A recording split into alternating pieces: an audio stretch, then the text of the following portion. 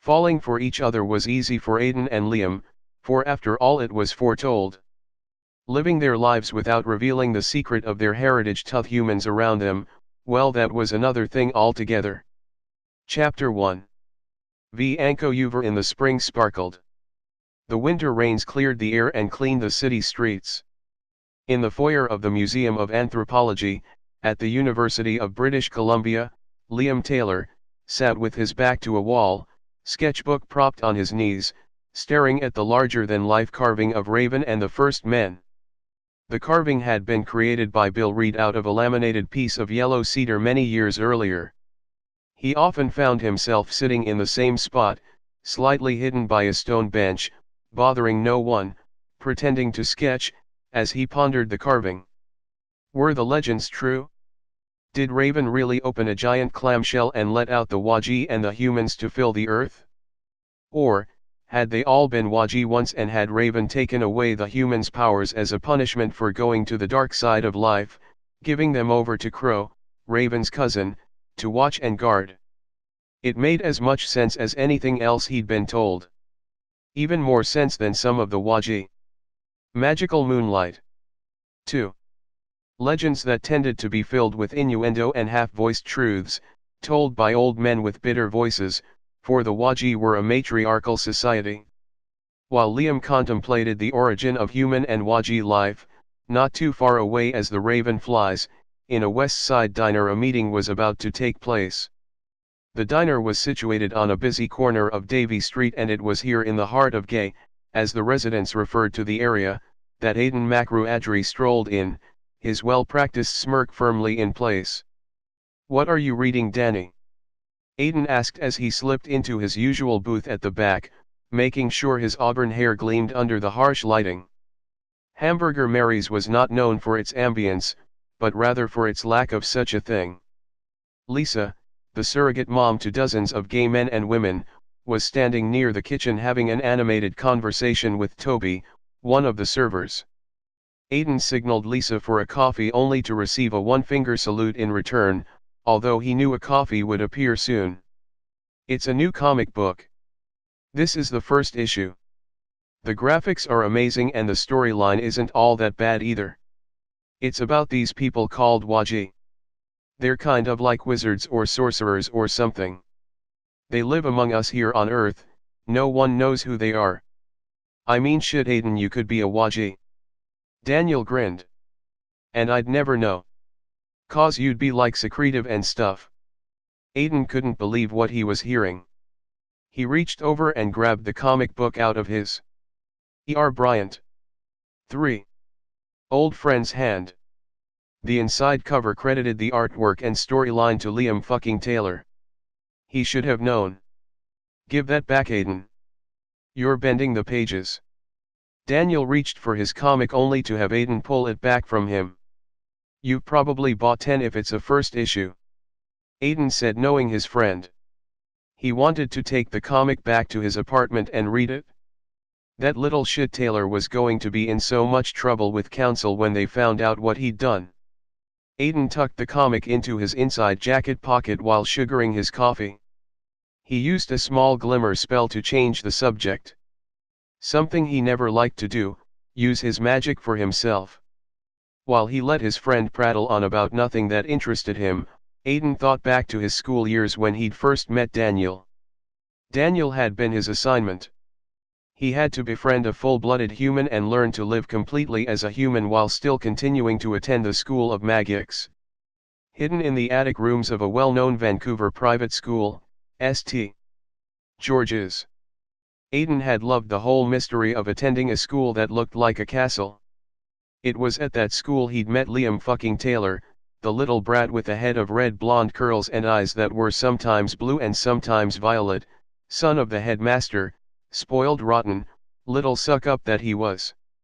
Despite the difference in their ages, damn near 12 years, he, Magical Moonlight 4, was more often than not paired up with Taylor just because the kid all but radiated magic. Apparently their magic was compatible or some such shit. The kid had it all but oozing out of his pores due to a genetic anomaly, and Aiden had much the same, only more controlled. He'd always been more controlled. In fact, while his magic and abilities were similar to Liam's, no one had known until he'd reached puberty he'd been so in control. It was something that had piqued the interest of those in charge. It wasn't mentioned, but it was going to be watched carefully. "So are we going to the Odyssey tonight or what?" Daniel asked. "I told the guys to meet us there." "Yeah, I could use a good blowjob or 10. Aiden drawled. "Not that I expect more than mediocre, but you never know what the night might bring." "Right." Daniel snorted, already forgetting his comic book, just interested in what the night might bring. Aiden had always been popular and his popularity often rubbed off on the friends who tagged along. It was almost 11 when they headed over to the dance club. Aiden had a feeling that midnight was going to change his life. He didn't know why, but it was something he could feel deep inside of him. Shaking off any premonitions that might have snuck into his brain, Aiden entered the Odyssey and let the throbbing music sink into his body just as he let the smells of men in lust filter through to his libido. E.R. Bryant. 5. Bob and Evan were waiting on the catwalk for the arrival of Aiden and Daniel. Bob had a look in his eye that he rarely let be seen. It was almost predatory as he searched the crowd for his quarry, Aiden McRuadri. He was feeling lucky, perhaps tonight Aiden would let him get close. Evan spotted them first. He stood on his toes and waved, showing off his body jewelry. His tall thin body was dressed in a sheer white tummy top over skin-tight leather trousers. It was like a neon beacon to the sardonic man who nodded his acknowledgement at their location. "Aiden is looking good tonight, isn't he, Bobby?" Evan asked. "He looks the same as he always does." Bob turned to the bar and ordered another beer. He wanted to keep up the pretense that he was quenching his thirst after a bout on the dance floor. It fooled no one, least of all Aiden or Daniel. Bob had once again given up before he made a move on Aiden and risking ridicule, preferring to keep his fantasies just that, a fantasy to be taken out in the dark of his lonely nights. There was something about Bob that set him apart from the others, yet he was always there, always around watching and listening. In fact, he was around so much that he had become almost invisible to them, much like an old dog. And that's the way he liked it? Bob liked to think he blended in, but he was just that little bit older and dressed just a little bit like his father, to really blend with the strip to the waist, well-muscled dancing boys. Magical Moonlight. 6. Ev, Robert. Aiden drawled as he signaled for a beer. "How's tricks?" The smirk on his face told them he didn't really expect an answer. He claimed his drink and drained it. "Later, boys, I see something interesting on the dance floor." They watched like some kind of Greek chorus as he stalked down the stairs, his walk that of a panther, moving effortlessly through the crowded jungle of men. He found his prey, and as usual, all he needed to do was stare into the man's eyes to have him follow him into the back room. "How the fuck does he do that?" Daniel asked, and not for the first time. "Honey, if I knew I'd be down there giving lessons." Evan grinned. "I'm going to hit the old dance floor. Bobby, do you want to join me?" "Not now, Ev." Bob pretended interest in his beer. "Daniel, why don't you dance with him?" "I was just going to suggest it." Daniel grinned up at his friend. "Maybe this'll be our lucky night, Ev." It was almost midnight when Daniel went looking for Aiden. He had to work tomorrow, hell, they all had to work in the morning. If he didn't start Aiden moving toward the exit now, they'd never get home. "Aiden, hurry up," he said when he found his friend getting his dick sucked in the back alley. Aiden smirked, though he pushed the trick away who had been administering to his cock and zipped up. The blowjob wasn't worth the aggravation he'd get from Daniel. There were times when he'd love to turn him into a toad or something. They came out of E.R. Bryant. 7. The ally, walking a few feet to the bottom of the stairs that led back inside, when he looked over and saw him.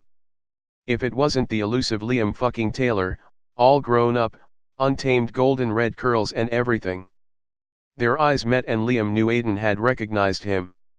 He threw down his cigarette that was more for a show of bravado than for the nicotine and continued to lean against a parking meter. He thought it was rather a romantic touch and he let mist roll in around him, framing him under the streetlights. Even with the harsh sodium vapor light, it was still an impressive scene as far as Liam was concerned. Aiden had reached him. He put one hand on the parking meter behind Liam. "Nice touch, brat," he whispered. "What the fuck do you want?" "You." Liam shrugged. "Why not? Go play with your little friends, you can't handle the big boys," Aiden said, but he didn't move away. There was something about Liam that hadn't been there when they attended school. Of course the kid was damn near a baby then. "Aiden, hurry up, I have to get home. Some of us work, you know." It was Daniel whining. "I could turn him into maybe a rat or something," Liam offered. Aiden glared at him, took his arm and dragged him over to the Lexus. "Get a ride with Bob. I'm claiming this one." He all but threw Liam into the Lexus and roared off, coming close to running over Daniel's toes. Magical Moonlight. 8. Liam threw back his head and laughed as he gestured with his hand, making their seat belts fasten. "Safety first, Aiden." He laughed. This was much better than school had ever been. "Fuck you," Aiden mumbled as he sped toward his apartment. He should have known Taylor would show up.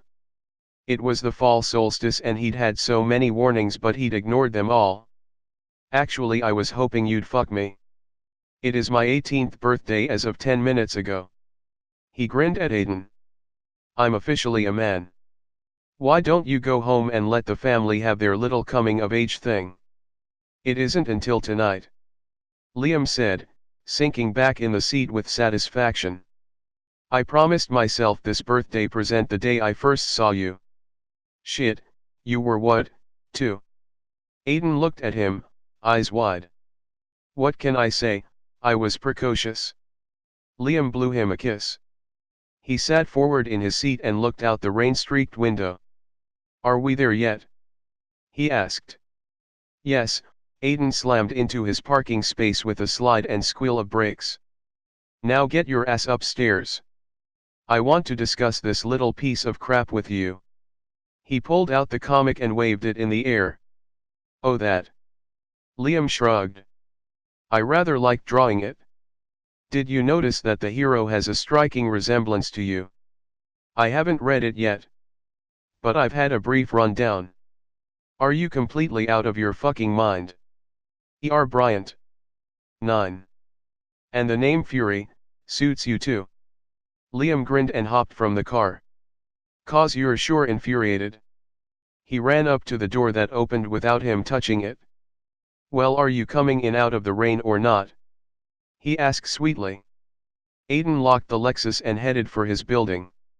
This night wasn't shaping up the way he'd planned when he'd headed to Hamburger Mary's earlier.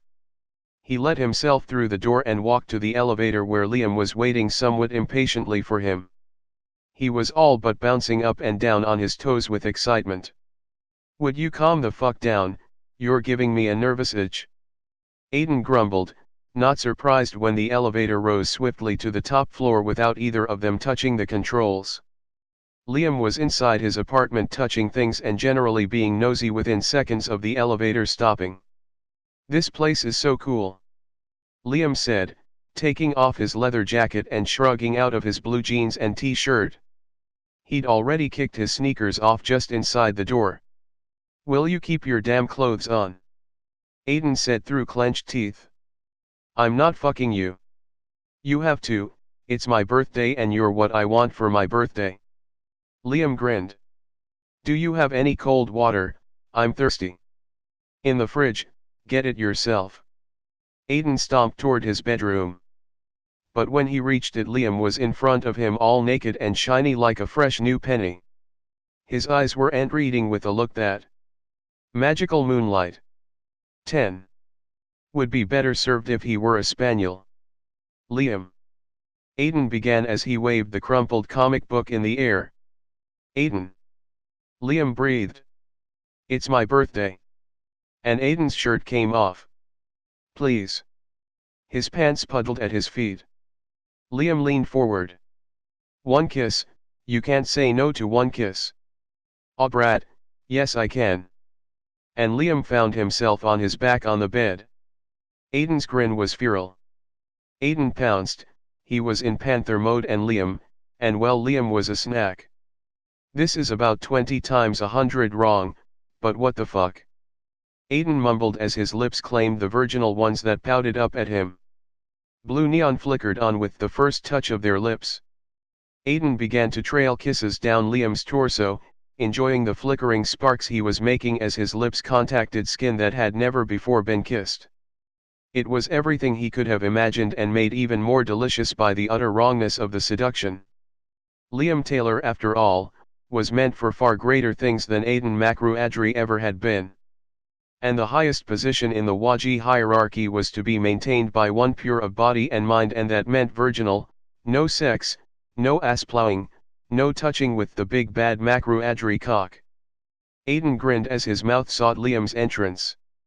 The phone rang, and rang, and rang. Aiden, the phone.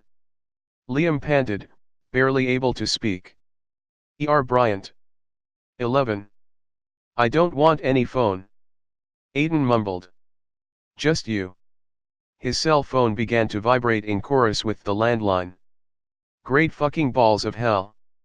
He said, leaping off of Liam, and shouted into the receiver. What do you want? I'm fucking busy. He looked at Liam. Or is that busy fucking? Asshole, Vanessa's in the hospital. She's making me call you, the baby is coming. Rosalie gritted her teeth as she spoke. Apparently she wants you to see the baby. She hung up before Aiden could say anything else.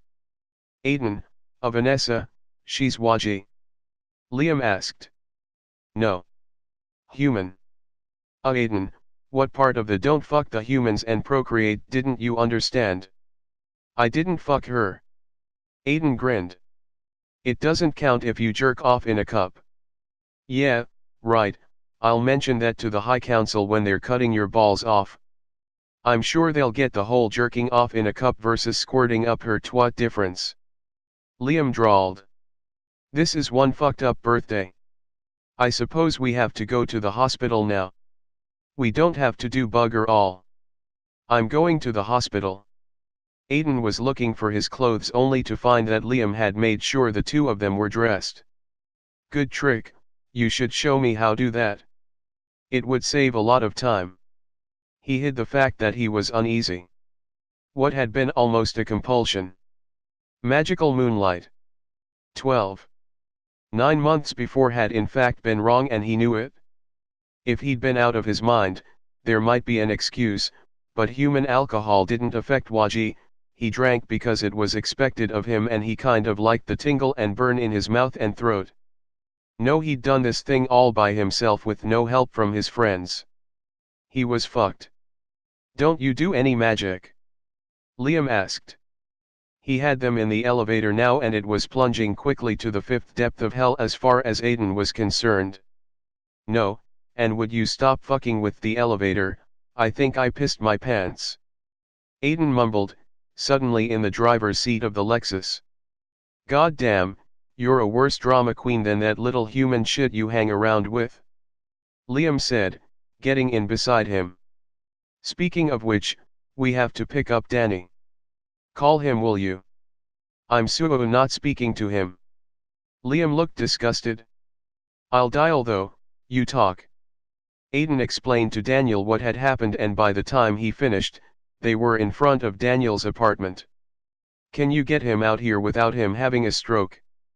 Aiden asked, already seeing the advantage of using Liam's magic. After all, he couldn't get into trouble if he didn't use it for himself. Or could he? Aiden wasn't sure of the niceties at the moment. Bryant. 13. Yeah, but I'd rather he had a stroke. Liam grumbled. Daniel soon found himself standing beside the Lexus and staring into Liam's sparkling blue eyes. What's he doing here? Daniel whined. Not sitting in the back with you. Liam smirked. Get in or stay out, I don't care. Aiden gunned the engine and Daniel jumped into the back seat, not quite sure how he got there, it was all a blur. He glared at the back of Liam's who only laughed. The ride to the hospital was uneventful, all the traffic lights cooperated, turning green when they approached each intersection. As they pulled into the parking lot, Aiden looked at Liam who grinned. They raised their hands in a friendly high five, clapping them together with glee. Daniel glared from the back seat not understanding what was going on with Aiden and this trick he'd picked up. Aiden and Liam were still riding the high from the fast ride through rain-slicked streets. They raced through the hospital halls, Daniel following, with unerring accuracy to Vanessa's room. Everyone came to a stop when the room was in sight and the gravity of the situation took hold. Aiden placed his hand on the small of Liam's back steering him into the room. Vanessa was sitting up in bed holding a blue-wrapped bundle. Aiden, she said, her voice soft, shutting out the fact he'd arrived with Daniel and a trick. Come and meet your son. She held out the baby. Aiden hesitated for a moment, now it was Liam's turn to urge him forward with a touch to his arm. He, magical Moonlight, 14, picked up the baby and looked down into his face. Liam watched carefully as the baby looked up at his father, his newborn eyes blazed bright green with flashes of gold before morphing back into deep blue, as suited most newborns. Aiden looked at Liam who mouthed "oh shit" at him, making the older man flush. Look Aiden, he's just like his daddy. Liam snickered. Isn't that special? No kidding. Aiden muttered. We're going to call him William. Vanessa began. Isn't that right, Billy? His name is Seamus. Liam spoke with authority, causing all eyes to focus on him. Of course he's Seamus. Liam continued. He leaned in and whispered to Aiden. You might save your ass if he's named after your grandfather. Cause this sure isn't going to go down good. What did you say? Rosalie demanded of Liam. I was just commenting on how much the baby resembles his father. Liam answered back. Especially his eyes. His grandfather has eyes just like his, Seamus is named for his grandfather. Liam let a small bit of calming magic fill the room, hoping to quell the arguments that were on the tongues of both mothers. Baby's eyes all looked the same. Rosalie snapped as she took Seamus back from Aiden, returning him to Vanessa. Ouch, she said, her hand went to her head. What's wrong? Vanessa asked. I don't know, I gave you the baby and I suddenly felt a pain in my forehead, like a knife jab. She shook. Bryant. 15. Her head and glared at Aiden as if he had something to do with it. Seamus smiled up at his father, his grin wide, showing his toothless gums. Aiden shook his head at his son as if cautioning him. We'd better go, he said to Vanessa and Rosalie. You need to rest. He leaned down to kiss his son's forehead. Behave yourself, Seamus, he cautioned. Aiden, he's only a baby, what can he do? Vanessa laughed. You never know. Aiden smiled wryly as he took Liam by the hand and left the room. Aiden, where are ya going? Daniel asked. Home. I got a couple of pictures of you and the baby. He ran to catch up, Aiden and Liam were moving quickly toward the exit. Why's he here? He asked again. We'll drop you off at your place. Thanks for coming, Danny. Aiden turned to his friend. Give me your camera, I'll download the pictures. He wasn't going to take the chance that Shay's eyes would glow on the picture, or worse. Newborn Waji didn't always look the way they were perceived in person when filmed. And Seamus Makru Adri was more than Waji, he was Zendaya and forbidden. Aiden, you did manage to get some lessons in during school, didn't you? Liam asked. I mean, I heard that you spent most of your school years pretty much out of it, between drinking, drugs and partying. Magical Moonlight. 16. Of course all that shit isn't hard on Waji, but you sure are a great faker. What the fuck do you know about it? You weren't even around when we were in school. Daniel roiled at Liam. Aiden had a bad home life. If he acted out after school, well, he deserved it. Wipe his ass too, do you?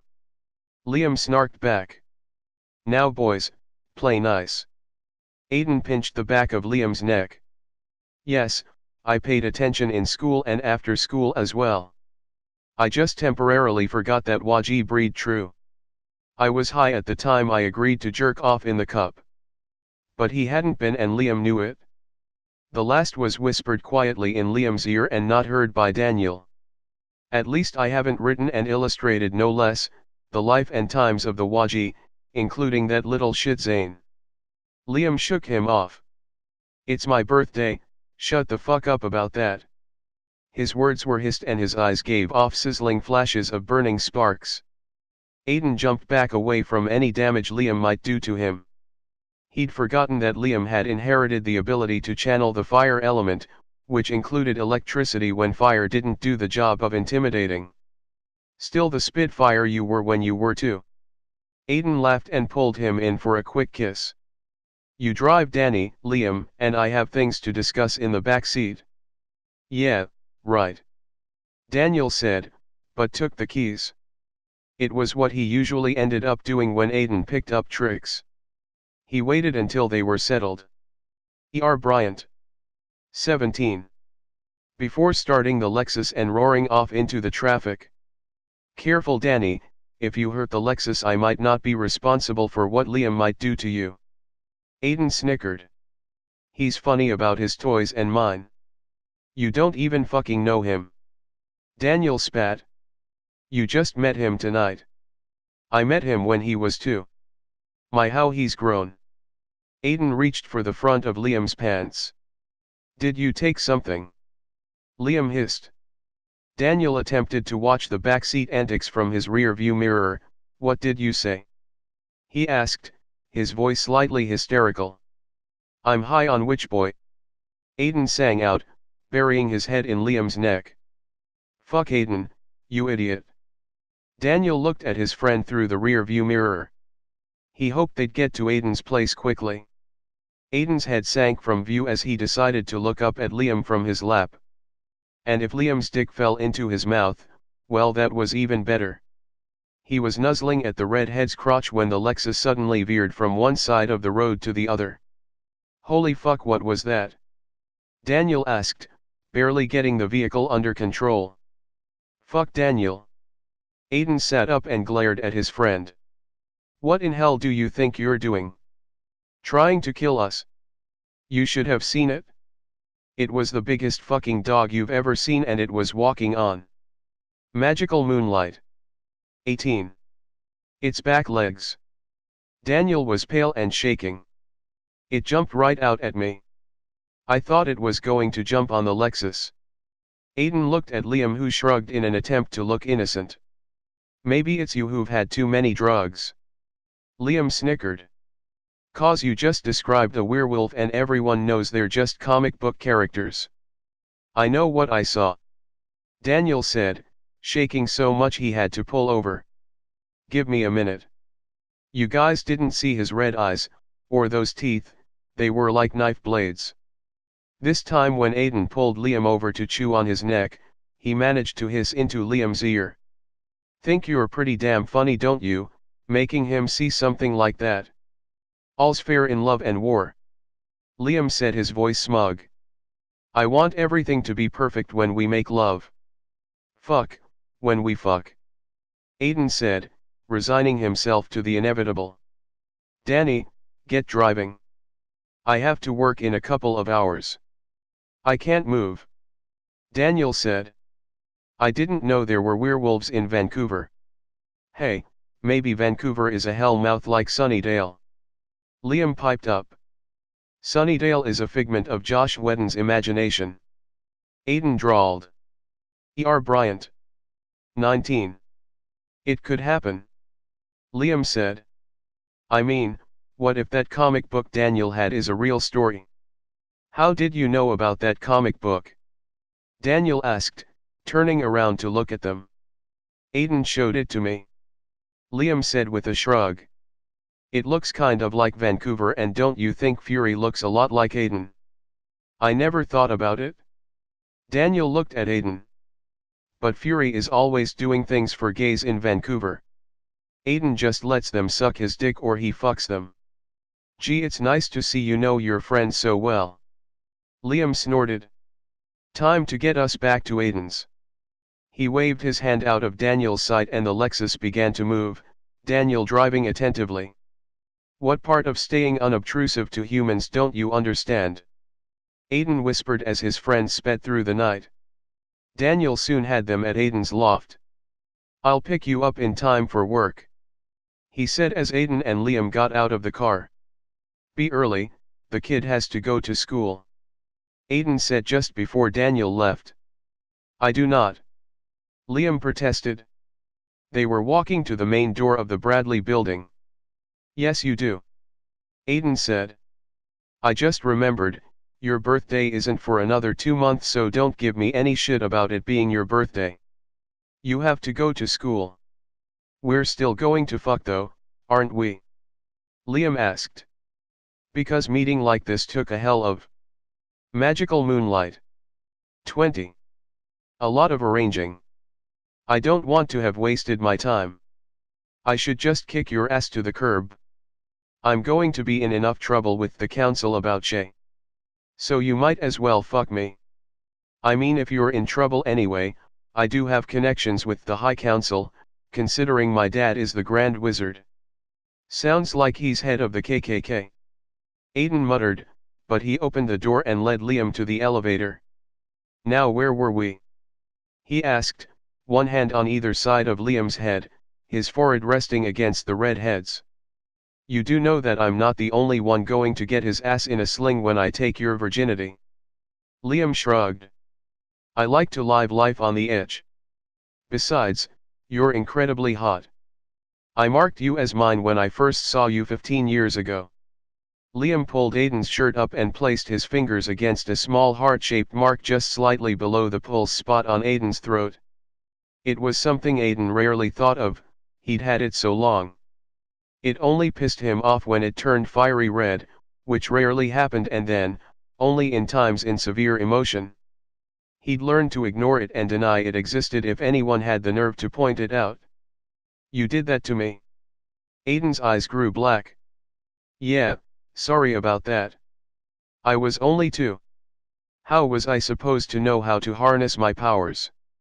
Liam held out one hand to show Aiden sparks dancing from finger to finger. I thought love him and zap, you. E.R. Bryant. 21. Got hit with my love bite. He looked chagrined. My mother was really pissed. That's why she took me out of your environment. I think we're supposed to never meet again. I'm not sure. I'm still working out the whole story. No one ever tells me everything. And making that comic book is sure to get them to trust you with stuff. Aiden shook his head. He'd heard the rumors as well about him and someone high up. But he'd dismissed them as he did all rumors. You're lucky I'm in a good mood. It isn't every day I become a father. Liam opened the elevator gate with magic, letting the two of them back onto the landing. Aiden continued to hold onto his captured boy, though the thought of who had captured whom flashed through his mind. Before Aiden knew it, they were back on his bed, exactly how they'd been when Rosalie had phoned. The discussion isn't over. He whispered more to himself than to Liam. He could see the copy of Fury, his face blazoned on the front, obvious despite the mask, resting on the floor where he'd thrown it. Liam's fingers began to trace the outline of Aiden's face, continuing down his body. He let tiny sparks, more heat than pain, come out of the tips of his fingers in an effort to turn the older man away from any negative thoughts he might have. Aiden growled deep inside of him, he'd never been so turned on in his life. But Liam was a virgin, he had to regain control because despite what? Magical moonlight. 22. Everyone might think, he did care. He cared very much, and with Liam, he cared more than usual. Stop being a twat and let me show you how to be the man you want to be. Aiden's voice was tender and seductive. He chased the words with soft kisses and gentle bites. He knew he was successful when Liam's back arched with uncontrolled bliss as Aiden's kisses found their goals. Condom, you have to use a condom. Liam gasped. I plan to. Aiden pulled a condom from the bowl beside the bed. Put it on me and no sparks. Sparks and latex don't mix. Liam's fingers shook as he rolled the condom down Aiden's shaft that somehow looked bigger and more dangerous now that he was so close. I'm nervous, he confessed. He wanted to sound like an adult, but inside he was feeling like he had at 2 when his eyes had first found the green and gold ones of Aiden. I know, it'll get better, Aiden assured him. He opened the tube of lube with one finger, an expert at this game, sure of himself in the role of teacher. This is going to be cold, you might want to use some of that heat on this part of your body. Liam's eyes shut, he desperately wanted to watch everything, but his senses were on overload. His body was frantic for the release he knew was coming. He could feel Aiden's fingers, as first one then two, were inserted inside of him. He arched his hips wanting more, needing more of what, he wasn't sure. E.R. Bryant. 23. Uncertainties rolled through his mind. Was he clean? Had he brushed his teeth? Was he sweating too much? And Aiden knew. He knew what he was doing. The small heart Liam had placed on his body so many years ago throbbed with a feeling so intense it was hard to ignore. But this was Liam's night. Birthday present or not, this was for Liam, and truthfully, it was for him as well. Taking it slow and easy, Aiden watched as he began to take the virginity of the young man under him. He'd placed Liam's legs on his shoulders, his cock at the entrance of Liam's hole, liking the warmth the lube has assumed once it touched Liam's body.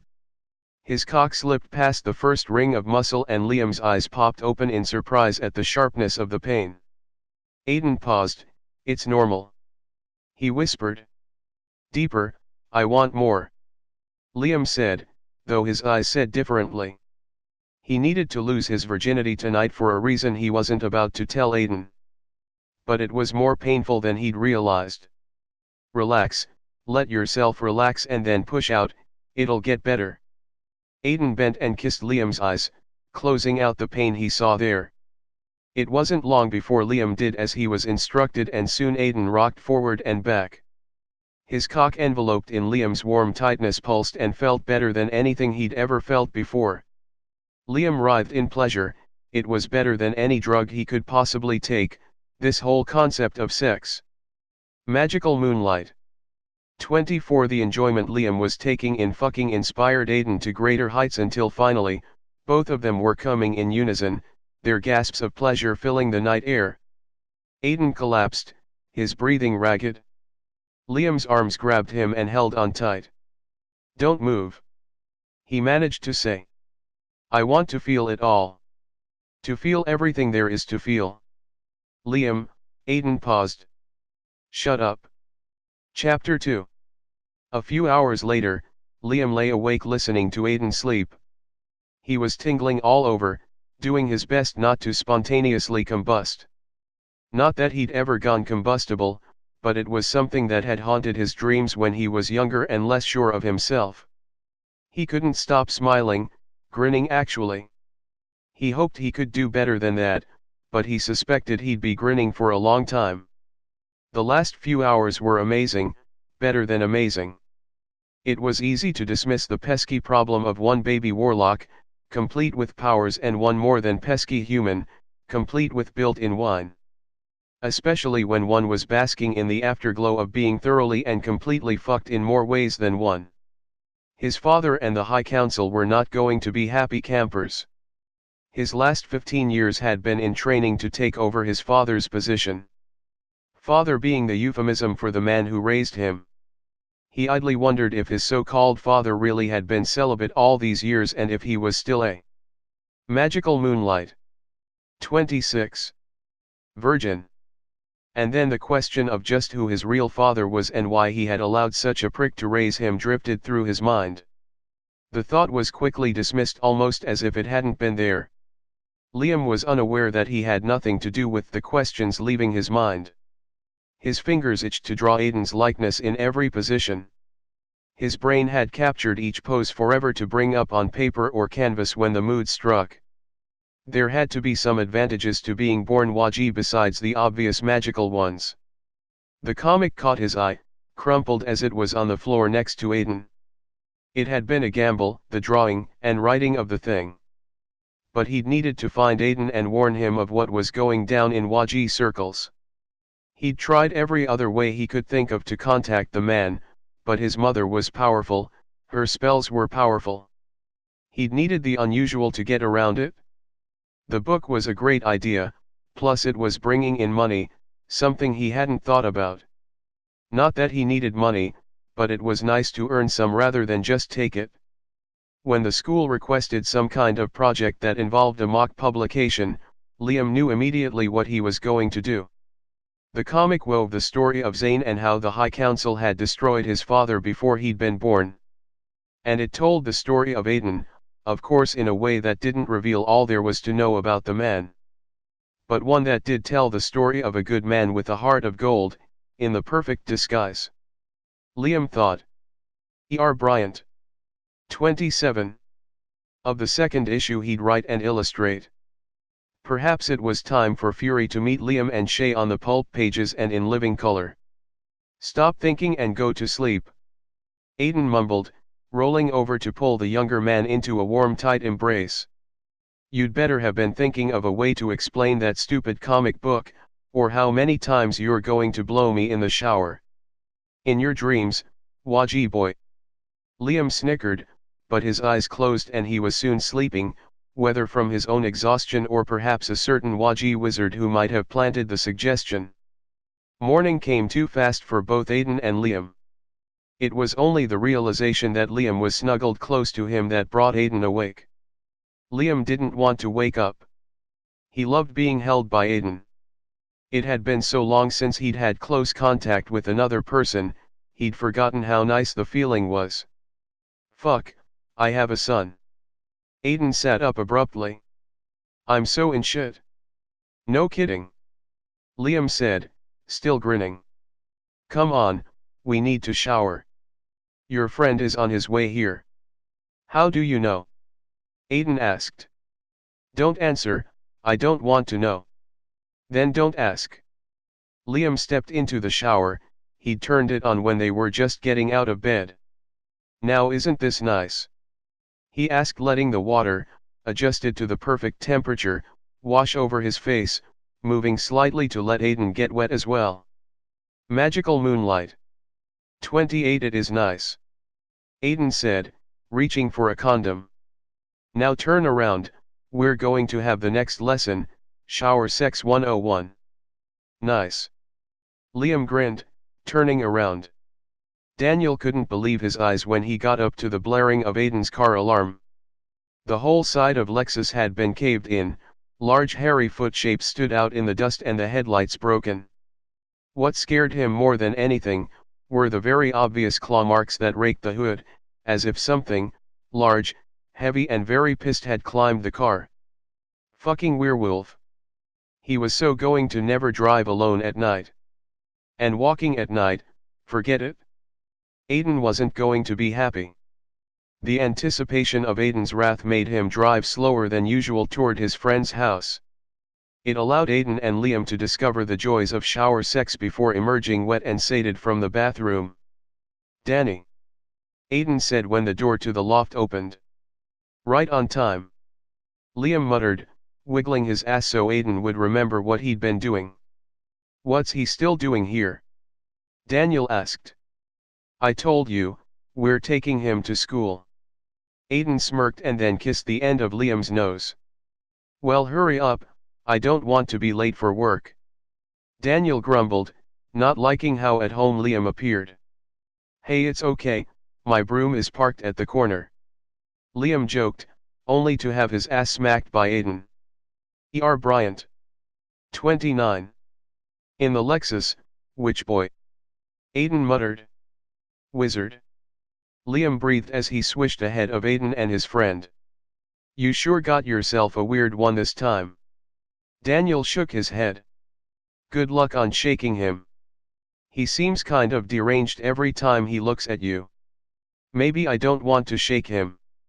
Aiden said, enjoying what he was seeing. The heart shape on his neck throbbed with pleasure/pain. Liam, reaching the front door in the lobby first, saw Aiden's Lexus. He giggled that his spell had worked so well. Without thinking, he mumbled a few words and the Lexus was back in the same pristine shape it had been in when Daniel had left them last night. No reason to let his newfound lover know he'd been a brat. Aiden held the door for Daniel. He stepped into the fresh air and smiled. Danny must have washed the Lexus, it shone in the morning sunlight. He held out his hand for the keys. Aiden, about your Lexus. I couldn't help it. I mean werewolves, who even knew they existed? Danny, you're babbling.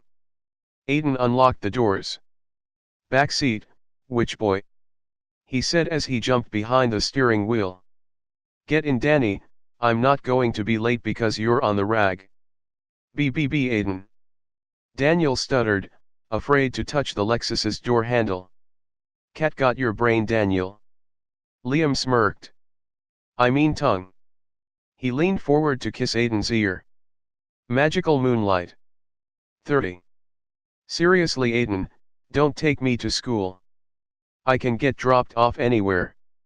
I like to make sure all my redhead boy ass tricks get to school on time. He leaned over and opened the door. Get the fuck in Danny. Daniel got in, his whole body shaking. Aiden, your car. I was sure it was. His voice trailed off. My car was what? Out of gas, dirty. Aiden looked at his friend puzzled. He turned it on and threw it in gear, roaring out into the morning traffic. Since the top of the Lexus was down there was no point in carrying on any kind of conversation. Aiden and Liam exchanged looks in the rearview mirror.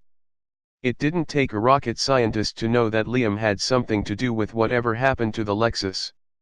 The redhead was much too smug sitting in the rear seat, his short red curls unruffled despite the wind.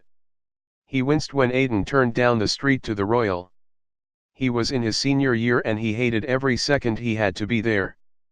But it was a WAGI requirement that all of their children be schooled in human schools, while at the same time attending private WAGI academies after school and on weekends. They all did it, including Aiden, though his school had not been as upper crust as the Royal. The one major rule that could never be broken no matter what provocation was the rule about using magic or any inborn abilities while on the school grounds. It was a rule that was strictly enforced on all. E.R. Bryant. 31. WAGI children and not one to be taken lightly even by the most rebellious. Gee, thanks for the ride. Liam said as he got out of the Lexus. No problem, little boy. Aiden's voice was a caress. When will I see you again? Liam asked. Tonight. I thought you had something else to do tonight. Aiden smirked. Oh right, someone was telling a little fib about his birthday. He leaned in and kissed Liam. You'll see me in your dreams, witch boy. Liam flushed with a combination of embarrassment and pleasure. He turned to run into the school, ignoring the catcalls of his fellow students. Aiden was pissed that he'd allowed himself to out the boy just for the sake of claiming his lips once more. Without thinking, he raised his hand and instantly all the ones yelling obscenities at Liam became silent, just before they began to vomit up their breakfasts. It was a mean trick, but one that would give them something other than Liam to think about. Liam might not be able to defend himself, but nothing was stopping Aiden. He'd long ago left school. Daniel didn't notice anything. He was still upset about his mistake regarding the Lexus. He'd never before had hallucinations like this. He must have ingested something, maybe there was something in the juice at home.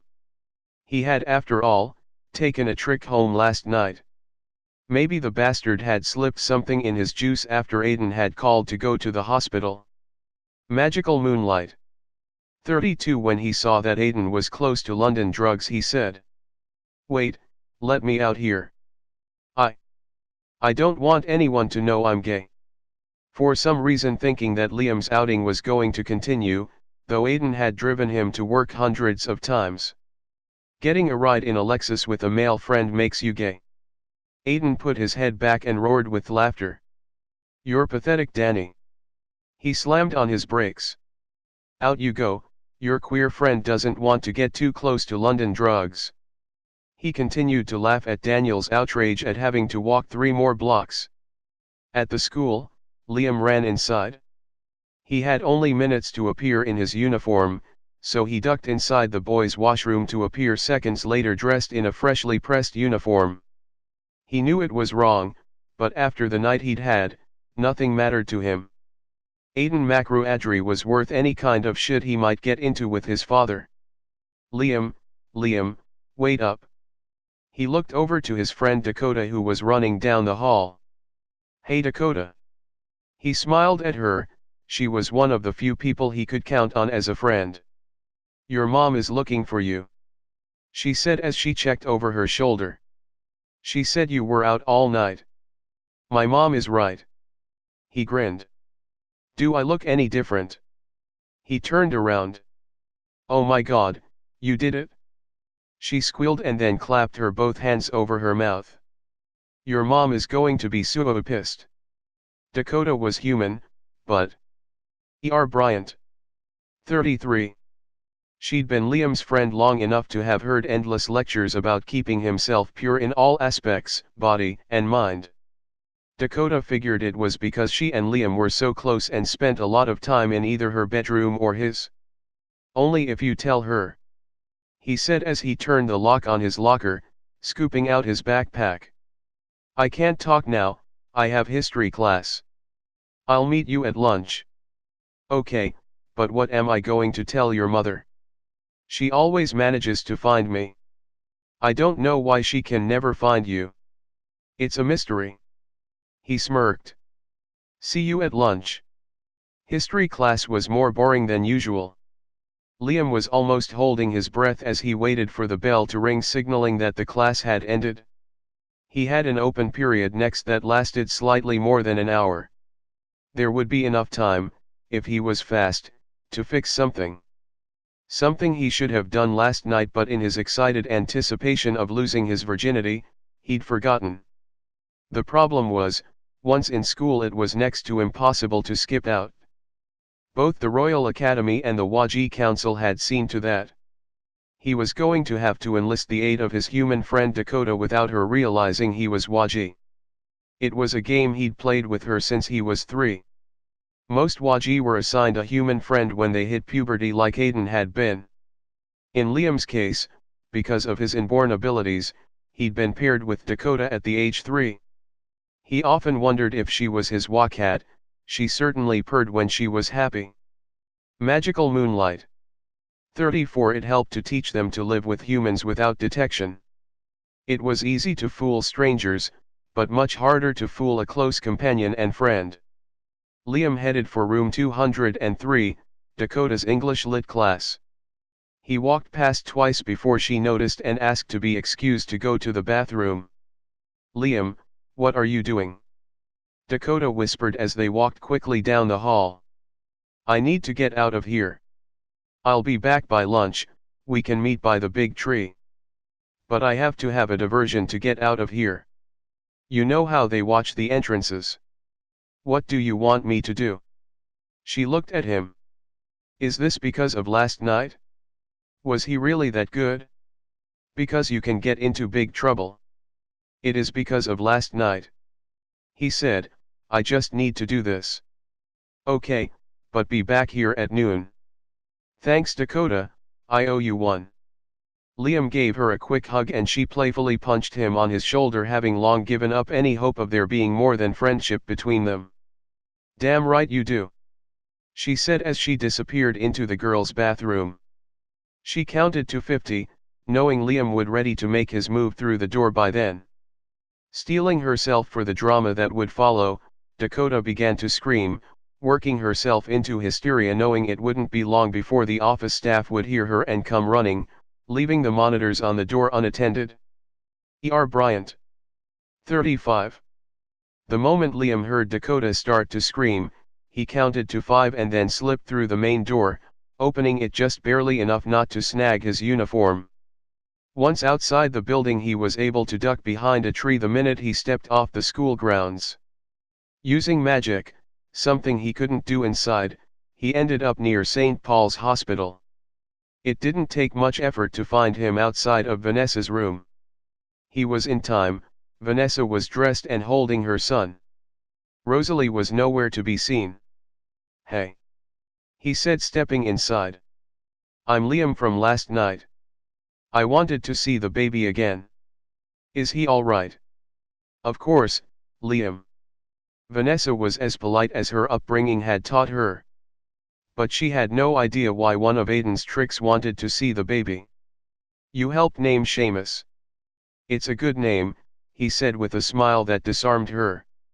"He's beautiful." "He is, isn't he?" She smiled down at her son. "Can I hold him for a minute?" Liam asked in his most entreating manner. "Just for a minute, we're getting ready to go home." Vanessa handed Liam her baby. Rosalie walked in, recognizing Liam. She was about to say something when Vanessa asked her a question about the checkout time. They began to discuss the homecoming, so Liam took the opportunity to do what he had come to do. "Shay," he said, his voice pitched so only the baby could hear him. "I know you're all excited about magical Moonlight." 36. Being born into this world again. But you've been born to a human family. Your daddy is Waji, but your mommies are human. I'm going to put a binding spell on you until you're just a bit older and can control your urges to use your talents." He leaned down and placed a kiss on the baby's forehead, muttering the words of the spell. And then to bind Shay to him so that he would forever be the boy's protector, Liam placed a small, almost imperceptible heart-shaped mark, identical to his father's, just below his pulse point. Vanessa would notice, but she'd think it was something Aiden had passed on to his son. "From this point on, you are under my care and protection from all that is human and any who are Waji who wish you harm." The baby looked up at Liam, his eyes flashed like they had the night before, only this time they settled back into baby mode faster than ever. He was human as far as anyone, human or Waji, was concerned, and therefore safe for now from the High Council's detection. And if Shay was safe, Aiden was as well, at least for now. Liam had accomplished what he'd set out to do. He turned to the two women. "Thanks for letting me see the baby again. He's the youngest human I've ever seen." He handed Shay to Rosalie. "You know, if you ever need a babysitter, I'm your man. I have a younger sister, so I know what to do." "We'll keep that in mind," Rosalie said, puzzled about Liam but choosing not to question anything this morning. Bryant. 37. Liam quickly left the room. He didn't dare use any more magic. His parents weren't stupid, they'd figure out eventually that he'd overused. There was always someone willing to tattle. He checked his pockets. He had enough money for bus fare. It was going to take all his leftover time to make it back to the Royal by bus. Sighing heavily, he resigned himself to the long bus ride as he ran to catch the first of many. Meanwhile, Dakota had calmed down. She had convinced everyone that she'd been chased up onto the sink vanities by a herd of rats. Though most of them thought she was seeing things. After all, no rat would dare enter the hallowed halls of the Royal Academy, let alone a herd of them. She was in the nurse's room lying on the cot while they decided what to do with her. Checking her watch, Dakota figured she had about 15 more minutes to endure the sideways glances of Nurse Sweeney before she could stage a miraculous recovery and meet Liam outside for lunch break. Liam transferred to the last bus that would let out near his school. It had been interesting traveling by bus rather than by car. He had grown used to driving the little Mazda he'd received for his birthday last year. But he'd left it down near Davy Street last night and hadn't had time to retrieve it. The lunch hour was in full swing when he stepped off the bus. The small pop he made in the air moving from behind the bus stop to the tree where he was to meet Dakota didn't even register to those who Magical Moonlight 38 monitored such things. It was a tiny bit of magic that he hoped would go unnoted. He'd barely sat down with his back to the tree when Dakota appeared with 2 lunch bags. She threw one to him before sitting down beside him. "You owe me," she said, shaking her head. "They think I'm on something. I had to pee in a cup, how humiliating. I really needed to get away." Liam said. "I'll do something nice for you someday, I promise." "Well, are you going to tell me what you were doing?" "Just had to fix up something." He shrugged. "Hey, you brought cheese sandwiches again." "What can I say, I'm in a rut." She looked in her bag. "I made us cupcakes." She held out hers triumphantly. "Cool." He looked at the cupcake. "Rainbow sprinkles, how apropos." He took it and licked off the icing. "I love your cupcakes. You just like anything sweet." She laughed. "So are you going to tell me about last night? Was he as good as you thought he'd be?" Dakota knew Liam had been searching for the ideal man to lose his virginity to. He was amazing. Liam drawled. "No, really he was better than amazing." He leaned back against the tree. "His son was born last night. I helped to name him." "His son, I thought he was gay." Dakota looked confused. She handed Liam a cheese sandwich and he began to eat absent-mindedly. Bryant 39. He jerked off in a cup or something." Liam finished the first half of the sandwich. "Woof." Dakota turned up her nose. "I know, kind of weird, but I guess it worked." Liam looked away, taking inspiration in the clouds. "I'm going to draw him naked in 1,000 different poses. It's like he's a god or something when he's naked." "How big is he, did it hurt?" she asked, her curiosity aroused. "You're rude." He giggled. "Yes, it hurt and he's big, bigger than I thought. But it was a nice hurt. I can still feel him. I'm not sure if that's gross or good." Dakota munched her sandwich. "I can't wait to meet him. I went back to the hospital again. That's what I was doing. I wanted to see Shay. Did I tell you I named him Seamus? Aiden let me." He sighed. "Shay is going to be famous someday. I can tell. You're on glue. Seamus is so not a cool name." She laughed. "Hurry up and eat your lunch, I need some help with my art project." "Okay." Liam always regenerated in the art room. He was feeling tired from his workout the night before. He could use a boost of energy. "Can you give me a ride to Davy Street after school? I left my car there." "No problem." Dakota stood up. She held out her hand and pulled Liam to his feet. Magical Moonlight 40. "Hey Taylor, where'd ya go during spare?" Dakota and Liam turned to where their classmate and self-proclaimed enemy stood. "What's it to you, Brad?" Dakota said. "Oh, Taylor needs his bitch to talk for him." Bradley Chambers chortled to his buddies. Liam could feel electricity broiling through his body, wanting to fry Chambers and his friends into crispy critters. He dampened the feeling down and turned away. But not before smiling sweetly and blowing them a kiss. Something guaranteed to enrage the group who charged forward intent on doing harm to Liam and Dakota. "In a hurry, Mr. Chambers," drawled Aiden. He'd been walking into the school intent on finding Liam. "Who are you? How do you know my name?" Brad asked as he slowed to a stop. There was something almost scary about this man dressed in Armani. "Bullies are always known," Aiden said. "Closeted ones even more so." He ran a fingertip down the side of Brad's face, not quite touching, but close enough that the boy felt the heat from him. "What's he talking about?" one of the other boys asked. "I don't know." Brad huffed and turned away from Aiden. It was better to leave now than to continue his confrontation with Liam and Dakota. He wasn't stupid, he knew when to retreat. Bryant. 41. Liam watched Brad and his friends leave before he and Dakota walked up to his last night adventure. Aiden, what are you doing here? You do know that Brad Chambers' father is Zane Chambers? Aiden asked. I know. Not someone you want to annoy. He looked at Dakota. I'm Aiden and you must be. Dakota stuttered. She said with a blush. It's nice to meet you, Aiden. So, why are you here?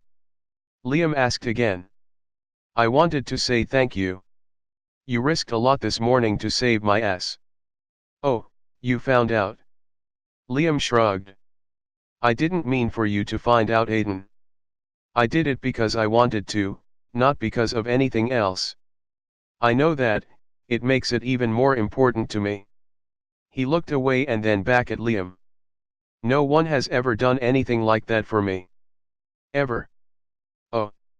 Liam smiled up at Aiden. Hey, can I come over tonight? Don't push your luck, witch boy. Aiden purred as he turned around. Later. Why did he call you that? Dakota asked when Aiden had driven away. What? Liam watched the Lexus turn the corner. Witch boy. She laughed. Oh, he said I must have put him under a spell or something. Liam shrugged. It's a gay thing, Dakota. I think it's kind of cute. Dakota grinned. It so suits you. Magical Moonlight. 42 freak. He laughed and pulled her into the school. I thought you needed my expertise. As he drove back to his office, the captivated Waji thought about his morning. Aiden had been surprised to receive the call from Vanessa. She usually didn't call him at work knowing how he felt about that kind of thing. But this morning, once she was home with Shay and Rosalie had left for her job, Vanessa had called. Hello, Aiden. She began. Your trick from the night before appeared at the hospital this morning. Do you have any idea why? Her voice was syrupy sweet. Who, Liam? Aiden asked. He isn't a trick, he's a friend. Well, whatever he is, he stopped by to see Seamus this morning. She said. I'm not sure, but our son was a bit different after he left. More baby-like. My son is less than 24 hours old and his mother is whining that he's like a baby. Aiden laughed out loud. Good one, Vans, are sure you haven't been channeling Rosie? Aiden, it's hard to explain. And Seamus has the same mark on him that you have. A teeny little heart just below his neck. He is my son, Vanessa, the fact he has a similar birthmark is hardly unusual. But I'm sure he didn't have it before. I mean before Liam came. Of course he did. I mean, how would Liam mark him? I bet you never took your eyes off of them for a second. But Aiden knew, he understood what Liam Bryant 43 had done. He'd put a binding spell on Shay, no doubt to keep his heritage secret as well as his mark binding him to Liam. Aiden touched his fingers to his own mark that bound him to the young man. Vans, what do you think of Liam? Aiden asked, his voice hesitant. He's young but incredible, don't you think? I'm not sure what you're asking, Aiden. He seems very nice if a little strange. He is still in school, you know that, don't you? This relationship you forged between the two of you, well, frankly, Aiden, it's not right. Don't get your knickers in a knot. Aiden said. Liam and I don't have a relationship, we have a budding friendship perhaps. And the fact he's young in years doesn't mean he's young emotionally. He's a talented artist, by the way. I would have thought you'd have seen something in him, something special. Aiden, I haven't spent 10 minutes alone with the boy. All I know is that he seems infatuated with you and he's very good with Seamus. There, he can't be all that bad. He obviously has good taste. Aiden huffed. Don't worry about shit you can't change. I don't. You act like you haven't a care in the world, but you have a son now, Aiden. A son who your partner wants me to give up my rights to. Of course, you agreed. Well, I've changed my mind, Aiden said. And he had changed his mind the moment he'd held his magical Moonlight. 44. Son. It had nothing to do with the fact that Shay was Waji through and through, but it was something else. Something he hadn't expected until he held him in his arms. Something he couldn't explain and wasn't about to explain to Vanessa. And thinking about it, he knew that he had never intended to ever give up any of his parental rights. It wasn't done among the Waji. And now that Shay was born, he could finally admit that being Waji was his heritage. Rosalie isn't going to be very happy, Vanessa began. Yes, well, that's too fucking bad. Looks, Vans, I'm at work. When I'm here I like to actually do work. I'll stop by the house and see you and Shay this evening. Aiden worked hard as a financial advisor and mortgage broker for one of the larger financial institutions in the city. He was one of the top 5 executives working for the company. Something he was pleased to have accomplished without using any of his Waji abilities. Relying instead on good old Irish charm and his genuine intelligence. I'm not sure, Aiden, Vanessa began. Rosalie may have plans, which she can interrupt for the 10 minutes I'm seeing my son. Aiden disconnected, finished with the call, not caring for the upset he was feeling with the suggestion that he couldn't see Shay when he wished. He worked for another few minutes and then, not being able to stand it, got up to leave for lunch. Usually he stayed at his desk, but today he needed to see Liam. As he drove to the school for the second Bryant 45 time that day, Aiden wondered just when seeing golden red curls and laughing violet eyes had become so important to his day. Chapter 3. Later that day, Liam and Dakota left school as soon as the bell rang. They wanted to avoid Brad and his friends at all costs. The last confrontation had ended in a week's worth of detentions. I'll drive you to Davy Street, but can we stop and get something to eat? Sure, I parked near Hamburger Mary's. I had a great burger there last night. I wonder if they have milkshakes, Dakota asked, getting in her car. Hurry up, I'm starving. You're always starving, Liam laughed. I'll share a milkshake and burger with you. And fries. We need fries, she laughed. It didn't take long to find Liam's car and stash his school bag. He and Dakota walked the half a block to Hamburger Mary's, both of them thrilled to be walking on the colorful street. Here it is, Liam pulled open the door of the diner and held it for Dakota. Magical Moonlight. 48. Come on in, kids, and have a seat. I'll be with you in a minute, Tanya called from the rear of the diner where she was busy filling sugar containers. Dakota and Liam sat at the counter near Tanya. We know what we want, Liam said. Take your time. Oh, this isn't rocket science, kids, but it needs to be done before the dinner rush. I'm Tanya, by the way. I'm Liam, and this is my friend Dakota. I love your costumes, Tanya grinned. They aren't costumes, Dakota giggled. She was trying to decide if Tanya was male or female. We just got out of school, and we're starving to death. The server was dressed for success in a 1950s style waitress dress, complete with perky hat, white nurse's shoes, and white nylon stockings. Well then, I'd better feed you, Tanya grinned. You look like a bacon cheeseburger and fries kind of girl. And a strawberry shake, Dakota grinned. We're sharing. She cocked her head. Where do you get white nylons these days? Sweetie, down here you can buy pretty much anything you want, Tanya laughed and twirled around. These ones are seamless, but I have ones with seams too. I get them off eBay actually, but I think there's a store 2 blocks over that sells them, probably from their original stock. The owner is about 1,000 years old. Bryant. 49. Sharing is good, Tanya said, writing up their order. I'll have the burger cut in two. You'll need lots of room for our fries. They're real potatoes, not those frozen things. Hey, where's Ma? Daniel breezed in the door, interrupting Tanya and ignoring the kids at the counter. Hi, Daniel. She stepped out to get her nails done, Tanya called as she headed for the kitchen. Have a seat, I'll get your usual.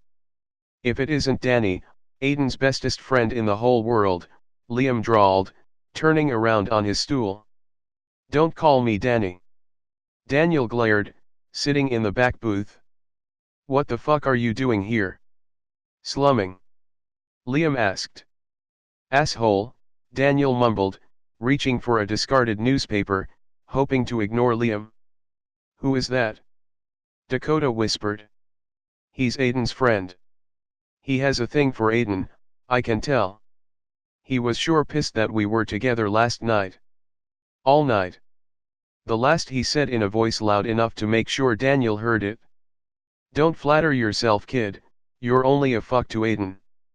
He does this all the time. Daniel pretended interest in the paper he'd grabbed. But Liam, Aiden Dakota was going to ask about Aiden coming to the school earlier. Doc, he wouldn't want anyone to know that, Liam whispered to his friend. It's between us. He. Magical Moonlight. 50. Looked up as Tanya delivered their food. Thanks, Tanya. It looks good. I brought 2 glasses for the milkshake, Tanya said, placing the burger and fries between them as well as giving each one a side plate and silverware. Enjoy. Thank you, Tanya, Dakota said as she reached for a fry. Liam and Dakota ate their after-school snack, talking in the code that 2 friends develop over a long relationship and giggling over nothing.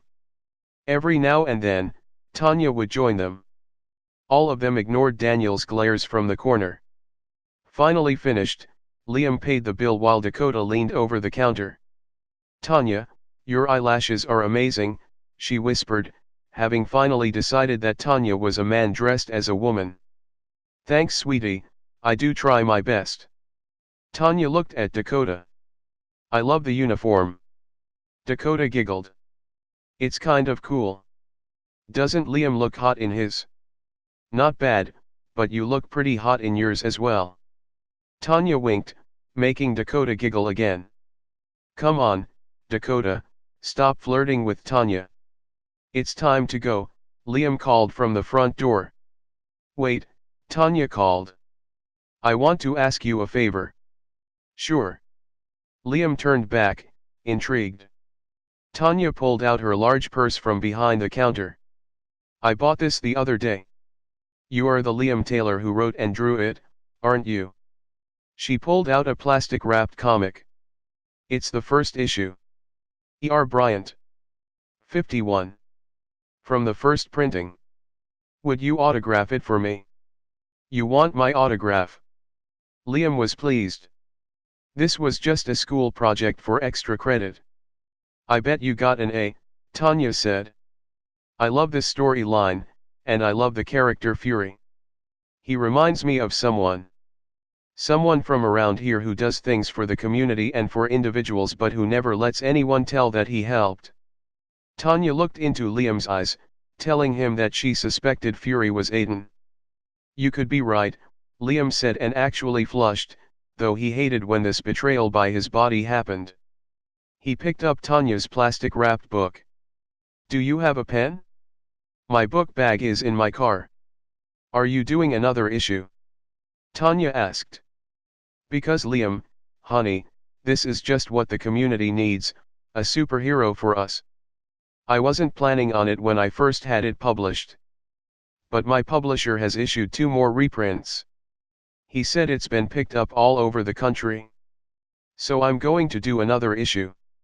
In fact, I'm working on it now. I sure hope you continue with this. Tanya smiled as she looked at Liam's autograph. Oh, how sweet. She blushed at the words he'd written. You come back here anytime. Oh, I'll be back, Liam said. How can I resist? He winked at Daniel, who was listening intently to everything that they said. Magical Moonlight. 52 Daniel couldn't believe that the twink had done what he'd always wanted to do, write a comic that was catching on and could become famous. Liam had been gone for an hour when Lisa came into the diner. "Hi, Daniel," she said, bending to kiss him on the forehead. His mother worked occasionally at Hamburger Mary's, but she was there almost every day for one reason or another. There were a lot of lost boys and girls on the streets of Davie and Denman, and Lisa was a surrogate mom to a good many of them. "Ma, you're late." "Honey, I stopped punching a clock a few years ago," she laughed. "Tanya, you can take off now if you'd like," she called out. "Lisa, take your time. I'll bring you a coffee." "Daniel, do you want another soda?"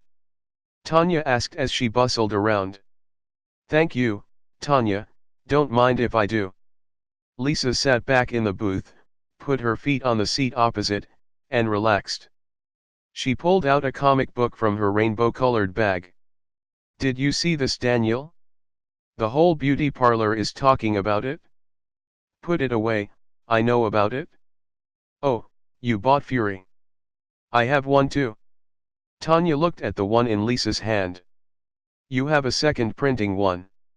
"I have a first issue, and you'll never guess I met the boy who wrote it and did all of the illustrations. He autographed mine for me.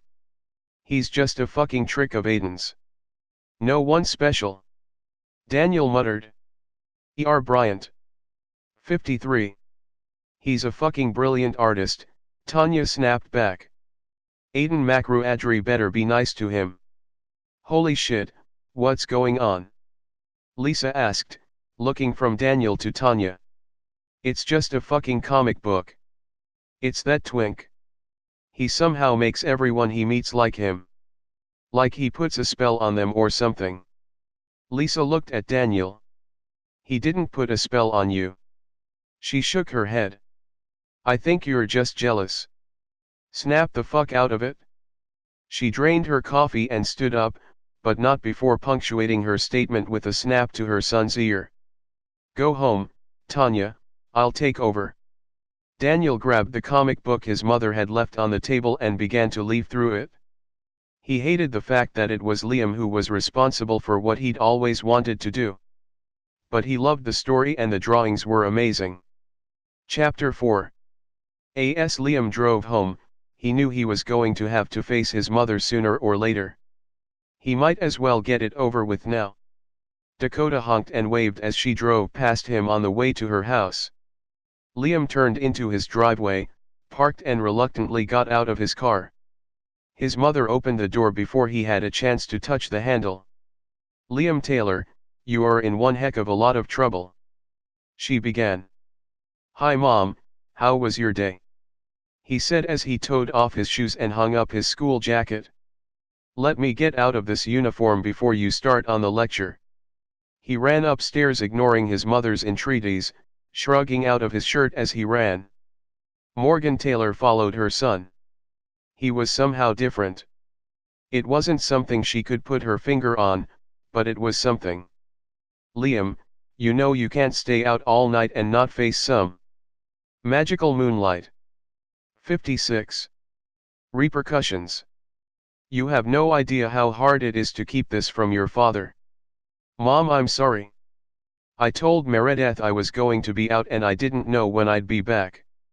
You and Dad weren't home and it wasn't something I wanted to write on the message board." "Didn't Meredith tell you?" "Yes, she told me. But that isn't the point. You're 17 years old and you were out for the entire night without letting me know where you were." "I was safe. I have my cell phone. What was the point of waking you up at midnight? This way you and Dad got a full night's sleep and well, let's just say I had a good night too." "Liam, you know the rules Waji have to live by. I hope you haven't done anything to jeopardize your position with the council." "Mom, the council's ideas are old-fashioned. It's not fair that kids are expected to follow rules made by a bunch of people 1,000 years ago. Times change. People change." Liam was laying his schoolwork out on his desk. "I have homework to do. Do you want something to eat, Dinner isn't for another couple of hours. No, Dakota and I stopped for something after school. He looked up at his mother and smiled. Call me when dinner is ready.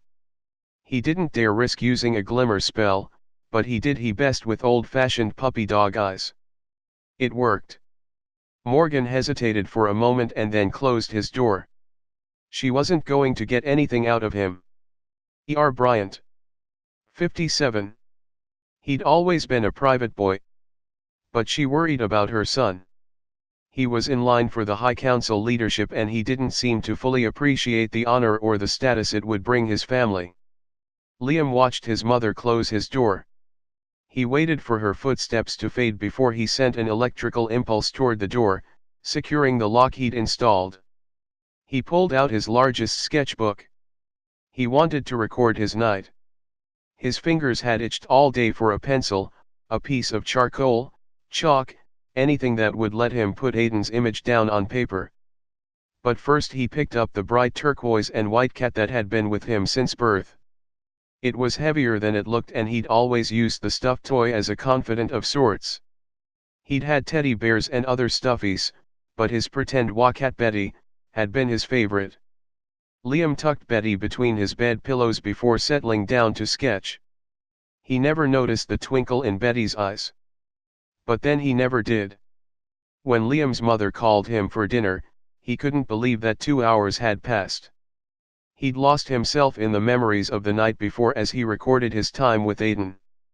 Page after page told the story, not in order, but rather as the memory lived in his mind or touched on his body. Liam sat back pleased with what he'd done. A few of the sketches would make great paintings. A few would find their way with some slight alterations into the next issue of Fury. Magical Moonlight. 58. Dakota called him at 7. Liam was back in his room supposedly doing homework, but actually working on the next issue of his comic book. Hey Liam, are you going back there tonight? She asked. No. He sighed and stretched. I'm staying home. Do you want to come over? I'm working on a second issue of the book. Cool, I'll be right over. Dakota hung up. She'd been worried that with Liam's change of status virginity-wise, that he might somehow be different and forget her. They'd been friends so long she didn't know what she'd do without him. Morgan was pleased to see Dakota. Liam was going to be okay if his friend was still part of his life. Come in Dakota, Liam is upstairs in his room. I know, we're going to work on a project for school. Dakota said. She didn't feel she was lying. The original comic was a school project. She held up a bag. I've got cookies. Morgan laughed. I'll bring up some cold milk for the two of you. That's okay, I can take it up. Dakota offered. She knew Liam wouldn't want his mother to see what he was doing. Open the door, Liam. She kicked it gently with her foot. My hands are full. Cool, you brought food. Liam opened the door, looked out and then locked it behind Dakota. I've done some great sketches of Aiden. Want to see? I thought we were working the second issue of Fury. E.R. Bryant. 59.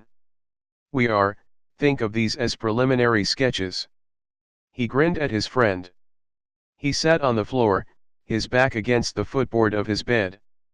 Dakota took her place beside him, folding sinuously while she held cookies in one hand and a tray with 2 glasses of cold milk in the other. Smooth move. Liam had always admired his best friend's grace and agility.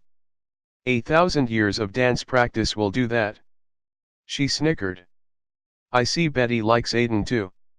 The stuffed cat was at the end of the bed leaning over. And you look so young. He nudged her with his shoulder. A quick movement of one finger stopped the milk from overflowing the glasses. This is Aiden in all his glory? He did glance at Betty, but never thought about how she'd moved. It was something that had always happened and Liam had never really thought it unusual. There was more to Betty than just pretty fur that demanded to be patted. Geez Liam, I so did not need to see him like that. I'm never going to be able to look him in the eyes again. Liam snickered. I know the feeling, and he has such cool eyes, but damn, he's got an even cooler dick. Perv. Of course. Liam wiggled suggestively as he thumbed through his sketchbook, showing Dakota his various impressions of Aiden. Chapter 5. Hey Aiden, are you waiting for someone? Daniel asked after watching his friend stare at the entrance to celebrities for the umpteenth time. They were having a couple of beers before heading to the Odyssey. No, why do you ask? Aiden turned back to lean on the bar. You keep looking at the door. It pays to check out the action, Danny. I would have thought you'd know that. Aiden pretended non-interest in the door after that. He couldn't believe he'd been so obvious that Danny had noticed. He wondered where Liam was and why he hadn't come by. You know that kid you picked up was in the diner today? Daniel said as he sipped his beer. Liam? Aiden asked. Yeah, Liam. He was there with some girl. Just as bold as you please, sitting in the diner. He even has Tanya fooled into thinking he's great. Tanya? Aiden wondered where this was going. Magical Moonlight. 62. Yeah, Tanya, she even had him autograph that damn comic book. Can you imagine, autographing a stupid comic book? Well, it is a good comic book. Aiden shrugged. Hell, Danny, you've gotten autographs on comic books. But they're actual celebrities. Those guys are like famous. In your mind maybe. I don't think they're any more famous than, say, Liam is. I mean, they've all written comic books. You know what I mean. Daniel defended. Hey, where are you going? Home. Aiden had slammed his empty beer bottle on the bar. Home, Danny. But we're supposed to go to the Odyssey. Not tonight, I have an early meeting. But Aiden didn't go home, instead he drove to Rosalie and Vanessa's place. He wanted to see his son again. Aiden, it's late, why are you here? Rosalie asked with a glare. I couldn't sleep without kissing you goodnight. He lunged at her and she jumped back. Asshole, Vanessa's asleep. I'm not here to see Vans, I'm here to see Shay. He's sleeping too. No, he isn't, I can see him from here. Aiden walked past her and into the living room where Shay lay in a bassinet. He walked over and looked down. E.R. Bryant.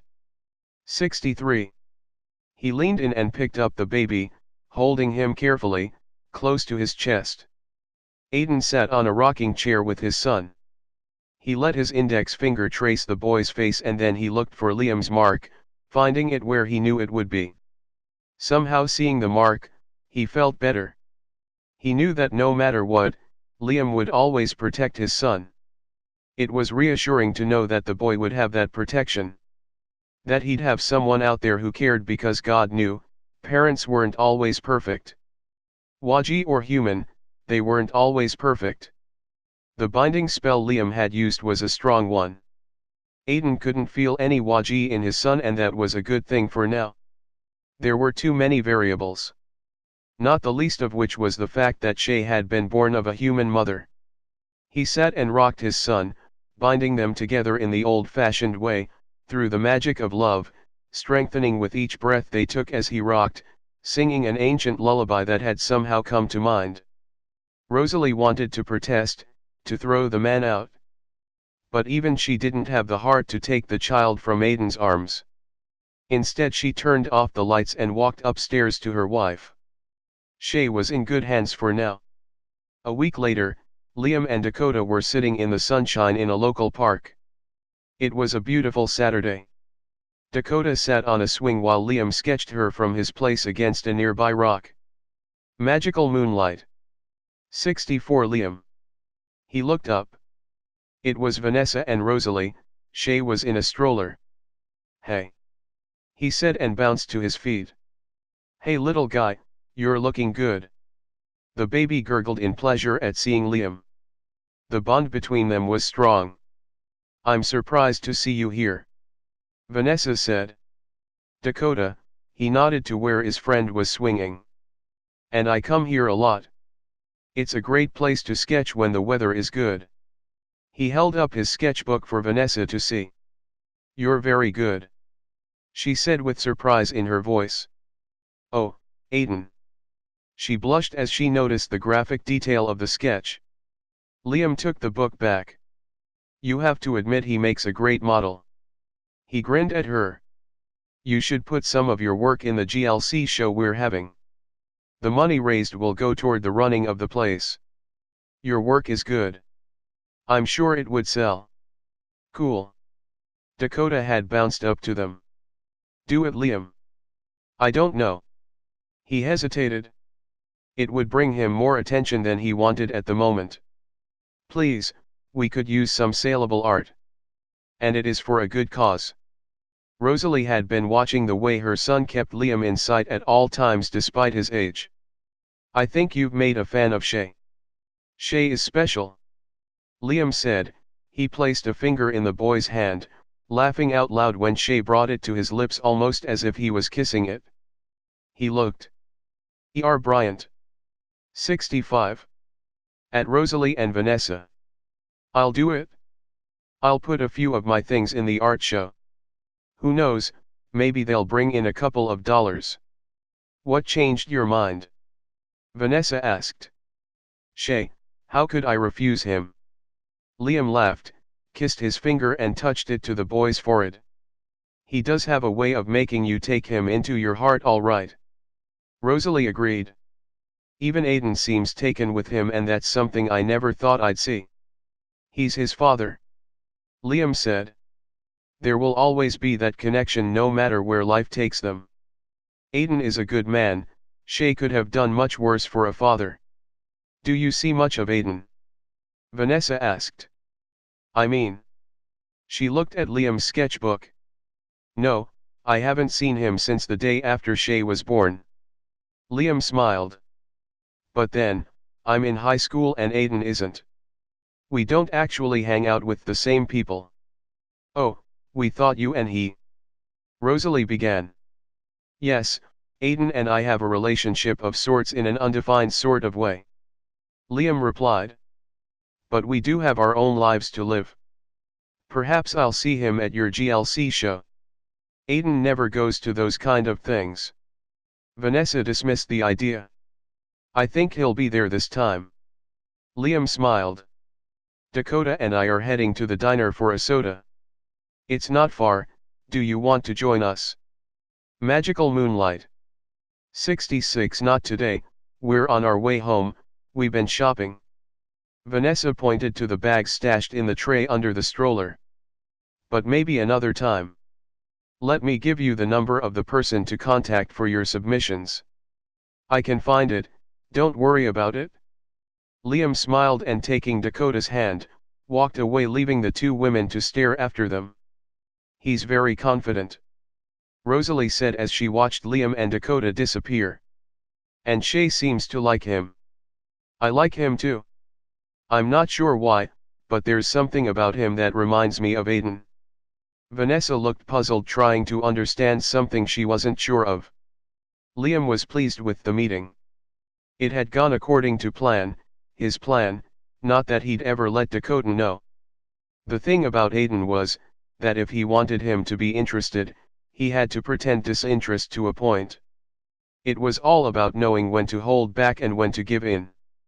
He had also been pleased to see Shay. He'd never before had a connection with someone younger than himself. It was a responsibility he'd not wanted to take on before because it was a life commitment. "Are you really going to put your work in the show?" Dakota asked. "Yes, I am." Liam smiled, content with his lot in life for the moment. "I'm not sure what yet though. You'll have to help me decide. Let's stop in at the GLC on the way to the diner." Bryant. 67. Okay, Dakota was enjoying herself. There was something kind of sinful about being on Davy Street. It was all bright colors and same-sex people.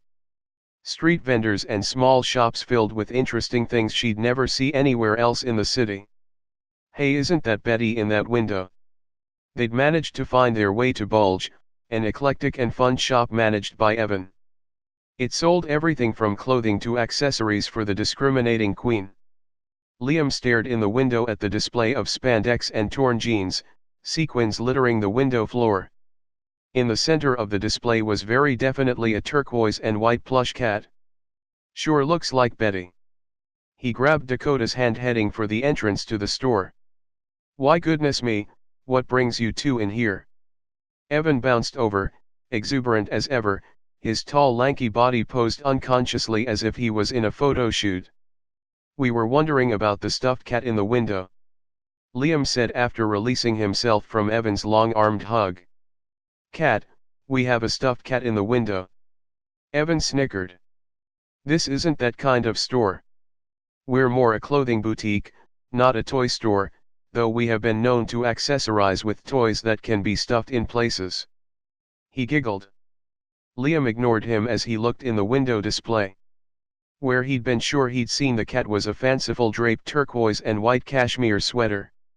Magical Moonlight. 68. I must have been seeing things. He shook his head and reached out to touch the sweater. Cool sweater though. Chapter 6. Aiden was going crazy. He'd taken to driving by the Royal Academy at 8:30 in the morning and 3 o'clock in the afternoon, like some kind of pervert, hoping to catch sight of Liam. But the boy remained elusive to his sight. Twice he'd see Dakota and more times than he cared to, he'd seen Brad Chambers, who always sent a glare in his direction, but never Liam. Everyone else in his world of family and friends had seen the boy. Daniel bitched that he was always in the diner.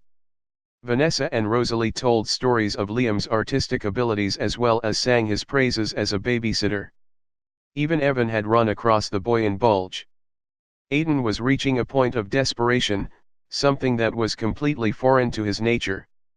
If he didn't know better, he'd swear that the kid had put a spell over him. Finally unable to resist, Aiden dialed the number of Liam's cell phone.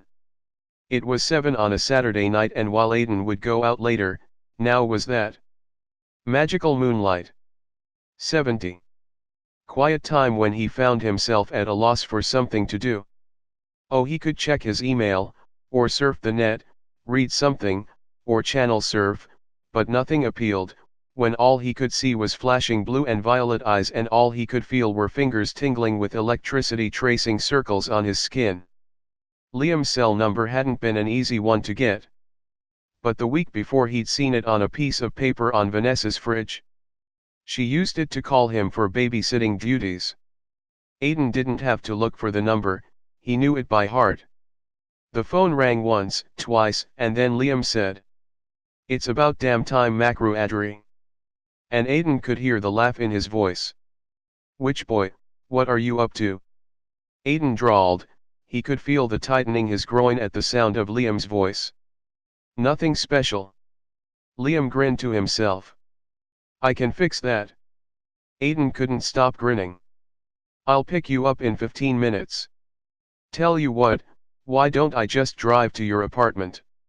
That way I'll have my car and I won't have to listen to my mother when she sees you." "You have a car?" Aiden asked. "Why didn't someone tell me?" "Did you ask?" Liam laughed. "I bet you've been your usual silent self. Shut up and come over here." Aiden wanted Liam in his arms, not on the phone. Now that he had his number, there was a lot of time for phone sex. For now, he needed to hold him. E.R. Bryant. 71. When Aiden had called, Liam had only been a block away from the loft. He was going to surprise the stubborn man. That Aiden had broken first, was great as far as Liam was concerned. Liam let himself into Aiden's building. He took the stairs 2 at a time and then let himself into the loft. "Hey." He grinned at Aiden's startled look. "You did invite me over. What did you do, fly on your broom?" Aiden shook his head. "I was driving near here. It didn't take long." He shrugged out of his jacket and kicked off his shoes. The shoes and jacket disappeared into the closet by the door. "Make yourself at home." Aiden laughed. "Want to watch a movie?" Maybe after we've made love. Liam began to remove his shirt. Fuck Liam, we're gay, we fuck. Aiden said the words slowly and carefully. But he said them without the usual force behind the words. Okay, fuck. I don't care what you call it to get you through the day. I'm horny and I'm 17, did you really think I wanted to watch a movie? Liam laughed, wiggled his ass and disappeared into Aiden's bedroom. You have done something, haven't you? Aiden asked as he followed the boy up the 3 stairs. I've attended school, babysat for Shay, worked on a project or 10, hung out at the diner and generally lived my life, Aiden. It's something I do and have done. Magical Moonlight. 72. For almost 18 years. Oddly enough, I've done most of it without any contact with you. The rest of his clothes were on the floor and he now lay in ethereal whiteness on shadowed gray velvet, lit by twinkling blue lights. Now stop thinking so hard and come and join me. I'm ready for lesson 2 in how to be the best homosexual I can be. He grinned up at Aiden, his smile lighting up the room and dispelling any shadows that might have lingered in the corners. You're driving me crazy. Aiden admitted. He felt a shiver of cold air wash over him and he looked down. He was standing naked in the room, his clothing neatly folded on a chair. Aiden looked from his clothing to Liam's, which littered the floor. Why did you fold my stuff? 'Cause I knew you'd freakin' well would do it yourself instead of coming to bed. It saves time. Liam stroked his hard cock suggestively. Let me get the lights. Aiden said, but before the words were out of his mouth, all the lights, with the exception of blue flashes, were out. Anything else? You want a drink of water? Perhaps a cookie? Liam asked. Will you get on the damn bed? I'm the one in charge here. Aiden said as he moved to the bed. Not you. It's my place. As soon as he said the words he found himself wound up in Liam's legs in a small single bed, in a room decorated with posters from art shows, the desk littered with books and a glowing computer screen with Aiden himself as the screensaver. E.R. Bryant. 73. Now you're in my bed. Liam whispered. But it would be a lot more fun if we were in yours. After all, my mom is just 2 doors down, not to mention my little sister is in the room beside us. Freak, get me back to the loft. Aiden looked around as if expecting the 2 women to walk in any moment. Momentarily startled by a bright turquoise and white stuffed cat with twinkling eyes, he took a breath and then found himself back in the loft bedroom. Showing off your magic is considered bad form. He huffed. You don't see me doing shit like that. Considering you're supposed to be my equal in the magic department according to the stats in the High Council library, you're not very good at it. Liam wiggled until he was straddling Aiden. But I don't mind teaching stuff. We'll trade. I can do as much or more than you, witch boy. I'm just not interested in that shit. I never have been. I've seen what it can do. My father and mother are perfect examples of power corrupting. I don't need that kind of shit in my life. It's only bad if you let it be bad. I mean, you have to know moderation. Liam explained. You have to have moderation in everything you do with your life, from drinking, smoking, bad language, and yes, magic. Anybody with an ounce of brains can tell you that. I never use my magic to hurt anybody even when I would dearly love to. For instance, your friend Danny would make an awesome wallaby or something. And that fucking Brad Chambers, 5. Magical Moonlight. 74.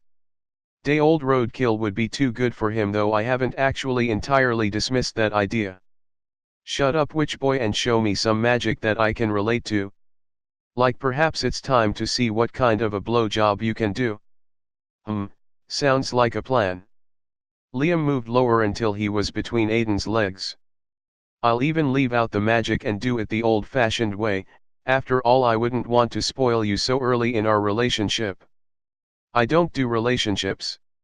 Aiden muttered before he lost the use of his voice when Liam's mouth began to work on his cock. Who knew your voice was connected to your cock was all he could think of before other sensations took over his mind. Chapter 7. Later that night, where's Aiden? Daniel asked, looking around celebrities. He said he was going to meet us here. I don't know, it's early, give him a few minutes before you send out the dogs. Evan laughed and waved his Cosmo. I feel especially lucky tonight. He twirled around to show off his outfit. Do you like it? It came in today at Bulge and it had my name on it. I had to buy it. He was wearing a see-through black shirt that showed off his diamond-dusted pecs to perfection. It's kind of sleazy, Bob said. But it's all you. He was dressed in his usual polyester shirt and pants. Perhaps a bit tighter than what he'd wear to work. It was his concession to clubbing. Of course it's all me, Bobby. Evan gushed. You know, I bet Aiden is all wrapped up in that little redhead who's been hanging around. They're never together. Daniel said, why would you think Aiden even cares about him? Magical Moonlight. 76. That's the whole point. They're avoiding each other. There's something up with the two of them, mark my words. Evan sipped his drink as he watched the boys playing pool. Aiden is hardly interested in doing someone more than once, let alone a twink. He likes his men more mature. Daniel said as he watched as well. He finished his drink. I'm not waiting around here all night. Let's go get Aiden out of his apartment. He's probably working or something. He needs a night of fun. I don't think that's such a good idea, Daniel. Bob cautioned. You know how Aiden hates us to come over uninvited. He said he was coming out tonight, so that's almost like inviting us to come and get him. Daniel rationalized. Works for me. Evan said, having had just enough to drink to lose all sense of what was right or wrong. Shall we walk, or should we take a cab? We can walk, it isn't far. Daniel threw some money on the bar. Aiden'll drive us back. Are you coming, Bob? No thanks, I want to keep my balls, thank you very much. Bob laughed. I'm heading to the Odyssey. Daniel and Evan walked out of the bar arm in arm. They had a purpose, to find Aiden and bring him out to play. In the apartment, the love-making, fucking or whatever you chose to call it was something beautiful. E.R. Bryant. 77. To see. The only light was blue shadows reflected from the buildings on the street, but the sparks from Liam's skin as it touched Aiden took on a different blue hue edged in gold. That made both men surrealistic as they moved from one position to another, taking pleasure in everything they did to one another. Liam was learning and Aiden was as well. Liam, how to be loved as a gay man, by a gay man. Aiden was learning to give pleasure for the sake of another rather than just him. It was a wondrous sight. You should ring him first, Evan said. His Cosmo high was fading. He gave me a key for a reason. Because we're friends and so he doesn't have to let me in. It was actually in case of emergency, but wasn't this an emergency? It was Studs and Suds night after all. Daniel and Evan rode the elevator. At the top floor Daniel made a production out of taking his key to Aiden's place out of his pocket, like it was some kind of holy grail. He turned the key and opened the door. Music filled the air. Daniel couldn't remember Aiden having a sound system that surrounded the apartment, but it was kind of nice. The music that played was like nothing he and Evan had ever heard before. The beat steady like that of a heartbeat, yet somehow sensuous and passion-filled. Light flickered like candles here, there and everywhere, from ceiling to floor, on walls and over doors and window. Evan and Daniel stood there open-mouthed at the display. Slowly they walked inside, ecstasy-filled moans of pleasure drew them like moths to a flame. Magical Moonlight. 78. More lights flashed in Aiden's bedroom, ozone filled the air. Daniel was somehow filled with fear and apprehension at the same time as he looked inside Aiden's room. Liam and Aiden, both on their knees in the center of the bed, were kissing and touching, sparks everywhere. On their skin, the duvet, the headboard, in the air. The air stunk of sex and something else that Daniel couldn't name. All he could think of was that Aiden was in danger of getting burnt. He was sure there was an electrical fault, perhaps from the blue lights that glowed even brighter than usual. Without thinking, Daniel launched himself at Aiden. "Yerrrrg!" He screamed as he grabbed Aiden and pulled him away and onto the floor with a thump that sounded louder than it should in the sudden silence of the loft. "Danny, what the fuck are you doing in here?" Aiden screamed as he tried to pick himself up off of the floor. Liam, who lay on the bed wrapped in the duvet, convulsed with laughter. He was laughing so hard he could barely breathe. "Oh, I fucking think I pissed myself," he finally managed to choke out. Aiden by now was pacing around looking for a cigarette that he didn't have. Daniel still lay on the floor. Evan had run out of the loft screaming he was going to be late. For what Aiden had no idea. "Would you stop laughing please?" Aiden said, his voice calm. Bryant. 79. I can't believe your pathetic little friend broke in here and jumped on you." Liam giggled. "I was about to have like the best orgasm of my life." "You're 17, what do you know about orgasms?" Aiden laughed. "But I admit, it would have been a good one." "Aiden, he was going to kill you." "I saw the flames. I saw them." Daniel began. "What flames, Danny? Do you see any flames? I don't even have a candle lit." Aiden resisted the urge to kick his longtime human friend. "Get off my fucking floor and tell me what the emergency was that you had to break in on me." "I know what I saw." Daniel had his bottom lip out. He glared at Liam, who was stuffing the duvet in his mouth to keep from laughing. "What's he doing here?" "He's laughing."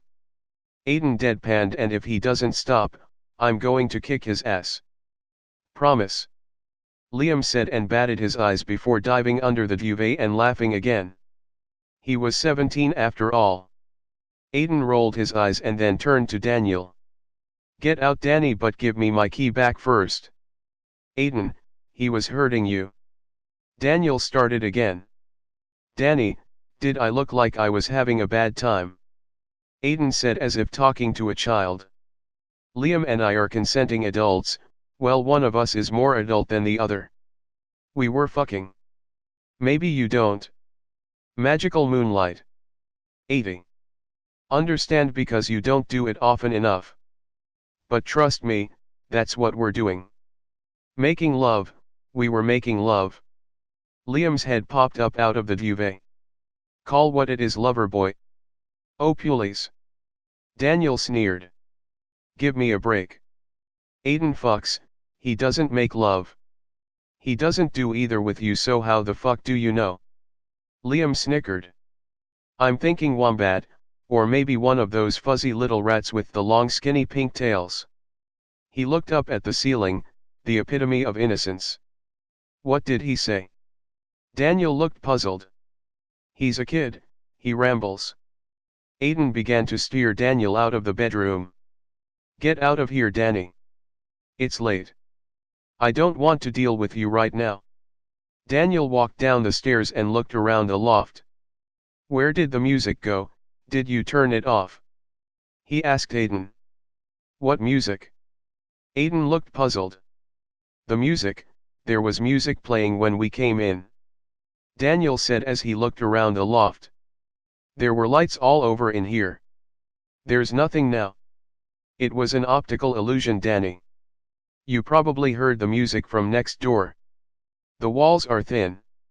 And the lights were just reflections of the city lights through the windows." "Oh, that makes sense." Daniel agreed. He handed Aiden his key. "I really did think you were in danger." Bryant. 81. "I know, Danny." Aiden sighed. "I guess we all have to grow up sometime. I don't need anyone rescuing me anymore." "But what about that kid, that Liam? What about him, Danny?" Aiden asked as he pulled the door open. "He's staying around, isn't he?" Daniel's voice was sad. No doubt he is. Aiden agreed. We all need someone special in our lives. Liam is my special person for however long he wants to stay. That sucks. And not in a good way, but that's the way life is, Danny. Aiden leaned forward and kissed Daniel tenderly. Later. Tonight at the Odyssey. Daniel's eyes brightened. No, tomorrow perhaps at the diner. I don't know. Aiden closed the door on his friend and carefully locked it. He felt rather than heard Liam come up behind him. He sank back against the smaller man when Liam's arms wrapped themselves around his body. A vole, he'd make a good vole. Liam whispered. Brat. Aiden huffed a laugh and turned around in Liam's arms so that they were now facing each other. That was damn awesome sex. It was stupendous. Liam giggled. Especially the ending. I hope you didn't piss the bed. Aiden said. Magical moonlight. 82. It's all clean if that's what you're worried about.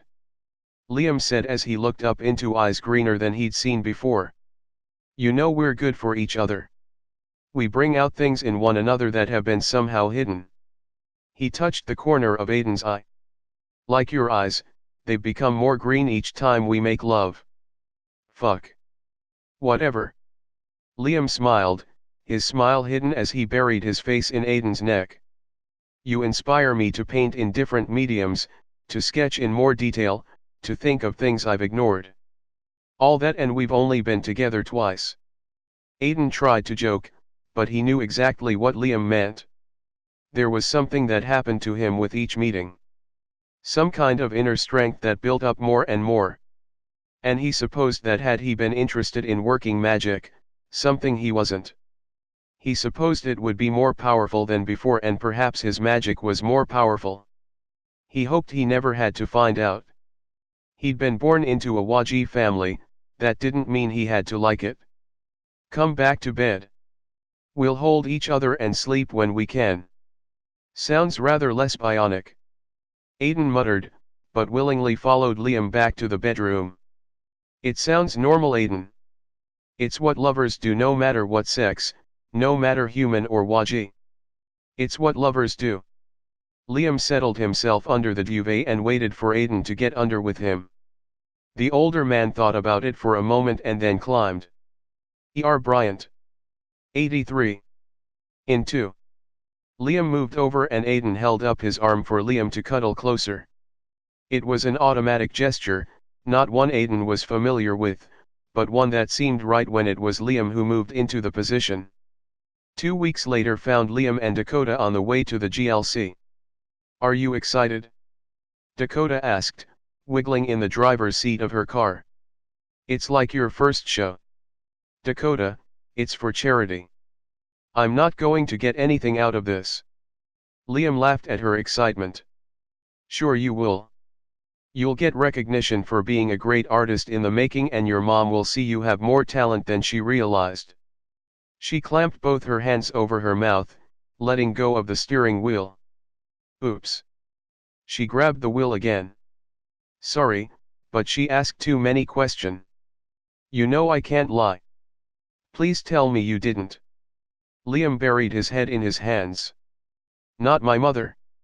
She only wants what's best for you. Dakota began. She wants me on a short leash, Dakota. You have no idea.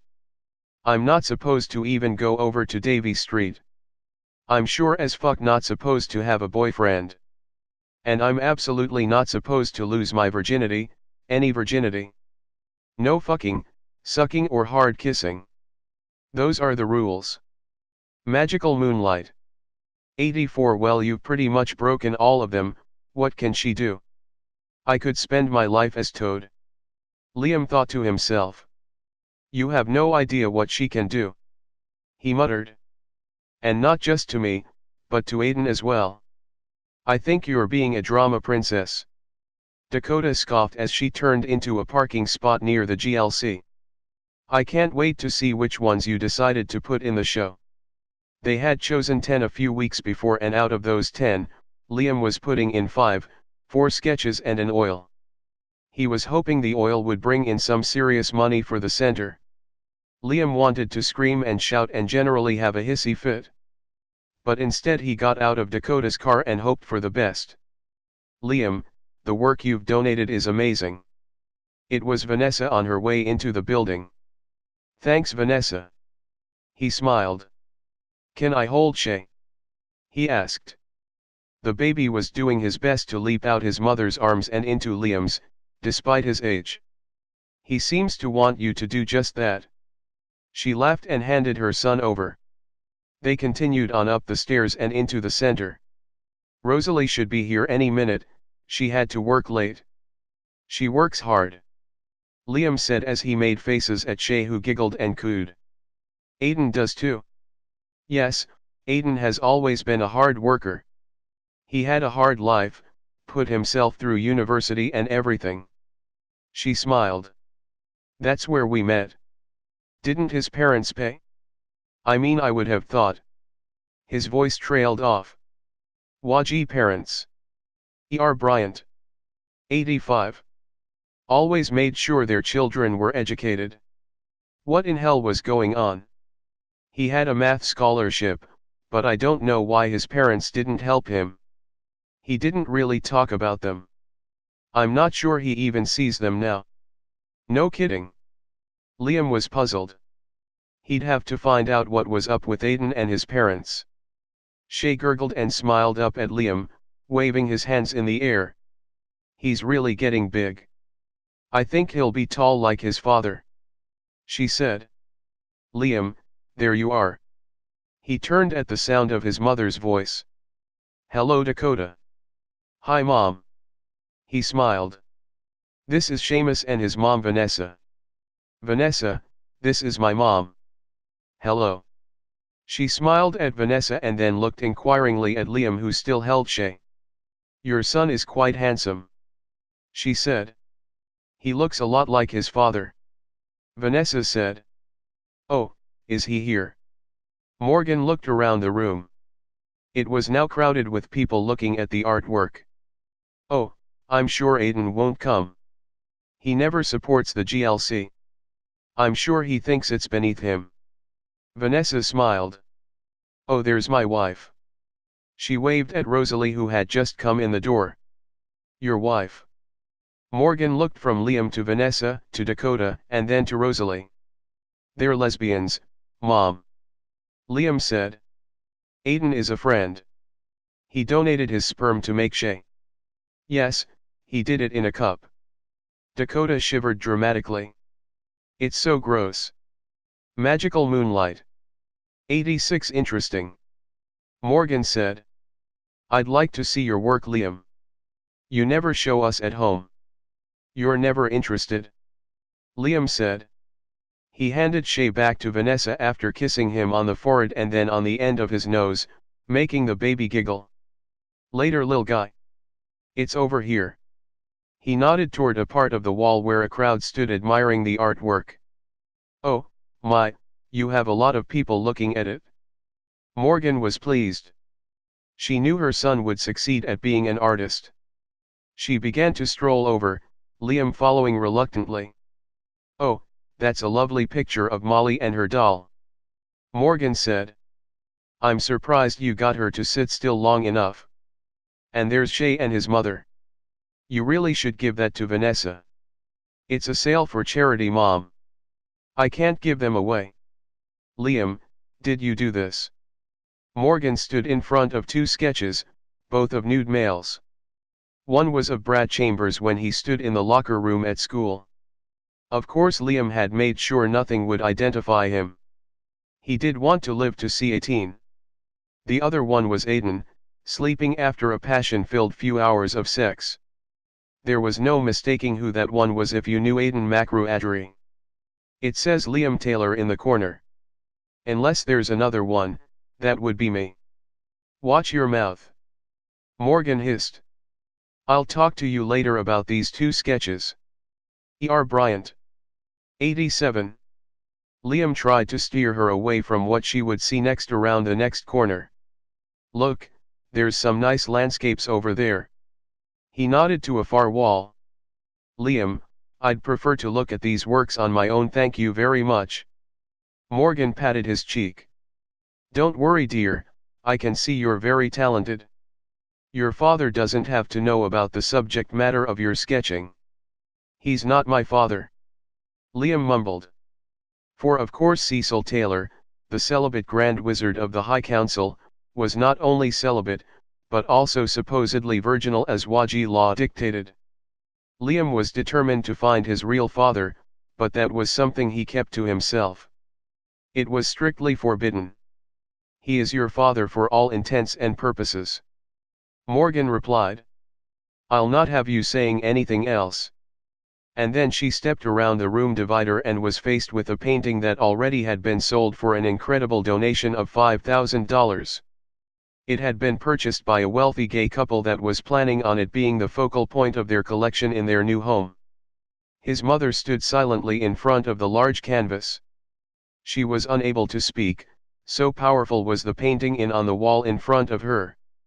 It told her far more than it did anyone else in the room, this surrealistic swirl of blues and sparks of yellows and golds surrounding the two men who faced each other on their knees. So close it was hard to tell where one began and the other left off. No faces were visible, just the impression of love and sex and something more. Magical moonlight. 88. Something that couldn't be defined, but was felt by everyone who saw the painting. It was almost magical in the way it brightened the faces who gazed at it, hardened their cocks, made their pussies drip and filled them with desire, both men and women alike. Liam Taylor, you didn't. She finally managed to say, her voice so low it was hard to hear. But he did. Aiden drawled. He'd appeared from nowhere, draping his arms around Liam, leaning forward and kissing the redhead's ear. Mrs. Taylor, I presume. I'm Aiden McRuadry. I've heard of you, Aiden. Your parents are Margaret and Jack, aren't they? So I've been told. He had flinched at their names, though Morgan didn't notice, but Liam did. Liam knew every heartbeat of the man he loved and movement of his body. He could read how he was feeling from across the room. Having him pressed against his back made it even more obvious. What have the two of you done? She shook her head. The High Council is not going to be pleased. Don't tell them. Liam shrugged. I'm happy, Aiden makes me happy. I'm working on my art, I graded in the top 2% of the provincial exams, why rock the boat? Because your father. She began. The man who calls himself my father, who had nothing to do with actually fucking you. He replied. Mom, those rules were laid down so long ago no one even remembers why or when. Times change. Even. E.R. Bryant. 89. Waji have to get with the program and change. It's called progress. But to be so blatant. She nodded at the painting, ignoring his comment about the man who featured in his conception. Mom, no one has any idea what it's about. It's just something that makes them feel good. Liam found Aiden's hand and threaded his fingers through the other man's. He wasn't sure if he was offering Aiden strength or accepting strength. Whatever it was, he needed the contact. So this is where you disappear to, this Aiden? Morgan asked, making Aiden's name sound like a curse word. You must have been talking to Danny's mom, she called me this Aiden for the first 10 years I knew her. He looked at Liam, turning his face to his. Do you think it's going to be 10 years before your mother drops this? It had better be less than 10 minutes or you're getting a 24/7 roommate. Liam glared at his mother. And don't try to stop me from seeing Aiden. I'm a lot stronger than any of you realize. He shimmered briefly to show his mother what he meant. Ozone was in the air and Morgan looked down at her feet. Liam, this isn't over. Her voice was quiet. Aiden, you're older and from the McRuadry clan, you should have known better. Morgan, I'm not sure what your life has been like, but when a piece of sunshine comes into it, bringing with it feelings and emotions that you never. Magical moonlight. 90. knew existed, let alone thought you'd feel. Let me know how you said no to it, preferring the darkness to the light. Aiden turned Liam around and kissed his lips thoroughly, as if staking his claim on the redhead for anyone who saw them. "Hey, did you guys see that awesome sculpture?"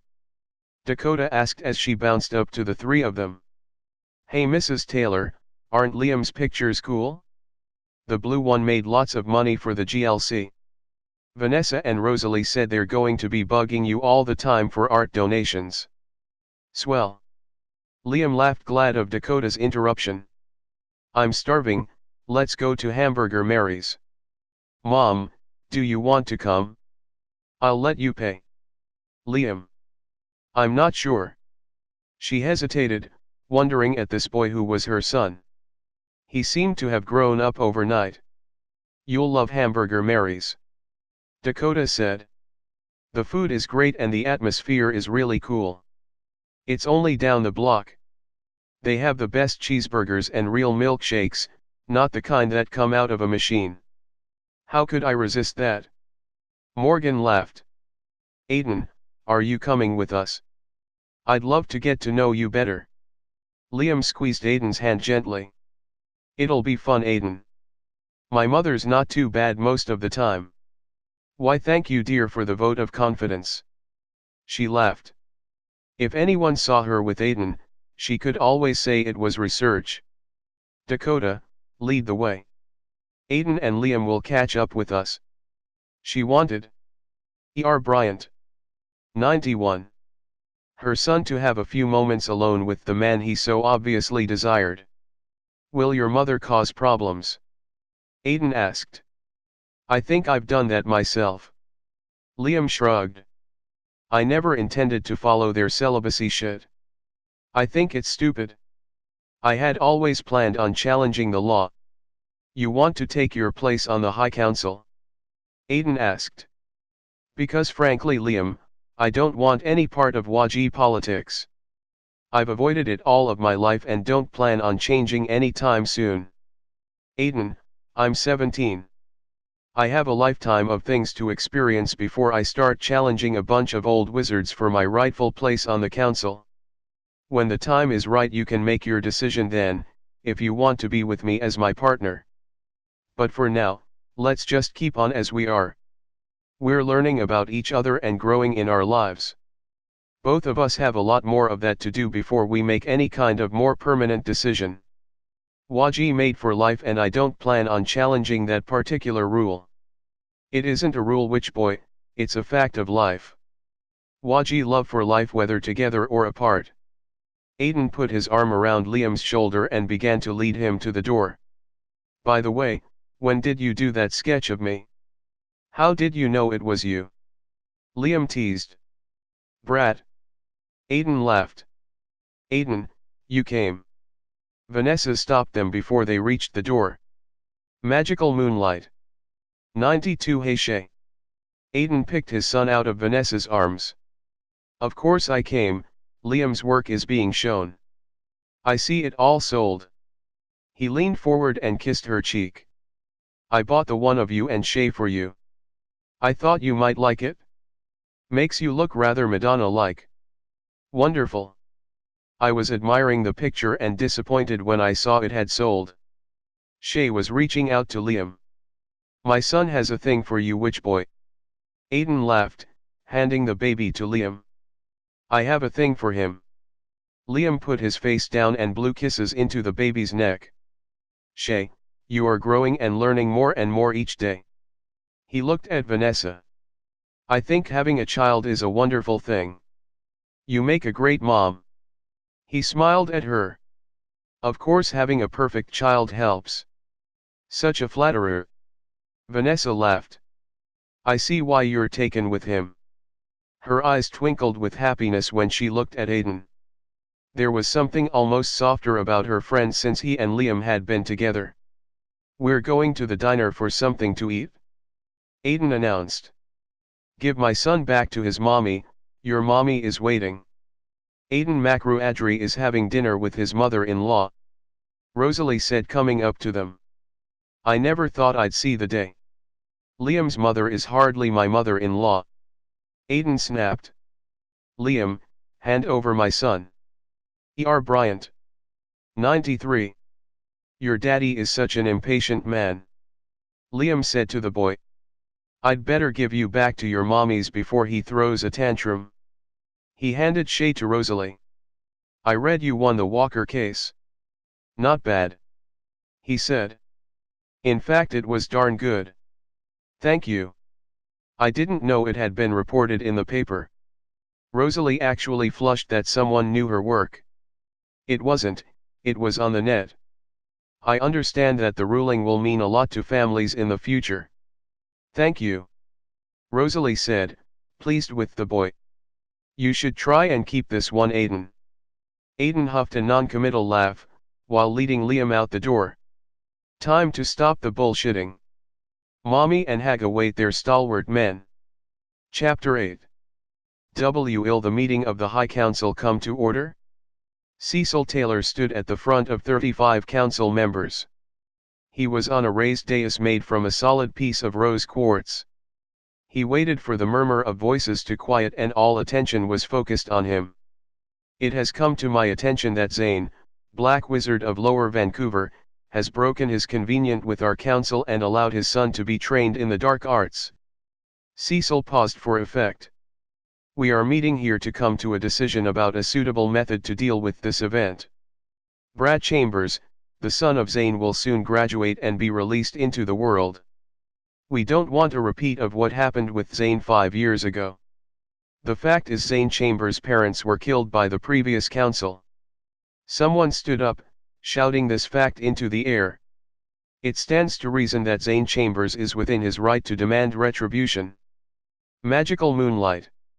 96. But to defy the council, that cannot be allowed. Cecil began. The council had made decisions based on wrong information. Someone else shouted. And the result was the death of 2 of our talented witches. It is time that this council takes the blame for what its predecessors did. I disagree. As the Grand Wizard of the High Council, I feel that Zane Chambers and his son should be stripped of their powers. Cecil began. Since you are unable to control your own son, allowing him to seek pleasures with one Aiden Macruadri, son of Jack and Margaret Macruadri of the clan Macruadri. The words resonated through the room, bringing everyone to silence as they realized that Cecil Taylor had no idea what they were talking about. Explain yourself. Cecil roared his displeasure, shaking the walls and bringing an icy chill to the air. Liam Taylor, the child you have raised as your own, is no longer a virgin in any way or manner. He no longer can assume the role as Grand Wizard should he qualify in when the time comes. The words were spoken in the silence that had followed Cecil's outburst. He is the lover of one Aiden Macruadri, the son of Jack and Margaret. He came to the attention of the council 10 years earlier when he refused to assume his position, disclaiming all things magic. Bryant. 97. Aiden Macruadri has had many lovers, he never keeps them long. Someone laughed. If Macruadri has taken young Taylor to his bed and kept him there, then Taylor is one interesting young man. Everyone laughed. Young Taylor has said that he will challenge the requirements for Grand Wizard when he is ready for the position. You are either virgin or you're not. Someone said. That's the point. Who cares? Virginity does not increase one's powers. That remains to be seen, doesn't it? The question hung in the air. The meeting continued. Cecil Taylor's temper was at the boiling point, but he remained outwardly calm. He found it hard to believe that Morgan was not aware of what her son was up to. That meant not only was Liam deceiving him, but so was his wife. Their marriage might be in name only, but it was still a marriage by the laws of Waji. Perhaps he should have looked more closely at who had fathered the spawn he'd been forced to raise. Enough, Cecil Taylor roared, silencing for a moment his audience that consisted of the Grand Council as well as senior warlocks, for Waji were a long-lived race, almost twice that of humans. The boy known as Liam Taylor will do as he is told. The words spoken quietly, yet heard throughout the vast meeting hall. Magical Moonlight. 98 He's no longer virgin. A voice spoken from the back pointed out. He cannot assume his rightful place at council. And I'm to think that you buffoons are all celibate. Spoken with a definite snicker in tone, the room silenced as all eyes turned to Aiden Makru-Adri, who stood tall, impressive in his formal black silk robe, an aura of power haloing his entire body. Makru-Adri, you aren't welcome here. You made it clean a long time ago that you wanted nothing to do with Waji politics. Cecil didn't hide the sneer he felt at the sight of the man who had desecrated his ward and son. I go where I wish, Taylor. No one can keep me from attending a Waji council meeting should I wish to do so. I'm here to warn all of you to keep away from Liam Taylor. He is under my protection, the protection of the Makru-Adris, the rightful kings of all Irish folk, be they magic or human or even Waji. Know this well, my father may have fucked up his heritage, but like all fuck-ups, it came back to bite him in the ass threefold. Gentlemen, you're looking at the result. I will protect what is mine under the laws of Waji and white light. The words reverberated in and around the hall as Aiden faded from view. He didn't need a puff of smoke or other theatrics, his power was felt by all of them. A power that until now had been kept away from their knowledge. Of course the very oldest and wisest of the Waji knew, it had. Bryant. 99.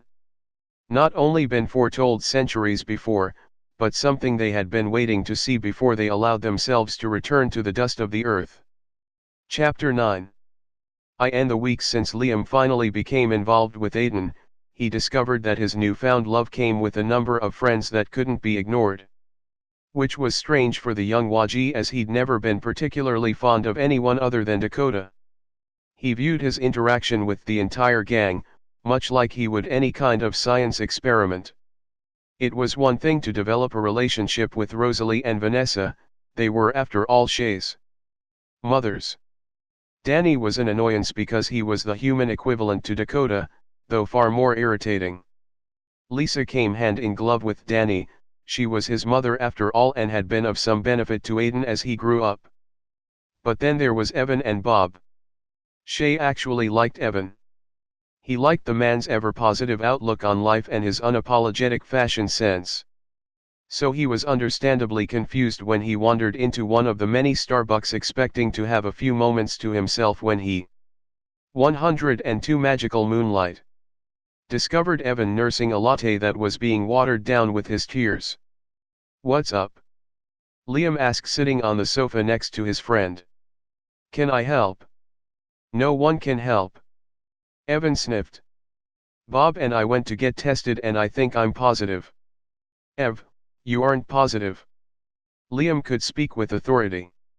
While Waji couldn't do anything about human diseases or illness, they could see when someone was affected if they concentrated on the person. Evan's aura showed no sign of illness. "You can't know that." Evan sniffed. "Bobby was called and he was told he was negative, but when the clinic called me, they left a message for me to come in on Monday." He almost wailed. Liam looked around hoping they weren't causing a scene. He was in enough trouble with everyone as it was. "I'll get Aiden to check it out now. He doesn't need to wait until Monday." "No." Evan shook his head. "I don't want anyone to know. I'm so ashamed of myself. I was sure I'd always been safe, but somehow I must have slipped up." The only thing Liam could do for his friend was to be there for him and hope the man would get through the weekend. He tried to be upbeat. After all, Evan wasn't sick, unless you count his messed up brain. On Monday, Liam found himself in Bulge sharing Evan's mixed set of emotions. "Evan, you have to be true to yourself." Liam was sitting on a high stool in Bryant 103. Bulge watching Evan unpack a new shipment of shirts. "But I might have been positive. It was so close." "No, it wasn't close. You're always safe. The fact that the receptionist has a crush on you has nothing to do with your health. The man is a freak to have scared you. But you really should have listened to the rest of the message. He did ask you to call him at home and he did give you his cell phone as well. It was a sign, and besides Liam, I made an agreement with God. Though Evan had to admit, way down deep, that he really should have listened to the rest of the phone message. His weekend would have been a lot more fun. You made an agreement with a mythical figure. Liam sighed. If there is a God, do you think he or she would want you to be anything less than what he made you in the first place? Liam asked. I don't know. Evan sighed with all the drama he could muster. What about you? How do you feel about the whole being gay thing? What's there to feel about it? Liam asked. I'm gay, I've always been gay. I've liked boys since I first saw Tommy Miller's peepee when I was 18 months old. When I was 2 I saw Aiden Macru. He was 14 and all gawky and geeky, but damn, I thought he was the most beautiful boy in the world. Oh my sainted aunt, you saw Aiden when you were 2 and set your sights on him. Evan fanned. 104 Magical Moonlight. Himself with a nearby hat. Tell me everything. He leaned forward. It was at a kind of school my stepfather was in charge of. I wasn't really supposed to be there, but for some reason he decided I had to attend even if I was only 2. Oh, like a church school. I went to one when I was 3. Evan said as he clapped his hands. Something like that. Liam shrugged. Anyway, Aiden was there. He was on the carpet for something he'd done or refused to do, I'm not sure what. And he was in my father's office getting told off in no uncertain terms by the old man and a couple of his henchmen. Liam giggled. They were all old farts as far as I was concerned. What did Aiden look like? Kind of aloof. I mean, he had this face on him that showed no emotion at all.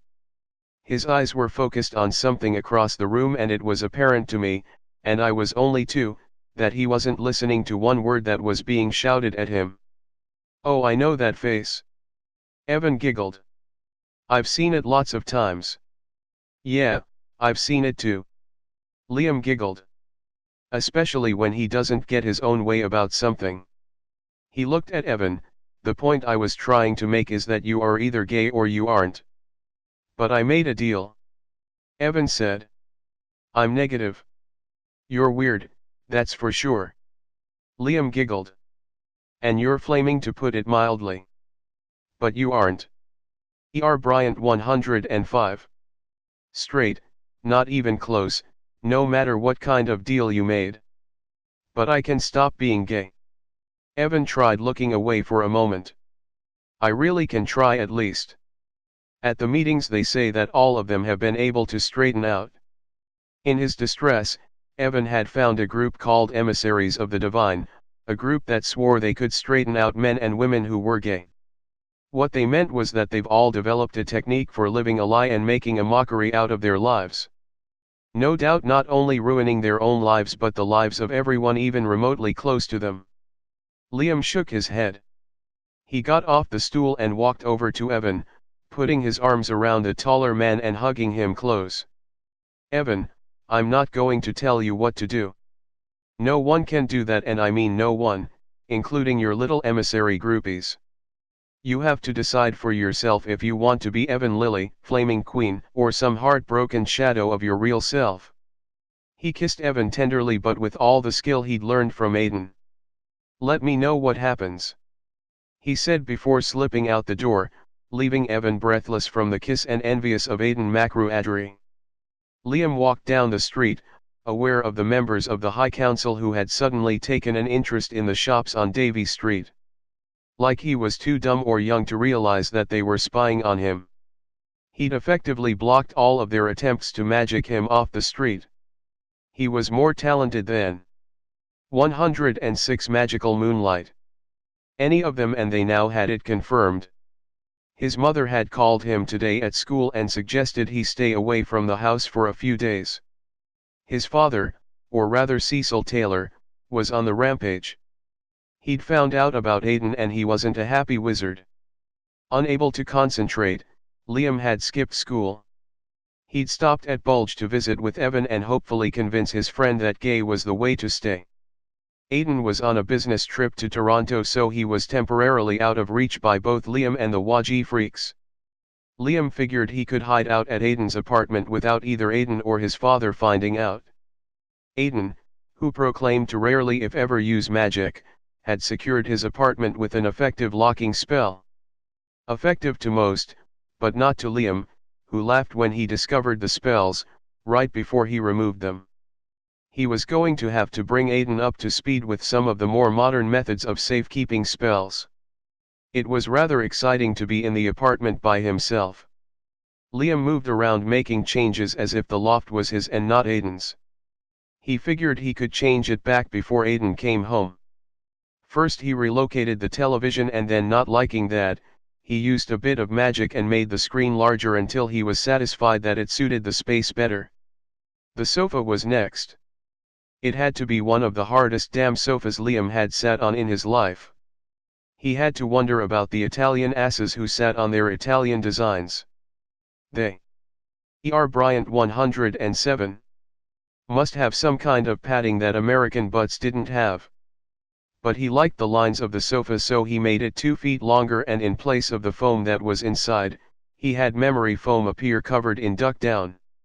It took a couple of different spells to make it thick enough for his satisfaction. Now he could spread out in comfort. He added 3 down-filled, silk-covered throw pillows. Liam threw himself on the sofa, head on a plump pillow, and surfed the channels on his large-screened plasma television. This was much better. There was a chill in the air though. This apartment was always chilly. Liam sat back up and looked around. If he put a direct vented chimney up through the ceiling, cleverly disguised to match the support beams in some way, he could have a modern-looking fireplace, perhaps one that could be viewed in both the bedroom and main room. Liam jumped up to search the internet for the design he wanted and the specs for installation. Magic was one thing, but stuff as important as a gas fireplace that could burn down the building or worse, needed to be magicked properly. Finally satisfied with what he'd chosen, Liam placed a fireplace in the wall of windows that divided the living room from the bedroom. He made sure it was properly installed and even had a gas fitter and inspector in to check it out. Both were fellow Waji and didn't mind the interruption of their day. Anything to please young Liam Taylor and piss off Cecil Taylor, the much disliked Grand Wizard. 108 Magical Moonlight. Thanks guys. Liam said, beaming with pleasure. It would be something that Aiden could keep if he wanted to. He hoped the man would understand the advantages to having something as practical and romantic as a fireplace. A fire lit, clad only in one of Aiden's silk wraps, a bit on the large size, but one he'd worn recently, so there was the advantage of scent. Liam lay on the soft sofa and watched the fire flicker behind the glass protector. He was nodding off when a knock on the door, followed by a key turning and the door sliding open, had him jumping to his feet, clutching the robe to his chest. "Oh Liam, I'm sorry, I wasn't expecting you."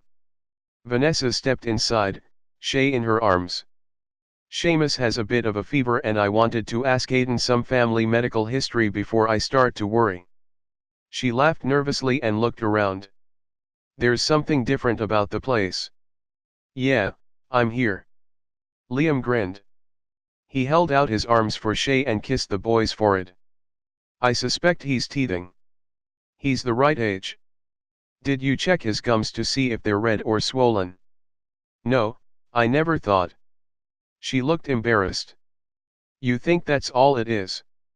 she asked. "I don't know." "Hey Shay, do your gums hurt?" he asked the baby. Shay smiled a lopsided grin and gurgled a response. He took one of Liam's fingers and pulled it into his mouth, biting down hard. Bryant 109. Ouch. Liam laughed. "I guess that's his answer. He's teething. I bet some baby Tylenol will help. Your mommy will make things all better, guy. Can you stay with him while I run to the drugstore? He's been crying nonstop for hours, but for some reason as soon as we got on the elevator, he stopped. It was almost like he knew we were coming here."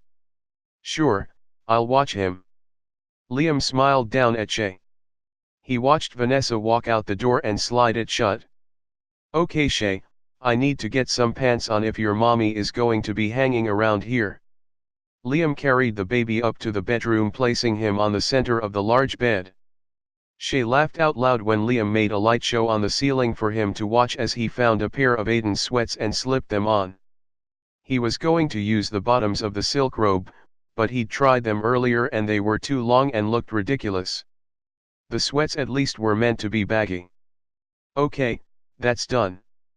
Now what? He looked at the baby. I know, we'll rock in the rocking chair in front of the fire. He laughed. Oh, we need a rocking chair, something that your daddy will accept, nothing too granny-like. Liam picked up Shay and carried him back to the living room.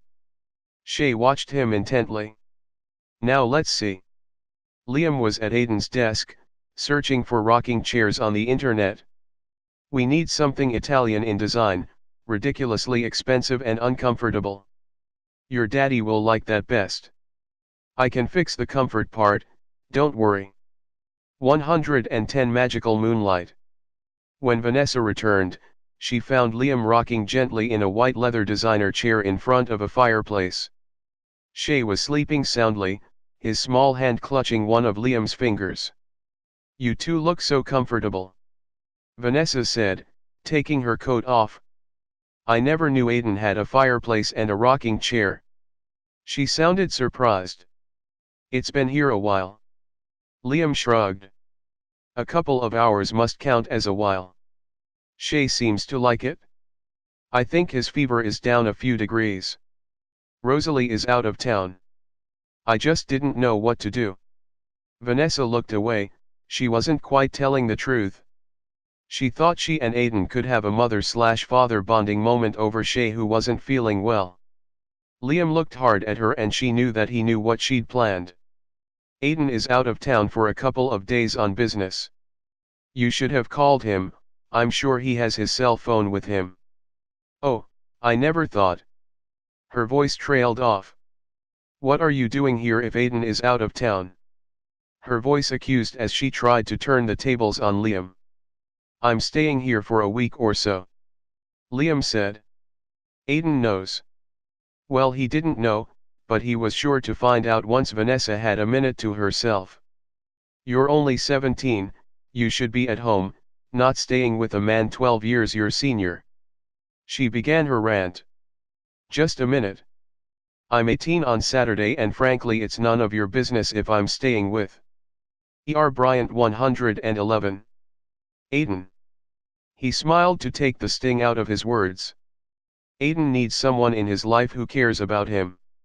And he needs to have someone to care for. It works out for both of us. And don't worry, I know all about his hang-ups and his stupid rules that he thinks he lives by. He snickered. I think he's broken every one of them in the few months since we met, at least once. Please don't hurt him, Liam. Vanessa pleaded. Aiden doesn't love easily. He's never loved anyone before. If he does fall for you, he'll do it with everything he has. The last thing I want to do is hurt Aiden in any way. Liam continued to rock Shay, kissing the baby's head every now and then. And then looking at Vanessa with eyes that were wiser than his years, Liam said. I've wanted Aiden for almost as long as I can remember. It's kind of a family thing. I've needed him for my own safety and sanity. I desire him for my emotional well-being. I love him for that which is truly Aiden Makru Ajuri, the part of him that no one sees and few know. We may hurt each other emotionally every now and then, but it is our destiny to be together. I will always love him as he will always love me. Liam let the words he spoke sink into Vanessa's subconscious self, before muttering a few words of a forgetting spell that would make her forget he'd spoken them, but would allow her to know the meaning of the words in his relationship with Aiden, and perhaps knowing this, she would cut them some slack. 112 Magical Moonlight. I think it's time to take Seamus home.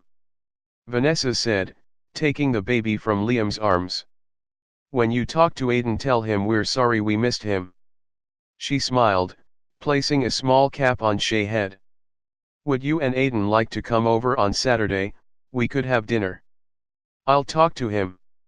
I don't know his plans for the weekend.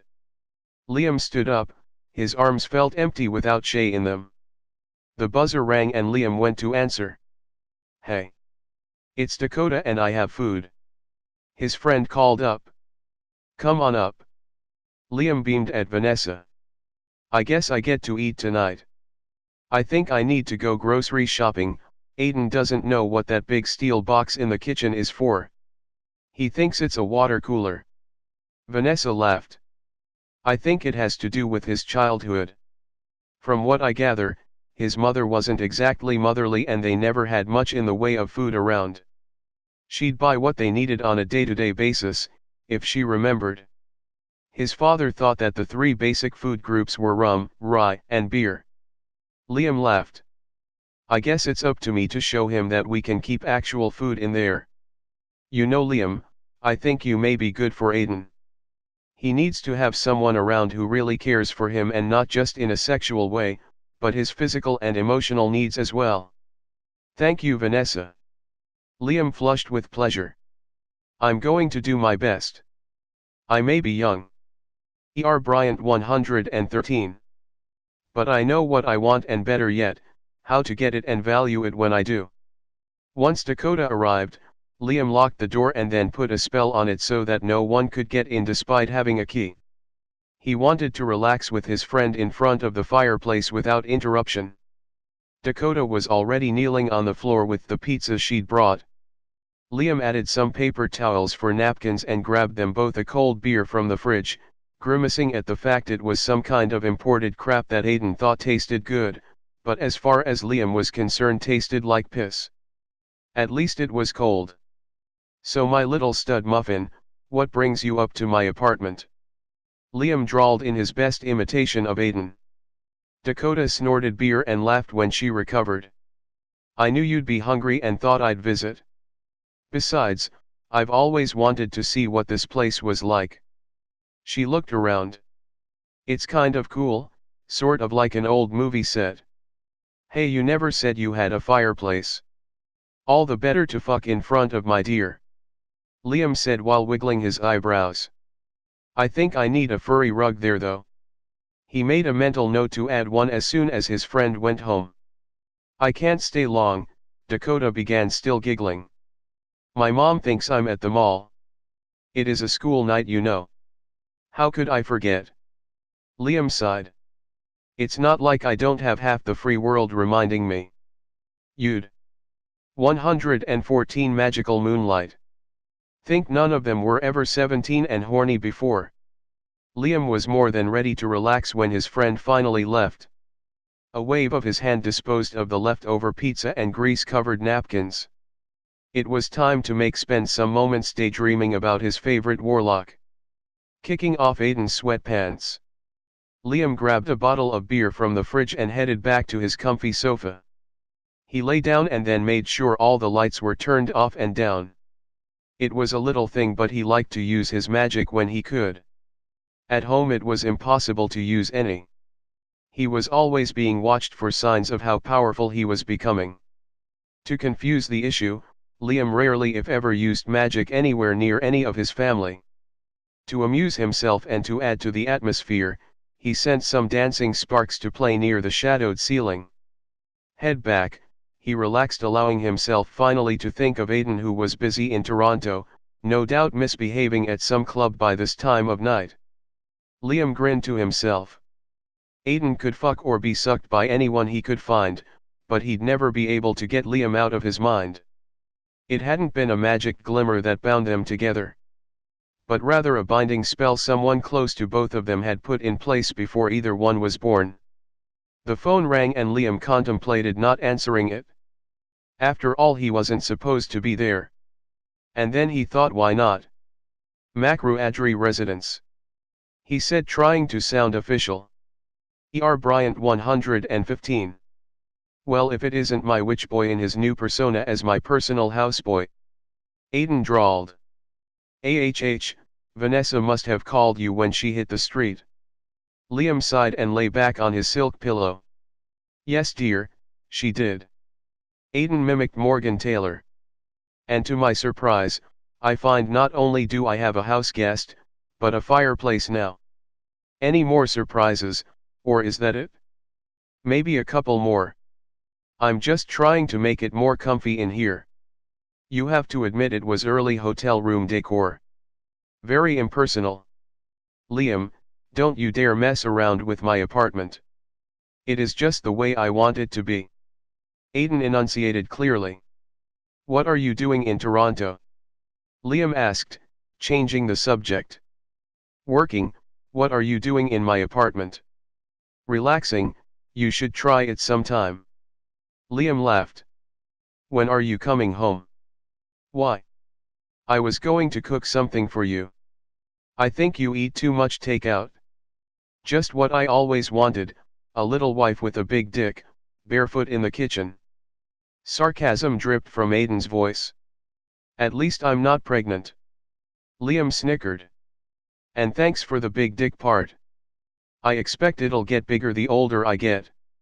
I mean your dick never actually stops growing, same as your nose, it continues to grow too. 116 Magical Moonlight. Strange conversation we're having, witch boy. Come home, I can have a much stranger conversation with you.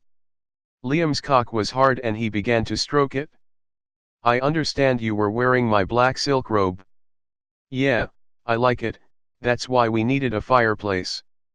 Silk isn't exactly warm and cozy. We didn't need a fireplace, you did. Aiden huffed. What can I say, I like heat.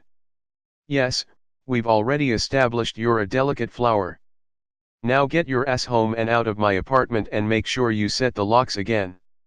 I'll get right on that. Liam grinned and hung up the phone. He stretched and shut his eyes, imagining Aiden in Toronto. He knew that the man was there to look over the job situation. Not that Aiden had told him this, but he wasn't stupid and he'd heard the phone calls between Aiden and various Toronto agencies. In Toronto, Aiden held the phone out and stared at it.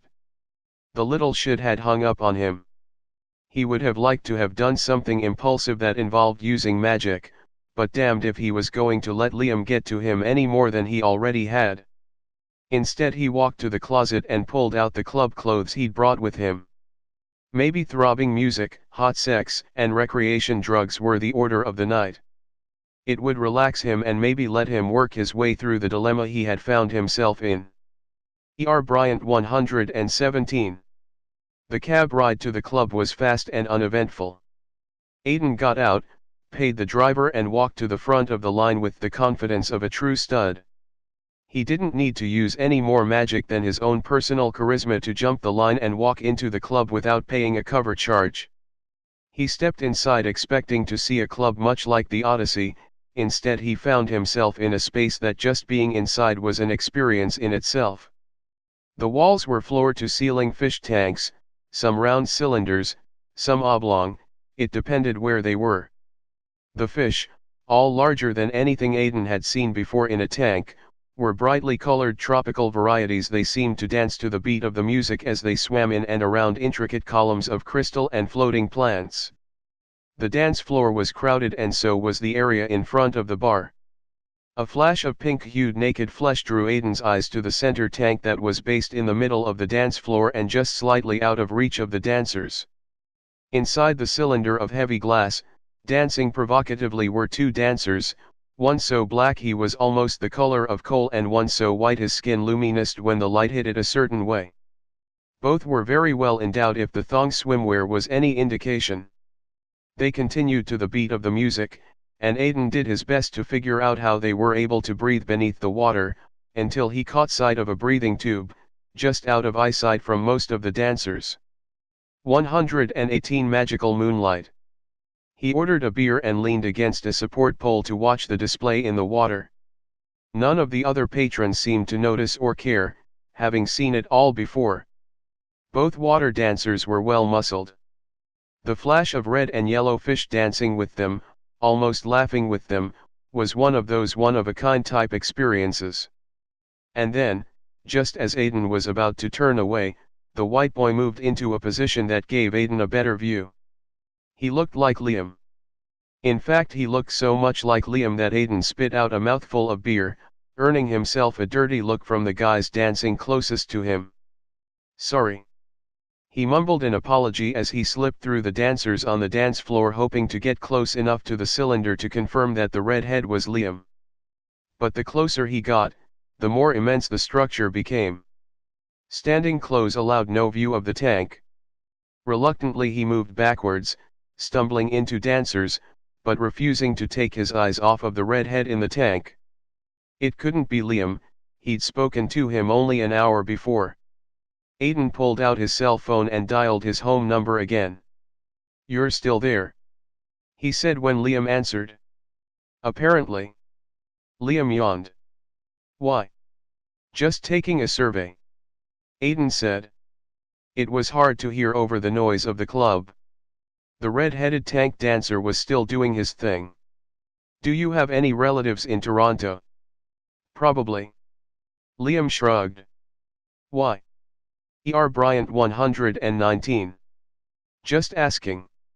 Aiden thought for a moment. "Good night, Liam." "Good night, Aiden." Liam giggled. "Hey, do you like to swim?"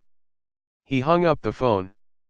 "Fucker," Aiden said as the redhead in the water wiggled suggestively and gave Aiden a very deliberate wink.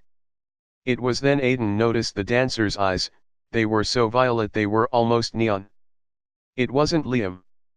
Liam couldn't read minds, but he could read Aiden. And he wasn't deaf, he could hear the sound of club music. Aiden had to be at Waters, a club in Toronto that featured boys dancing in tanks. His cousin was one of them.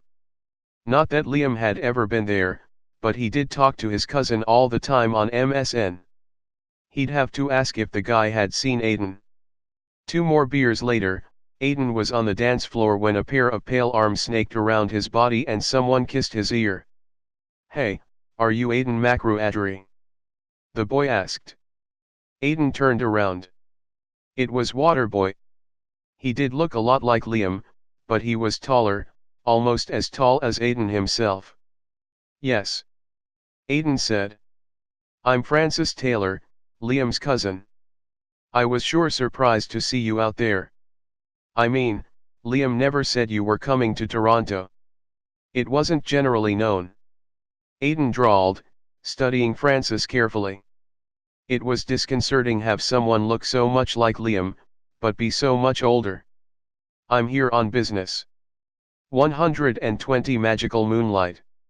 "Oh, you're probably looking for work." "I mean, that's what I figure. Liam probably does too. I mean, who wants to stay in Vancouver with a talent for selling mortgages like you have? This is where it's happening in the real estate market." "How do you know what I do or don't have?" Aiden asked. "Liam talks about you all the time." "Hell, I probably know you better than you know you." Francis laughed. He drained a bottle of water and then held it up. "I know, I like water and I'm sure as fuck not going to drink the stuff I swim in." He danced a bit with Aiden. "I'm off in an hour, do you want to go somewhere after?" "I'm not going to fuck you," Aiden said. Somehow the idea of fucking a relative of Liam's, who looked so much like the boy, was slightly off-putting. "Great, because unless you have a pussy in those jeans, I'm not fucking you either. I'm straight. I just dance here cause the money is good and I like it. I'm a law student. This is a great way to unwind after a week of torts and I don't have to put out. It's a win-win situation. Not to mention my wife would have my balls if I played around. It's kind of a thing with us Taylors. We mate for life and we're true to that mate. You did know that, didn't you?" "I never thought about it," Aiden said, inwardly wincing about Liam. He'd mentioned something, but Aiden hadn't been paying attention. "I'll be here if..." Bryant 121. "You want to go for coffee or something after your shift?" "Great, I have one more set to do and then I'll shower and meet you back here. I know a great coffee place that serves awesome desserts. I need a sugar boost after this gig." Aiden nodded his agreement. This was becoming a more interesting evening than he'd planned.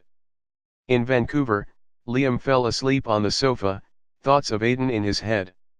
While he slept, his cousin Francis popped into the loft, found a quilted silk throw and covered up his cousin. He looked around, pleased that Liam had fallen for a man with such great taste. He'd been surprised to see Aiden at Waters, but pleased by the fact that the man had turned him down in a way, and that he so far, hadn't headed for the back room with anyone. Satisfied that Liam was going to be okay, Francis popped back to the club where he undressed, ready for his last set. He was glad to have this chance to get to know Liam's Aiden. It might help his cousin when the shit finally hit the fan about his status as a non-virgin.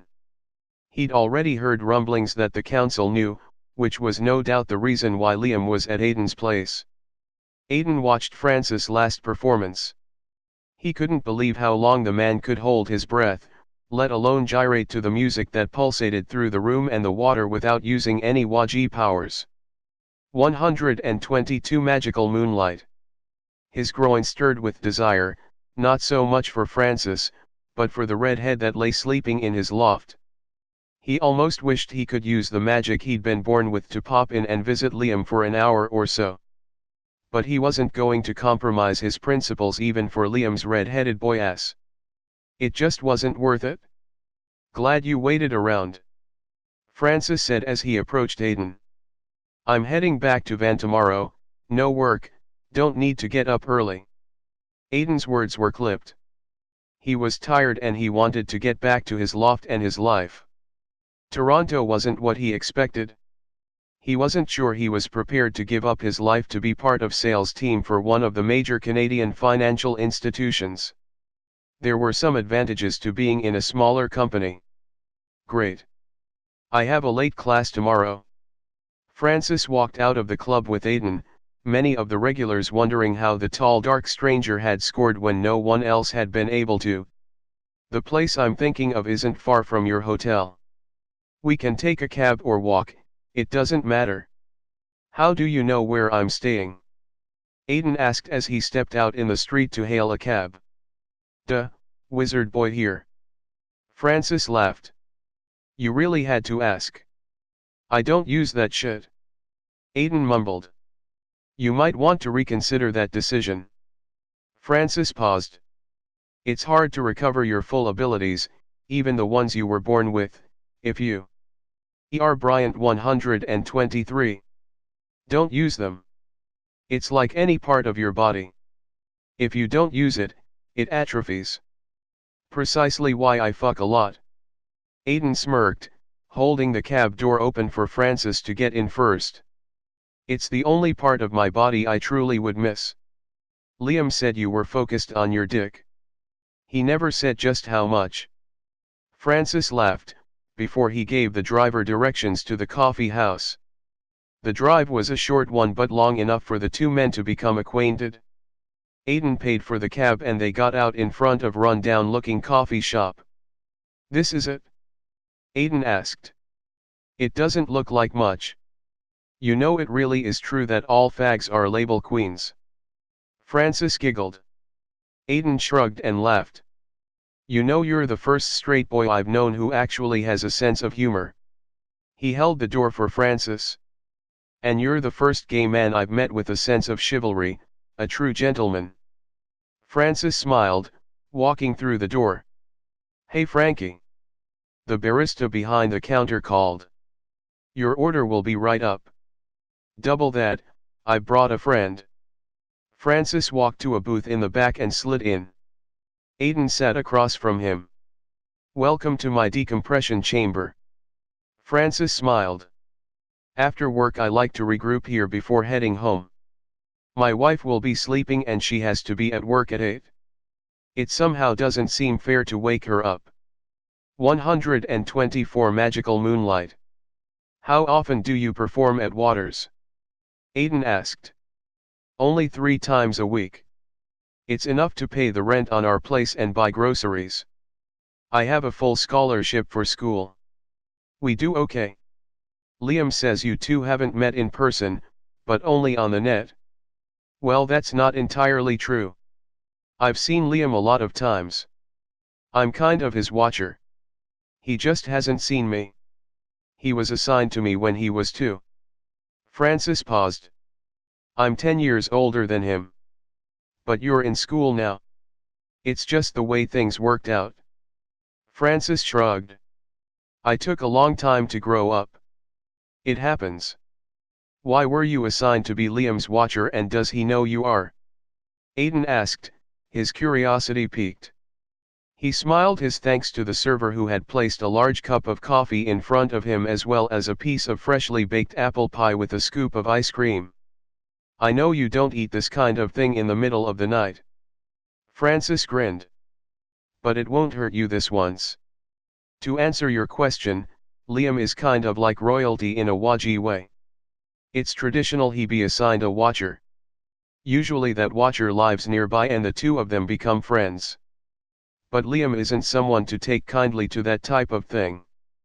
I'm sure you know how he is. He's unpredictable. So no, he doesn't know that I'm his watcher. Or at least I don't think he does. We've been close internet friends as well as cousins. It works for us. Bryant 125. Do you have to report to anyone about his activities? No, of course not. I suppose I could be asked, but no one has, and besides, I wouldn't tell them a damn thing.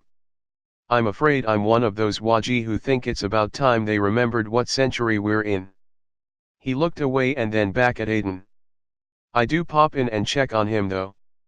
I like to know he's safe. I like to know he's safe myself. Aiden said, his fork playing with the pie and ice cream. I know you do. I can tell you have feelings for him. Francis leaned forward. Aiden, you don't have to be afraid to have these feelings. Liam loves you. But I don't want him to love me. Aiden began. I want him to like me. I know we can have a great time together. But love, no, not love. Love is for other people, not for fags. I don't actually think there is such a thing as love. Not the way it's described in books and poetry. It's a 4-letter word, like all the rest of the 4-letter words. It has no meaning other than in the moment the word is spoken. You don't believe that? So why are you saying it? Francis asked. You don't know what I do or don't believe. Aiden glared. I know what works for me. What helps me survive. Like I said, Aiden, times change. What got you through the day a year ago, isn't going to work now. Francis sipped his coffee and ate some of his dessert. 126 Magical Moonlight. Why does life have to be so damn complicated? Aiden asked, not expecting an answer. I was happy with my life. I had friends, some of whom were like family. I had a good job, better than good, and along comes this underage twink with red hair and eyes that can see into your soul, and my world has never been the same since. It makes no sense at all. Francis put his head back and roared with laughter. If I could answer that, I'd be the Grand Wizard of the High Council instead of that pompous-ass Cecil Taylor. And by the way, you and Liam have been on the council's agenda, so keep an eye on our young friend. I always do. Aiden sighed and ate a forkful of messy apples dripping with melted ice cream. I know, when Liam first told me about you, I looked you up. Your family is one of the oldest Waji clans. So I've been told. Aiden drawled, back to his old self. They have often been in close alliance with the Taylors over the centuries. I was surprised to find that there appears to be a rift in the relationship, going back 30 years or so. I don't know anything about that. Aiden said. He looked at his plate, astonished to find he'd finished the dessert. Shaking his head as if to clear it of such an anomaly, he reached into his pocket for his wallet, taking out a business card. Here's my card. You might as well keep in touch with me the regular way. Bryant 127. If you've heard about me, you know I don't use magic. I prefer telephones and the net. Yeah, what's up with that? Francis asked, looking at the card before putting it in his wallet. I mean, I know we have to keep things secret from the humans, but hell man, magic is cool and convenient. And it's mind controlling, and makes things too easy. Why learn anything if you can just wiggle a finger and have whatever it is you want appear? It doesn't quite work like that, and you know it. Francis laughed. I wish that it did, or I used to wish that when I was a kid in school. Hell, why bother to attend the University of Victoria if I could just wiggle my finger as you say and pop, I'm a lawyer. My point exactly. What's the point? Aiden shrugged and stood up. I won't ask why you're attending a university on the other side of the country and not Toronto where you work. Or should I say why you work in Toronto and live in Victoria? I have to go. I'll walk to the hotel. It was nice to meet you. Great act you have. Say hello to Marcy for me. He grinned at Francis, who knew very well he'd never told Aiden his wife's name. But Aiden had a natural gift for looking into another's mind. He rarely used it, but did occasionally. It wasn't magic, it was just him, Aiden McRuadry.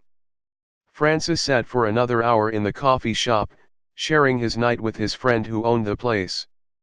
He didn't mention Aiden other than to say he'd gone back to his hotel, and his friend knew better than to ask any questions.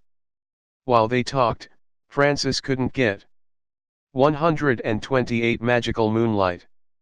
The fact that Aiden had known Marcy was his wife's name, or where he lived, out of the back of his mind. He was going to have to ask Liam about this part of Aiden that no one knew about. No one, including the High Council. Francis stepped into an alley before he popped home. It was almost time for Marcy to wake up. He liked to have an hour to cuddle before she had to go to work and he had to sleep for a few hours. It was not the ideal way to live, but it worked for the both of them for now. Back in Vancouver, Liam stirred on the sofa. He could almost feel Aiden's lips on his. It wouldn't be long until his lover arrived back in home. He'd call him later and ask which flight he was taking. He sat up, the silk quilted throw puddling on the floor. He looked down at it, not sure where it had come from, but glad he'd had it.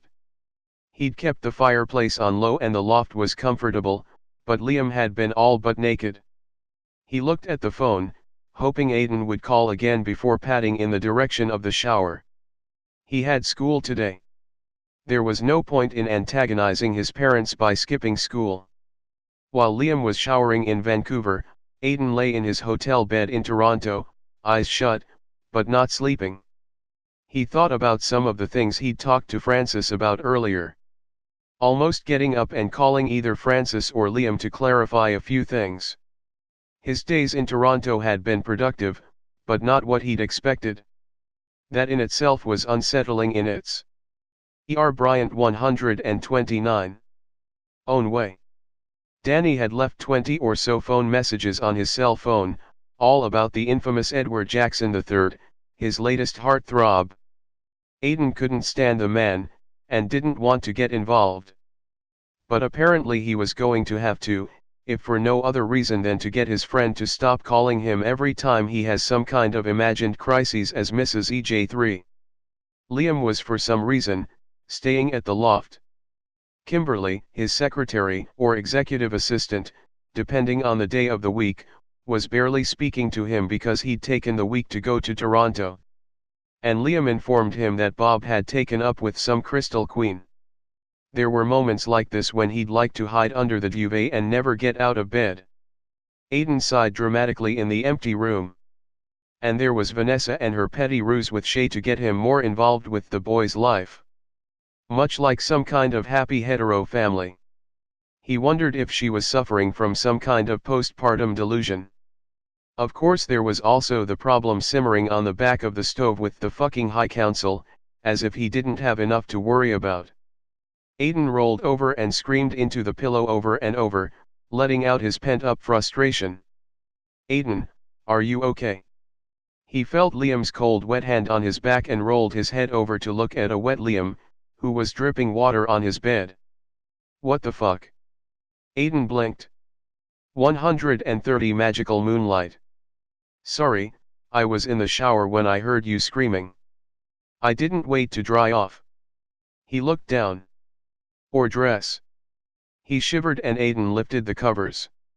Liam slipped inside. I'm okay. Aiden said, his voice quiet. He pulled Liam into his arms. You came to me. He couldn't believe it. Of course. Liam snuggled close. You needed me. Which boy, I don't know what to do about you. Aiden sighed and kissed Liam's forehead. You could love me. Liam said, one hand cupping Aiden's head. That would work. He kissed him with every ounce of passion and love he had, as he faded back to Vancouver, leaving Aiden's arms empty, but his heart full. Chapter 10. When Aiden woke the next morning, he had come to a realization, either consciously or subconsciously, he wasn't sure, which, but he knew without doubt that moving to Toronto wasn't going to be the answer to his restlessness. Maybe it had been when Liam had rushed to his rescue, though how he thought he'd be able to deal with anything too harsh, naked, and wet, Aiden didn't know. But it was the thought that counted, and Liam did have youth on his side. Doing something he never thought he'd do, Aiden checked out of his hotel, cancelled his appointments for the day and his flight for the next day, and then popped across the country to his apartment. Because of the 3-hour time difference, Liam was sound asleep when his lover arrived.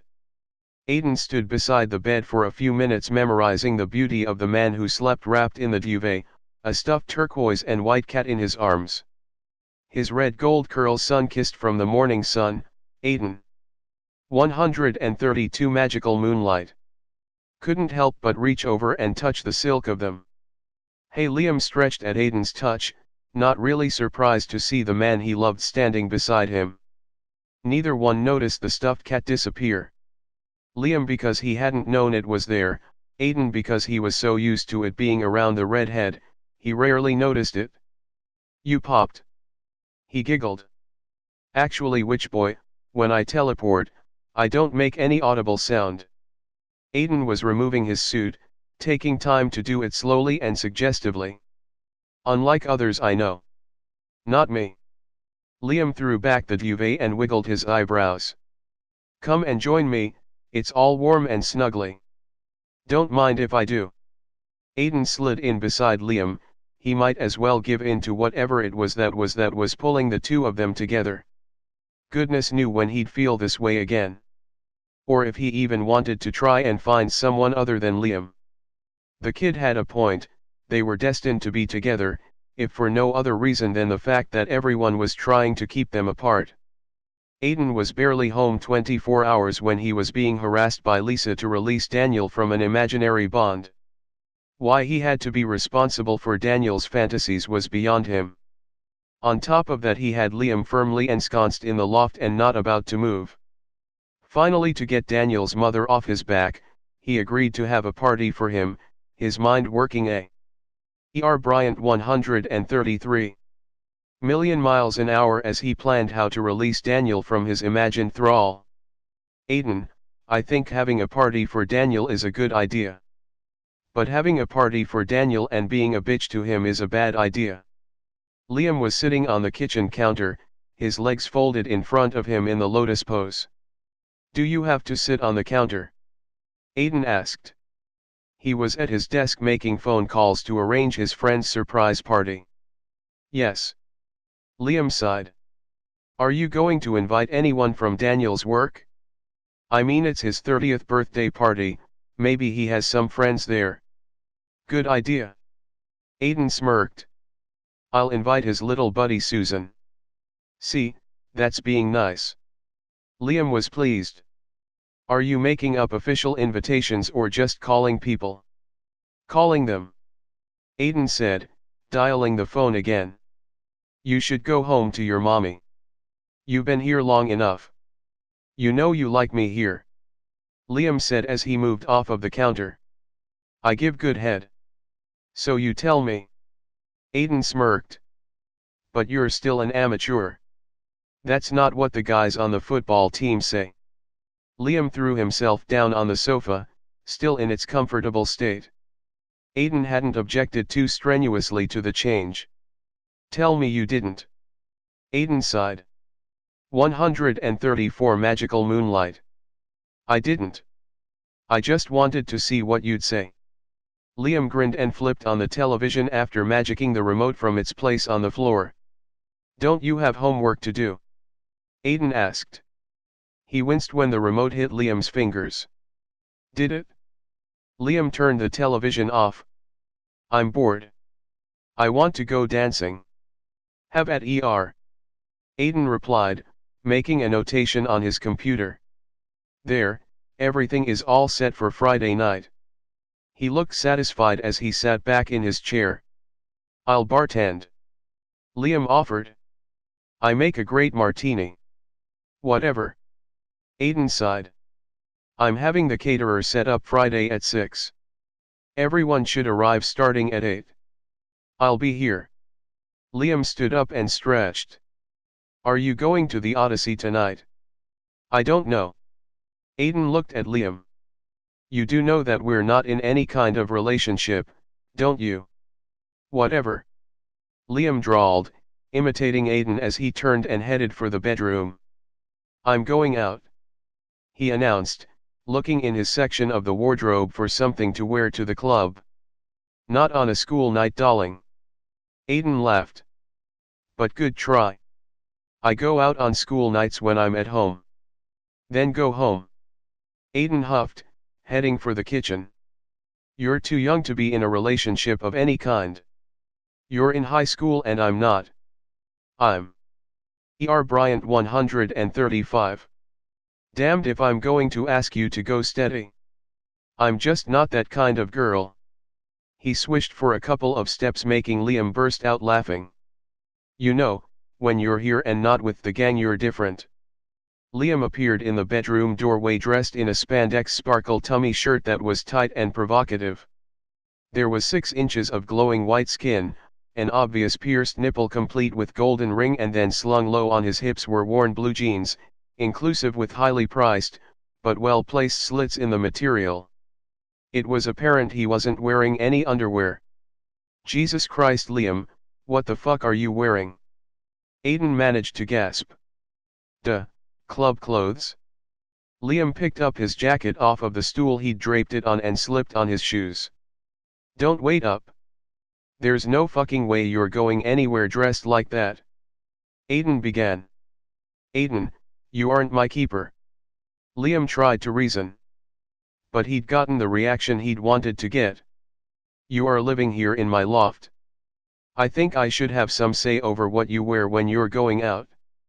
Aiden began realizing how ridiculous his words sounded, but unable to take them back. "Yes, Daddy." Liam giggled. He walked up to Aiden and put his arms around him, resting his head on Aiden's chest. Aiden's arms pulled the boy even closer and he kissed him twice on the top of his head. "I know that. 136 Magical Moonlight. Sounded stupid," he said quietly. "You're driving me crazy." "Good." Liam wiggled. "Now do you want to go dancing?" The answer is still no. "You have school tomorrow." "Who says we have to go out?" Liam moved out of Aiden's arms and twirled around. "I have it on good authority that someone has a state-of-the-art sound system." "I've heard that too." Aiden smiled, going along with Liam. "And some not bad music as well." Liam nodded toward the sound system and music filled the loft. It was something close to the steady beat of a club mix, but better sounding in the loft space. Another nod and the lights disappeared, to be replaced with Liam's trademark electric sparks dancing on the ceiling and up and down the walls. He turned the fireplace on low and began to move as only someone with years of dance lessons and a love of music can. "Shit, Liam, you know I don't use magic in the loft." Aiden began as he started his own version of dancing. "But I do." Liam grinned and leaned in to lick the side of Aiden's neck. As he danced closer, his legs rubbed up and down Aiden's in his own version of dirty dancing. A version that had Aiden sweating with the heat the young boy managed to create between the two of them as the music wrapped around the room. You are some dancer. Liam whispered against. Bryant 137. Aiden's neck. He put his one arm around Aiden's neck, so that they were both face to face.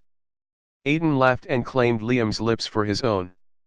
The music continued, only now they could feel it deep inside them both as they moved to the beat, Aiden following Liam's lead, hands roaming, fingers touching, hardened cocks with a life of their own, rubbing against fabric.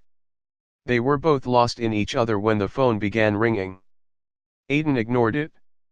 Liam nodded and the phone stopped ringing. Aiden slapped his ass, but kept dancing.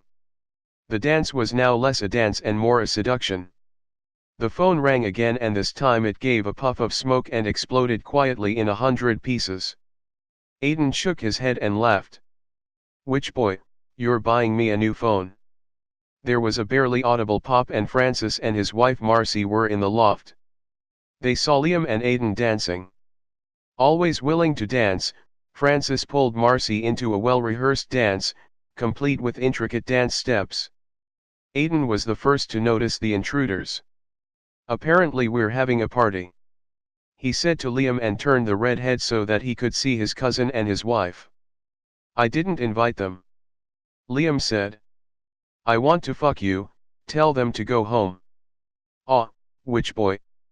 "I'm going to fuck you, cousin or no cousin." Aiden began to dance Liam toward the stairs leading to the bedroom. 138 Magical Moonlight. Suddenly there was silence, the lights were back on and Francis walked over to the Aiden and Liam. "Sorry to drop in on you like this, but I did try and call, twice." He looked at Liam.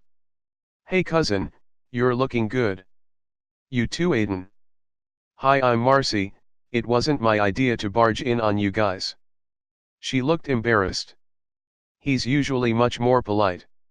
"Hi Marcy, goodbye Marcy." Aiden put Liam over his shoulder and headed up the stairs to the bedroom.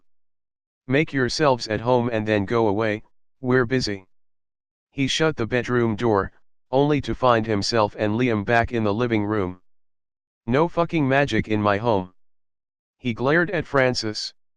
"It's bad enough that witch boy doesn't take no for an answer, but damned if I'm going to let anyone else get away with it." "Aiden, we didn't come here to dance or to annoy you. And yet you've done both. I thought you should know that the High Council is on the warpath about Liam's status. Rumor has it that they have put out a, well hit, for a lack of a better word." "What the fuck are you talking about?" Aiden asked, his body suddenly cold. He headed to the bar and poured himself a drink. "Liam will get you something to drink. He likes to play hostess." Aiden waved his glass and sat down on the chaise, preferring it to the soft comfy sofa.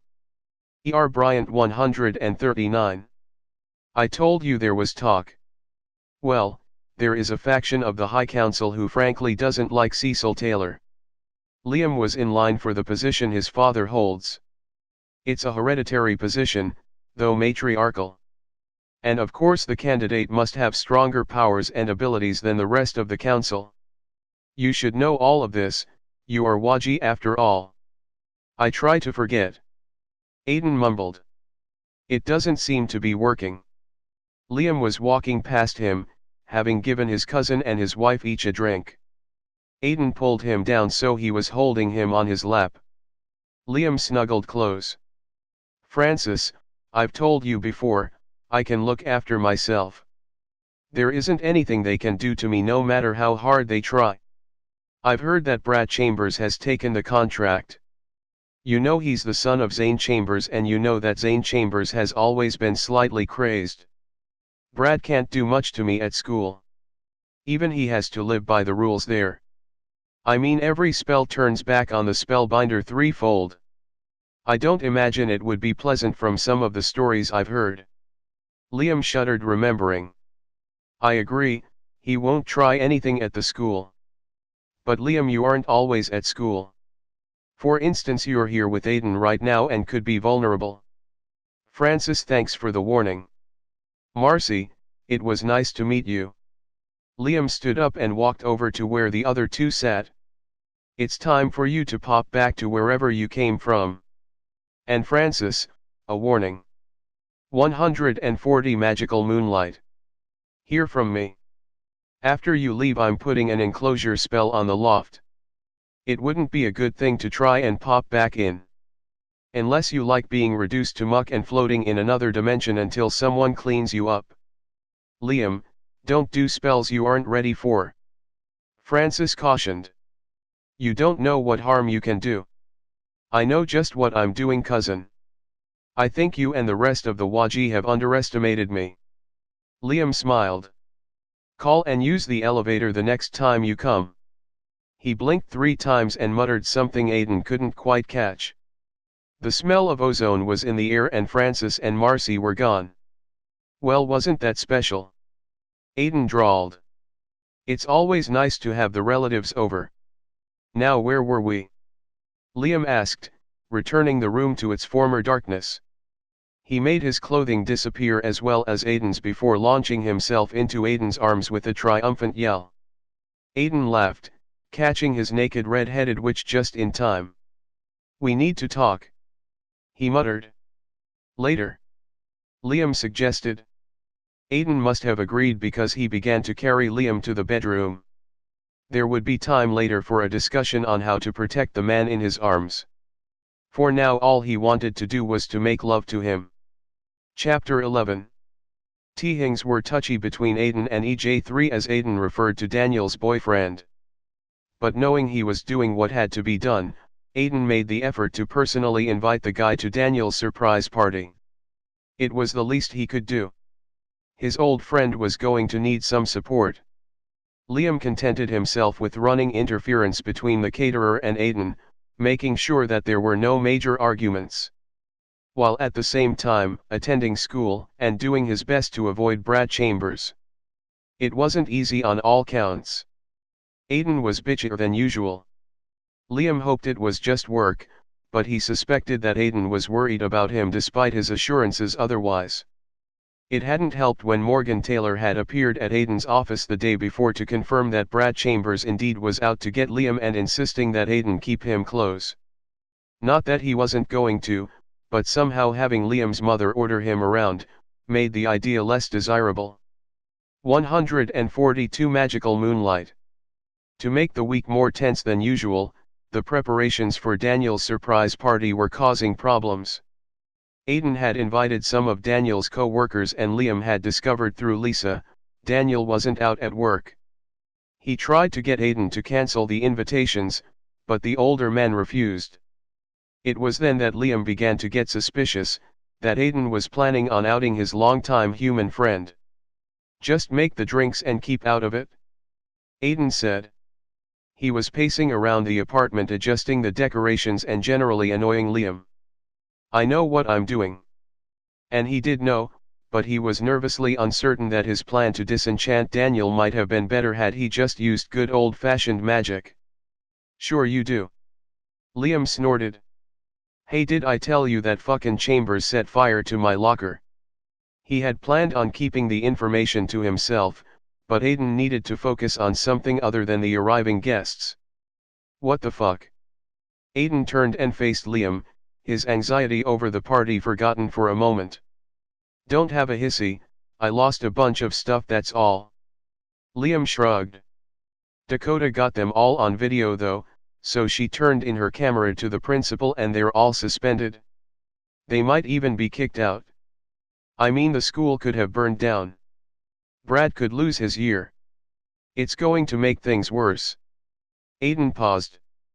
Fuck, he's going to make this all your fault. Assholes.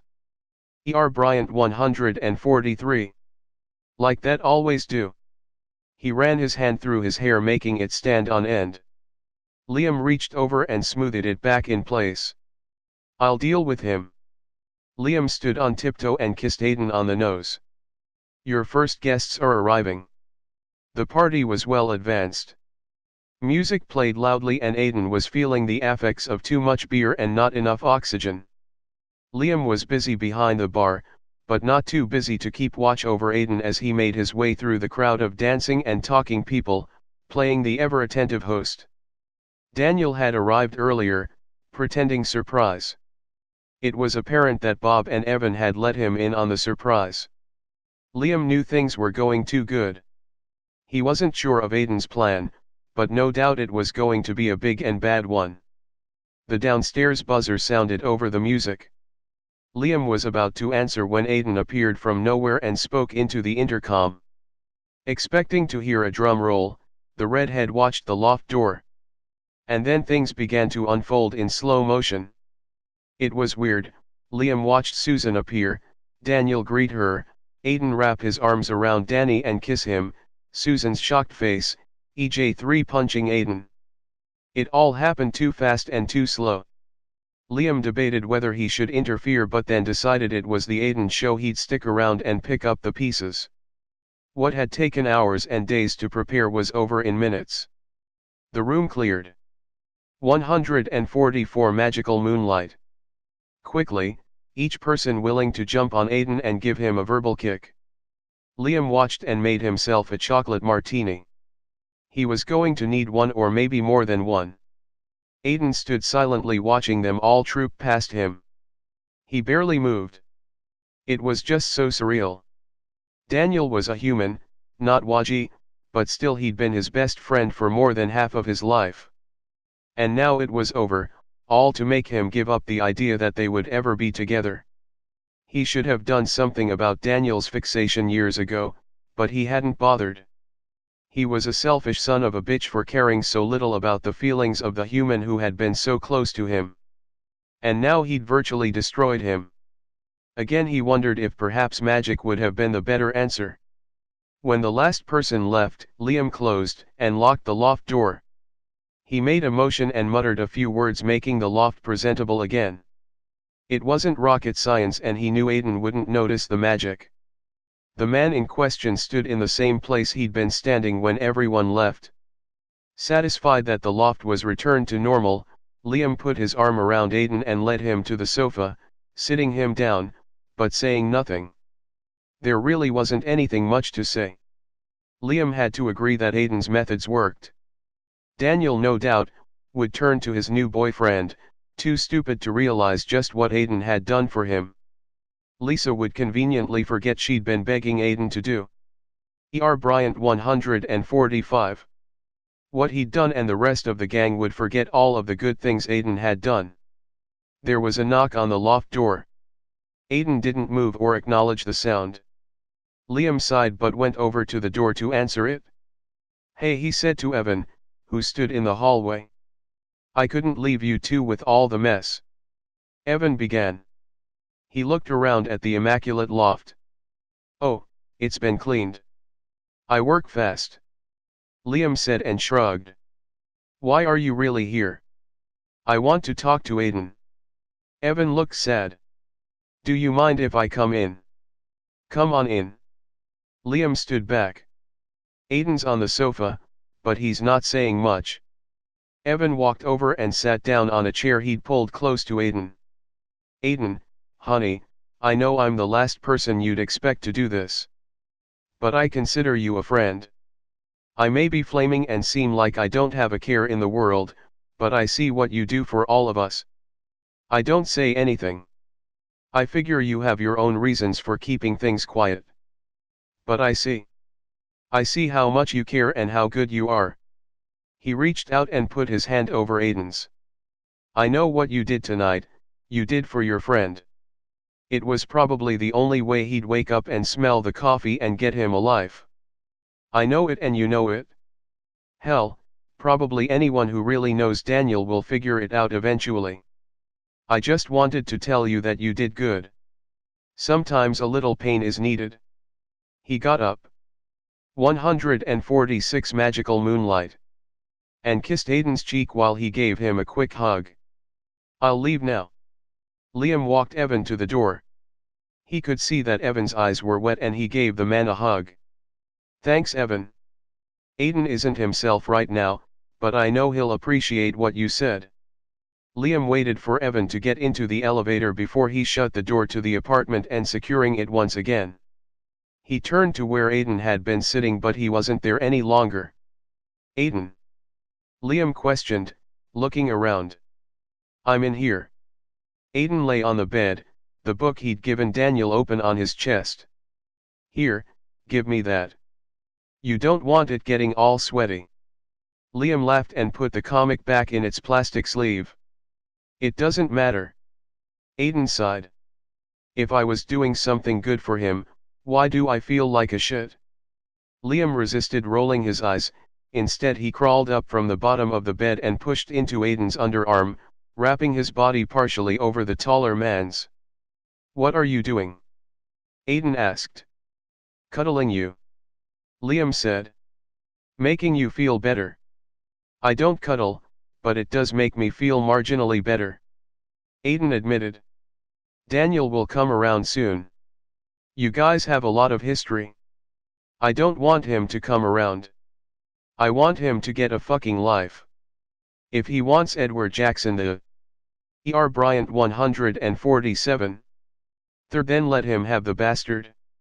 It won't last, but then what the fuck does? Aiden pushed away from Liam and sat up, his feet on the floor. Aiden, come to bed. Liam knelt on the bed, wrapping his arms around his lover. I don't want to. Aiden stood up and walked into the bathroom. He stood for a moment looking into the mirror, not liking what he saw there. And then he was gone. Breaking one of his hard and fast rules, Aiden Makru Adri had used a spell to disappear from the loft. Fuck. Liam said. He had no idea where in hell Aiden could have gone. The man never used magic. He hadn't used it in years. How did he even know a transport spell? How did he know one well enough to be sure that he'd actually appear somewhere and not be partially in some fucking wall? Liam looked around the bathroom, looking for something that would give him a clue as to where Aiden might have disappeared. There was nothing, not even hint of Aiden in the air. Only the very strongest of wizards could transport without leaving a telltale sign of some kind in their wake. He was impressed.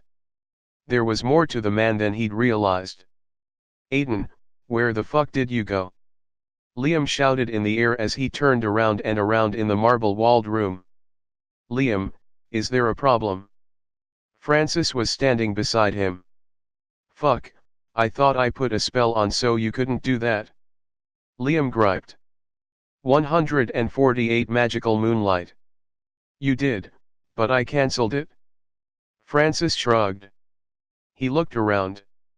Where's hubby? Aiden is gone, vanished, vaporized, disappeared, transported. Liam kicked at the vanity and stalked out of the room. Oh, is that all? Francis followed his cousin. How did the big party go? It sucked. Everyone is pissed at Aiden and he thinks he's lost his best friend.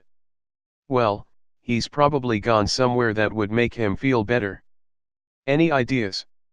Duh, if I had any ideas, I'd be there. Liam paced like a caged lion. Go back to Toronto or Victoria or wherever the hell you go, I'm not in any danger, I'm just choked with Aiden. I know you are. Francis put his arm around Liam. Why don't you go to bed? Aiden will turn up sooner or later. I just don't think he should be alone right now.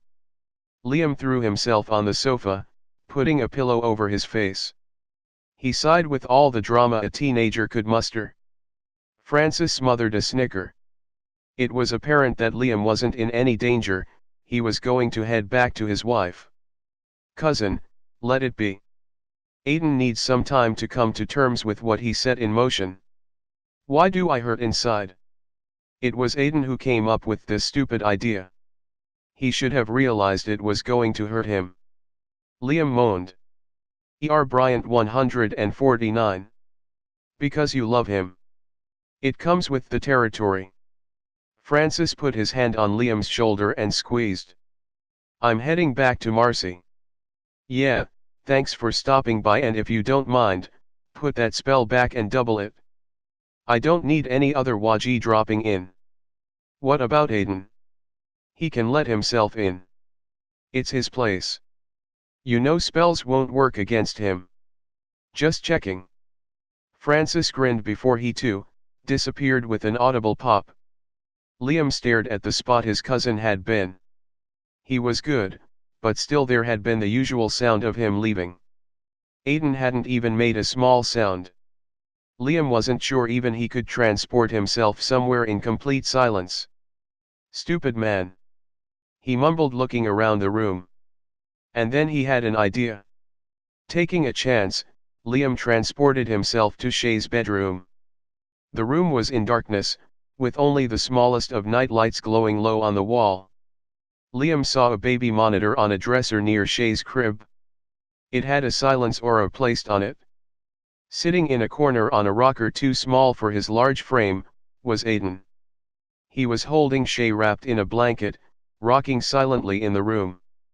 Their eyes met. "I was worried," Liam whispered, his voice barely audible. "You needn't," Aiden replied, just as quietly.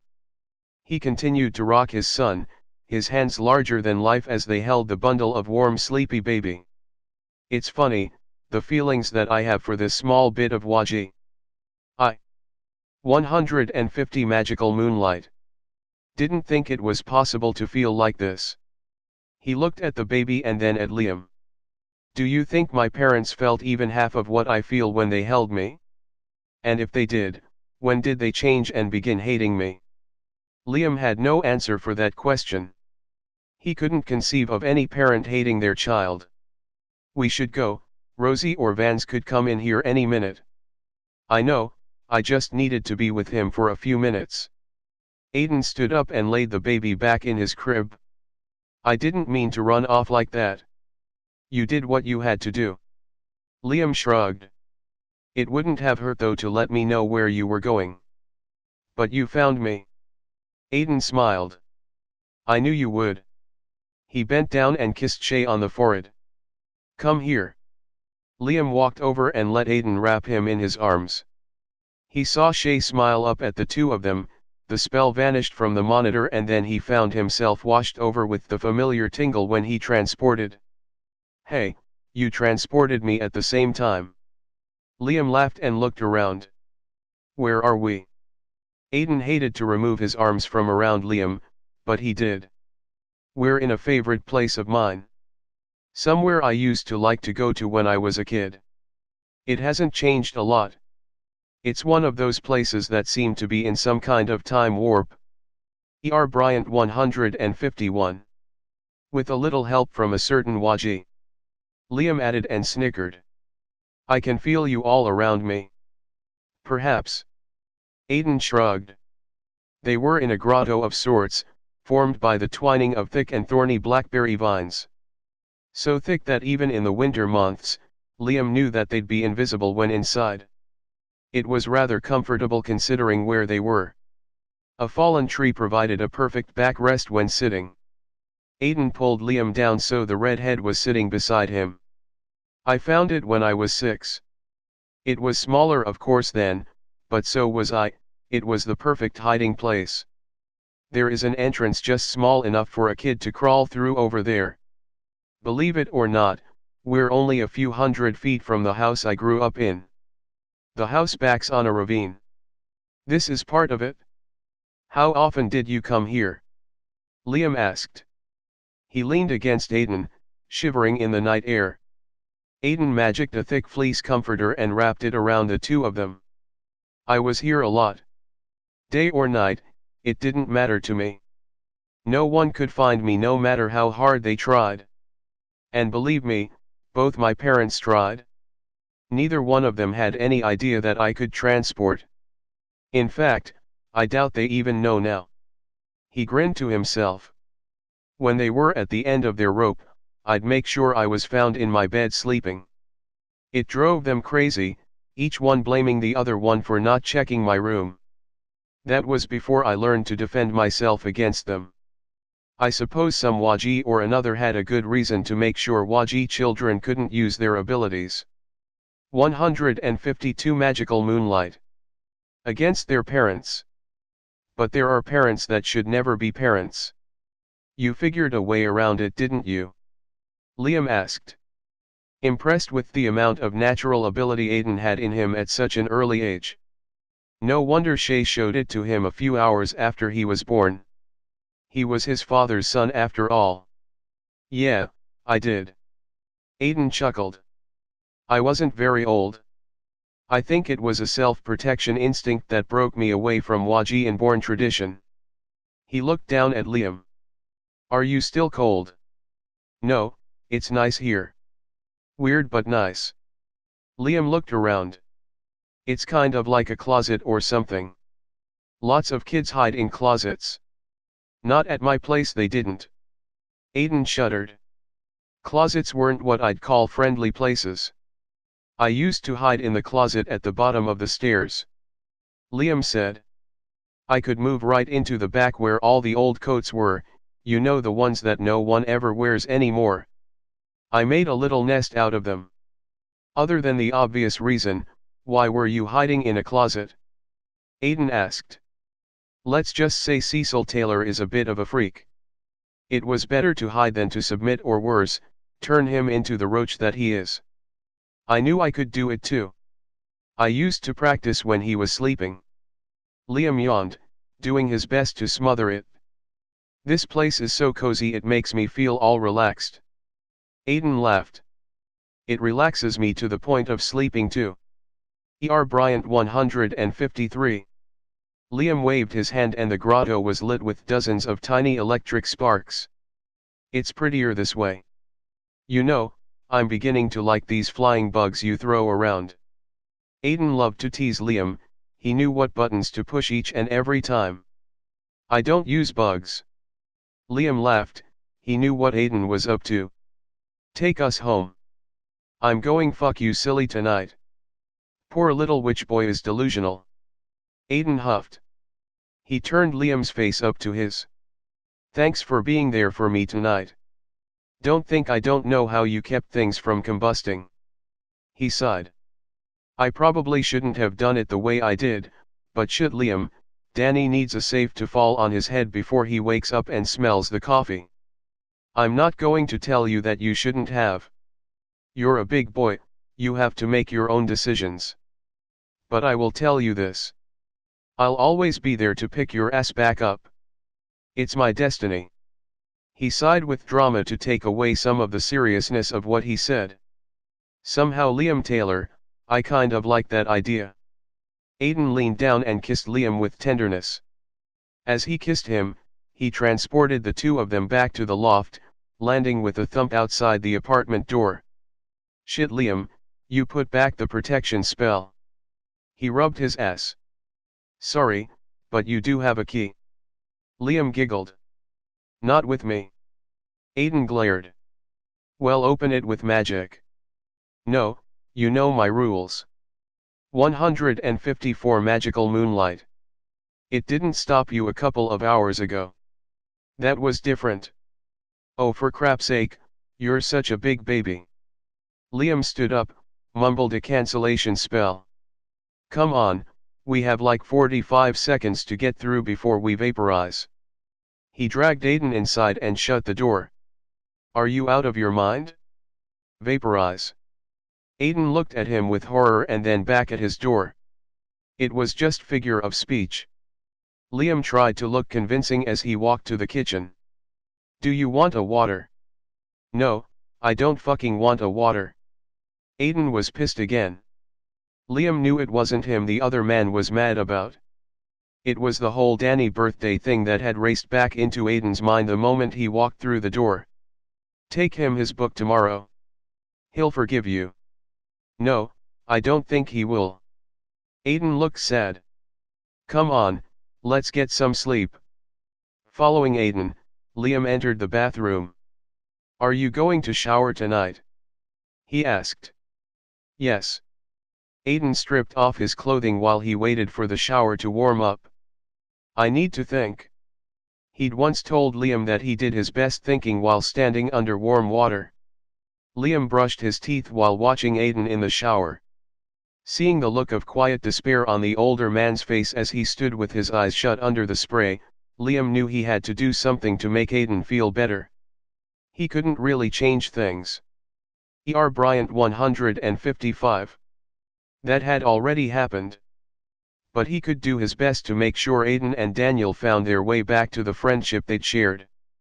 He took off his clothing, not caring where they dropped, and then stepped into the shower with Aiden.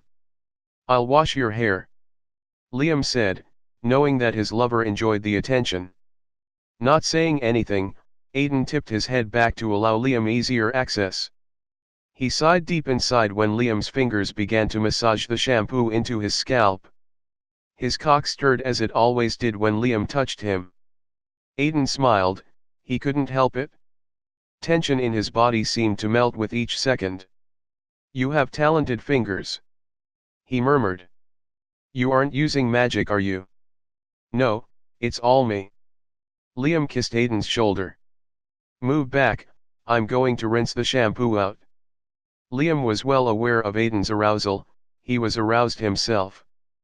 But he didn't want to do anything in the shower. He preferred to make Aiden come when they were in bed.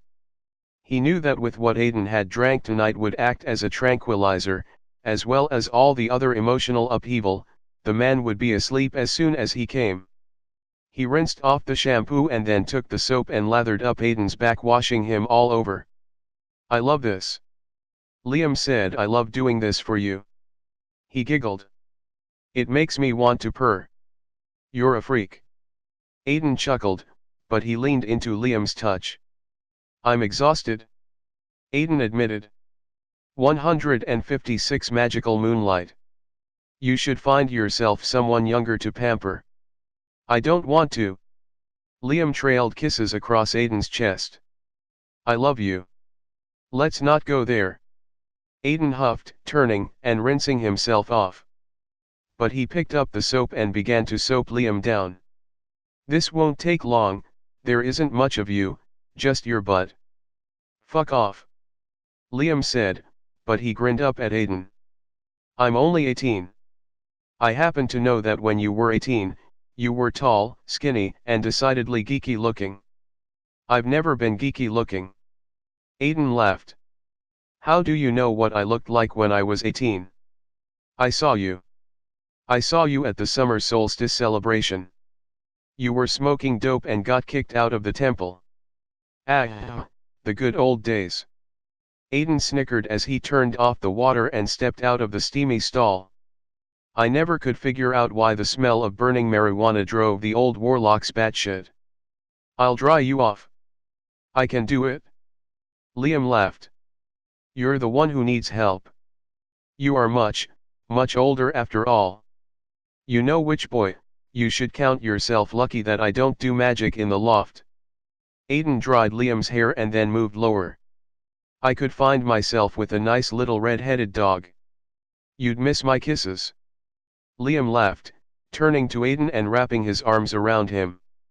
Bryant 157. "Perhaps." Aiden laughed.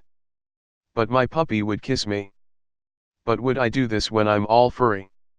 Liam sank to his knees, taking Aiden's engorged cock in his mouth. Aiden sucked his breath in. "I hope the fuck not." He managed to gasp. Chapter 12. "Jack, if what you say is true, we'd know about it." Margaret McRuadry was in the kitchen making dinner. While her husband sat at the kitchen table, a bottle of cheap whiskey and a half-filled glass on the table in front of him.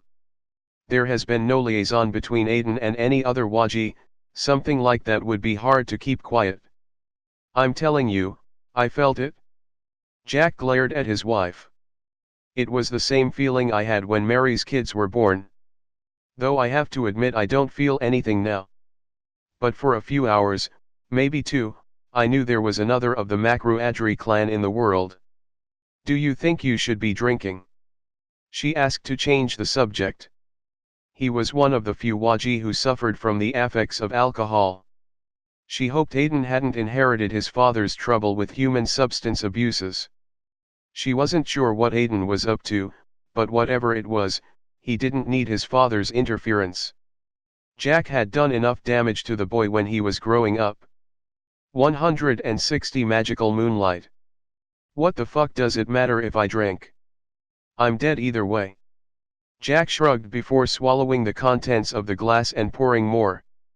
You'd think with all the Waji's abilities, they'd have come up with a cure for this evil disease. He was referring to the cancer that ran rampant through his body. Margaret sniffed and turned back to the stove where she stirred the pot of stew she was making. Jack had, as usual, conveniently forgotten the fact that you get back 3 times as much evil as you put out. His cancer was just retribution, as it was the Waji way to make sure evil was repaid. Not that he'd admit anything. He was too stubborn or too stupid to do that. Mary and the children will be here for dinner, put that drink away. I'll drink what I want and when I want in my own house, woman. He grumbled. I want you to find out what your son is up to and why I felt the presence of another Makru Adri. He won't talk to me. And you think he's going to suddenly have a change of heart and talk to me? Her voice was filled with scorn at the idea. Aiden is no fool. He lives by his own set of rules. No doubt you were drunk the night you had the feelings of another Makru Adri being born. Even the High Council has no knowledge of such a birth. I know you've checked. They wouldn't tell me shit if their mouths were full of it. Jack pushed back his chair with a screech of wood on linoleum. I'm going to the garage. E.R. Bryant 161.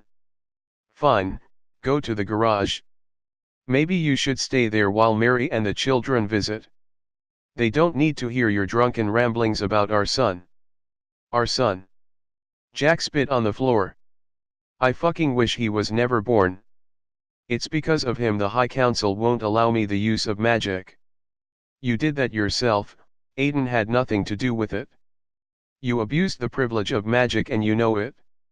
He looked at her slyly. I will have my power back sooner than you think, old woman. His laughter was evil, sending chills to all who heard it, as he stalked to the dark garage, a place where he liked to hang out in and meet with the few friends he still had. Jack chuckled to himself as he thought of the plans he and Zane Chambers were making. Zane was powerful, he'd restore Jack's power and together they'd show his good-for-nothing son just who was the power behind the Makru Adri clan. The moment Aiden had been born, the balance of power had shifted, though it had taken Jack almost 10 years to realize this. Goodness had been born of evil, creating a force more powerful than any evil power Jack could summon. It hadn't sat well with Jack at the time and it still didn't. He constantly looked for any way he could to reduce Aiden's status in the eyes of High Council. So far he'd been able to discover nothing and it pissed him off. Margaret watched him disappear through the door. She waited for a few minutes to make sure he was genuinely gone before she allowed herself to relax. He needn't worry about her shedding a tear. 162 Magical Moonlight. When he finally succumbed to the cancer that was eating away at his insides. She too had felt it when Aiden's son had been born.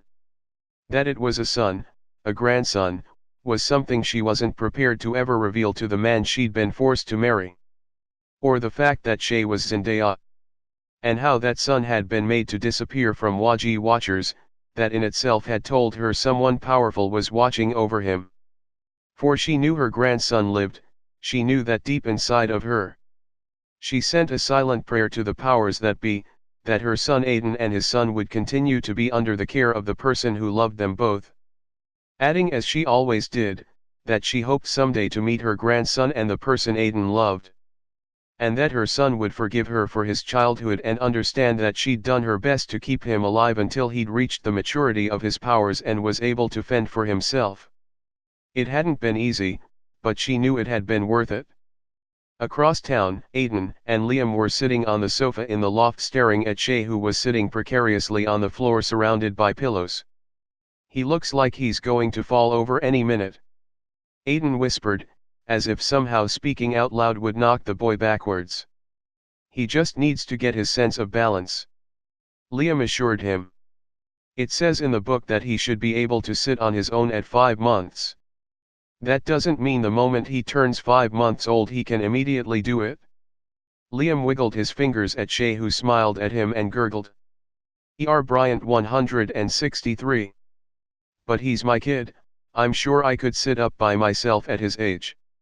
Aiden leaned forward, prepared to catch the baby should he fall. How would you know? Liam giggled. No one can remember what they were up to at that age. No one wants to. I mean, all the kid does is eat, sleep, and poop. He stuck his tongue out at Shay, who blew bubbles back at him. He does more than that. Liam laughed. Don't you, Shay? Da. Shay answered. Did you hear that? He said Da. Aiden crowed. I heard.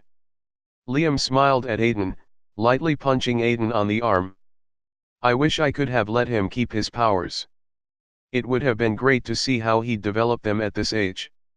It would have been too dangerous for him. Aiden's face was unreadable. When I think of what could happen to him, I'm sorry I agreed to Vanessa's demands. But when he's here, in this apartment, I can't imagine my life without him. How fucked is that? Fuck. Shay looked at Aiden, the green in his eyes clearly showing the fact that he was a Waji child and one with considerable inborn power. The kid has a round ass and can't sit up without pillows, but he can repeat words. Aiden snorted. It figures my kid would have to be different. Shay, you have to listen to me. Liam was on his knees in front of the baby. You can't say things or do 164 magical moonlight things like that anywhere else but at your daddy's house. It has to be a rule. Shay grinned, pushed himself forward until he lay on his belly. Da. He reached for Aiden's foot. Aiden looked up at Liam as he picked up his son. This can't be a good thing, can it? He asked Liam. Why is the kid talking? Probably because he can. Liam shrugged. I know I could at his age. I just didn't do it around people. He probably trusts us. Don't worry, the penetration spell around the apartment building is pretty strong. Anything he does here won't be monitored by anyone. I've made sure of it. Aiden didn't say anything. He knew Liam had done his best, just as he had reinforced the spell so that Shay was always protected no matter where he was, the apartment or at home.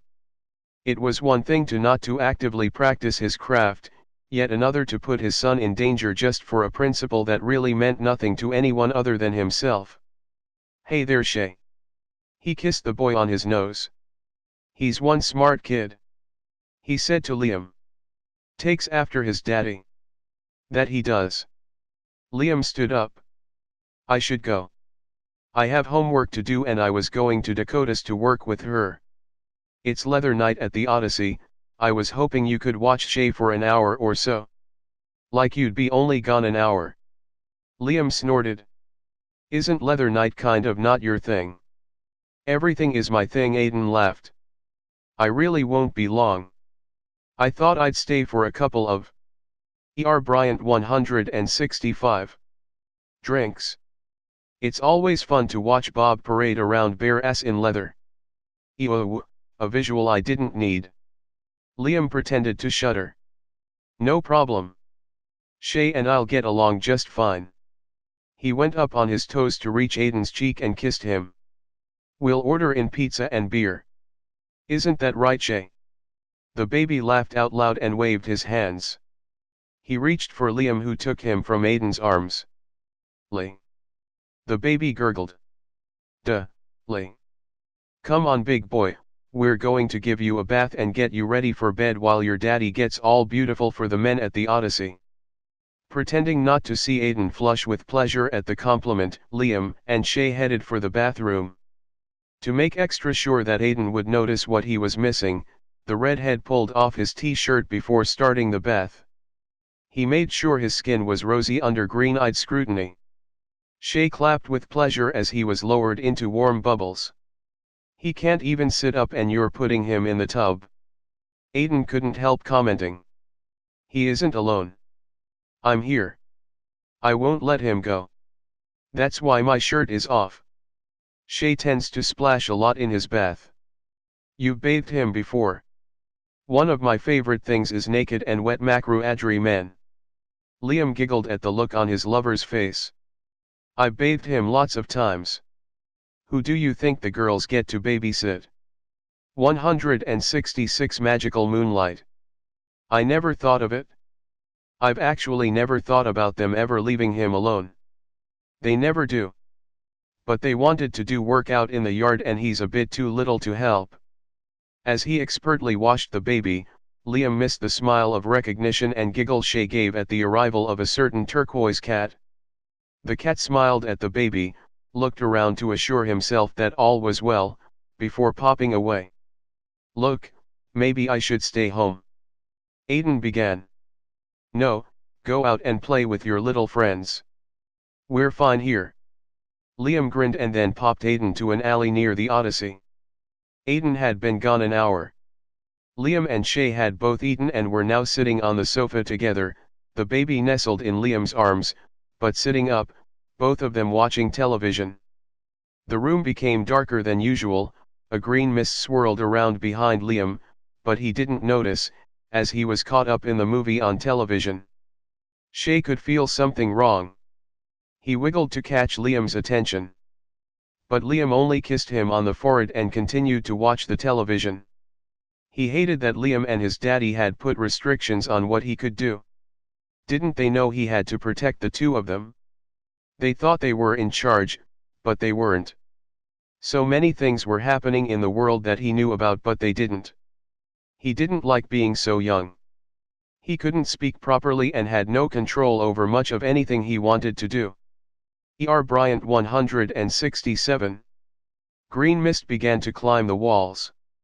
Shay knew it was something sent by someone who meant his daddy harm. He was sure of it. He turned in Liam's arms, moving so that he was facing the back of the sofa. Liam pulled him up on his feet and let him hang on as if standing on his own. That's all he needed to mutter a few words in the ancient tongue that effectively banished the evil green mist. Shay, were you talking old Waji? Liam asked, turning the baby to face him. I'm pretty sure you aren't supposed to do that. Grinning at Liam and using all the charm inherited from his father, Shay tried his best to look cute and make Liam forget what he'd heard. It helped that the buzzer sounded on the intercom. Liam jumped, not expecting anyone. He stood up taking Shay with him. Makru Adri residence. He said into the speaker. Where's my boya? A drunken man slurred into the speaker. Let me in. Sorry, Aiden isn't home. Liam answered. There was something about Jack Makru Adri's voice that told him not to let him in even if the man managed to get up to the loft. Who are you? Jack asked. No one. Liam said into the intercom before walking away, ignoring the buzzer that bleated over and over again. He turned the television up loud, but still the buzzer could be heard. Liam sighed, he hated using magic in Aiden's loft. The man always knew when he 168 magical moonlight. Did it? Just as he was about to zap the buzzer and silence it, the damn thing exploded into dozens of pieces. Shay laughed with glee, his one hand out pointing to the intercom unit that used to sit on the wall by the door. Bang. He giggled. Gone. Shit Shay, I can't believe you did that. Liam's eyes were big. I thought I had all this magic stuff covered as far as you were concerned. Bad man. Shay said, laying his head on Liam's shoulder. Duh. Your daddy is out playing. He'll be back soon. Liam assured the baby. He was unnerved by the combination of Aiden's father demanding to see his son and Shay's abilities that forced themselves out despite his strongest spell to keep them under wraps. It was as if he'd done nothing, but he knew he had. Shay, you are an interesting baby. You have to stop doing these things though. It'll freak your mommies out. They're human you know and you are Waji through and through. He carried the baby up to the bathroom to wash him and change him for the night. Soon the baby was clean and dressed in midnight blue-footed sleepers. The Calvin Klein logo was on the chest. Liam couldn't help but grin at Aiden's need to dress his son in designer clothing. He carried him back to the kitchen while he heated up a bottle. Turning the lights on low, as well as the fireplace, Liam settled on the rocking chair to give Shay his last bottle of the night. He set a few of his twinkling electric sparks to dance for the baby to the lullaby he hummed. It was quiet and peaceful, too nice. Bryant 169. To think of anything mean or evil that might be outside the loft wanting to get in and do either of them harm. The baby had finished his bottle and Liam had him with his head resting on his shoulder as he rubbed his back to make sure any air bubbles cleared. When the apartment door opened, and Aiden walked through, his father stumbled in after. 10 minutes old man, that's all you're getting out of me. Aiden said. When he'd felt his son and Liam were in danger, he'd immediately popped back from the Odyssey. It was the truth, but he'd also felt that he shouldn't leave his family tonight, now he knew why. Liam could tell Aiden was tense and so could Shay. The baby had been close to sleep when the door opened. Liam felt him tense up when Jack McRuadry's presence was felt by both of them. Not sure what he should do, Liam mumbled a quick invisibility spell. He knew that Aiden's father shouldn't see Shay, he'd know as Liam had known, that Shay was Zendaya. Jack McRuadry stepped into the loft. Not a bad place you have here boya. He said gazing around. You live here alone? No, I have someone living with me. Aiden found 2 bottles of water in the fridge and handed one to his father. Don't you have something better than that to give to your old man? Jack looked at the water as if it were poison. 170 magical moonlight. No. Aiden opened his bottle and took a drink. Now what the fuck did you want to say to me that you had to come here in the middle of the night? Where's your roommate? He answered the intercom. Jack was walking around peering into corners. No doubt he's asleep. Aiden said pleased that Liam had hidden himself as well as Shay. He saw the rocking chair move slightly and he knew where they were. It was time to get his father away from the fireplace. You've got 5 minutes left before I throw your ass out the door. I've got cancer. Jack blurted out. I'm dying. What do you want from me? Applause. Aiden turned away. He turned back having made a decision. I'm gay and we're all dying sooner or later. You're a fucking faggot and I'm the one dying. His father spat out. This isn't how I planned my life.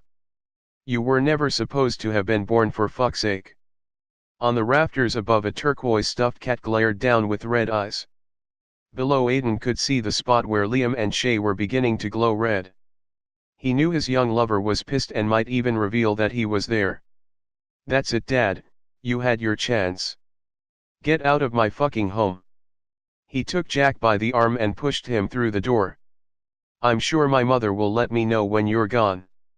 He said as he slammed the door and locked it. He put a protection spell on the lock just in case. Aiden. Bryant 171. Leaned his forehead on the cold metal of the door while he tried to gather himself together. Liam and the baby watched from their place by the fire. He wanted to run over to Aiden, but he knew that he had to give the man a few minutes. He dimmed the lights again that Aiden had turned on and began to sing the lullaby he'd been singing to Shay earlier. His voice clear, the notes true, with just a hint of calming magic in them, barely perceptible but still there. He projected his voice so that Aiden was included in the lullaby, making up the words as he sang.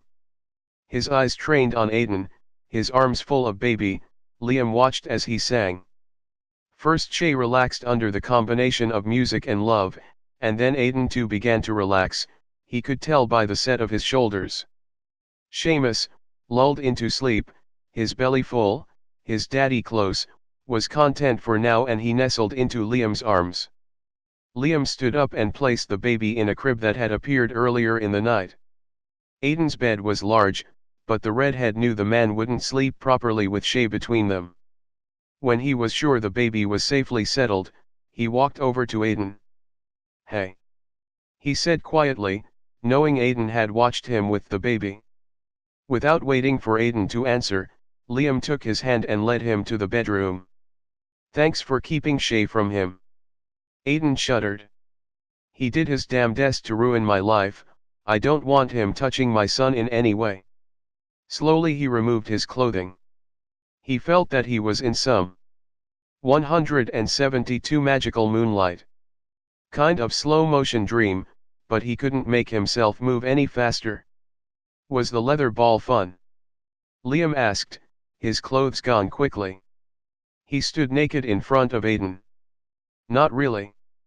Aiden shrugged. It was interesting, but I wouldn't say it was fun. Something was missing. Oh? Liam asked, batting his thick red lashes and making sure Aiden could see into his violet blue eyes that twinkled with mischief. Me. He wiggled his ass suggestively as he wrapped himself around the taller man. Aiden laughed, his previous dark mood gone when his arms filled with a warm and naked red-headed boy. Perhaps. He answered. I couldn't put a name to what was missing, perhaps it was you. He quickly lifted Liam off his feet and swung him around so that when he stopped, Liam's legs were pressed against the bed.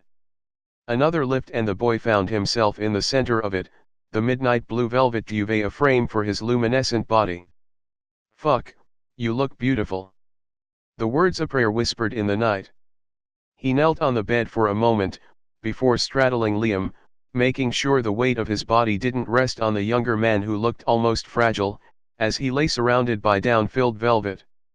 Green, with gold-flecked eyes, darkened with lust and something more, stared down into twinkling blue and violet eyes reflecting back everything that Aiden was feeling. Aiden leaned forward and kissed Liam's. E.R. Bryant 173. Eyebrows and then each eye, his lips tender as he slowly made his way, pausing between each kiss, to claim every part of the other man's body. There was no urgency in his ministrations though he knew Liam wanted things to move more quickly. The redhead's body was hot with pent-up emotions, flushed with desire, moist in all the right places as he succumbed to Aiden, giving himself up to the man he loved with all the love an 18-year-old boy could possibly have in him and the promise of more. He gasped when Aiden's tongue, warm and moist, licked thick precum from the end of his cock. Making his breath otherwise warm was now cool on Liam's engorged organ. No words were spoken in the darkness.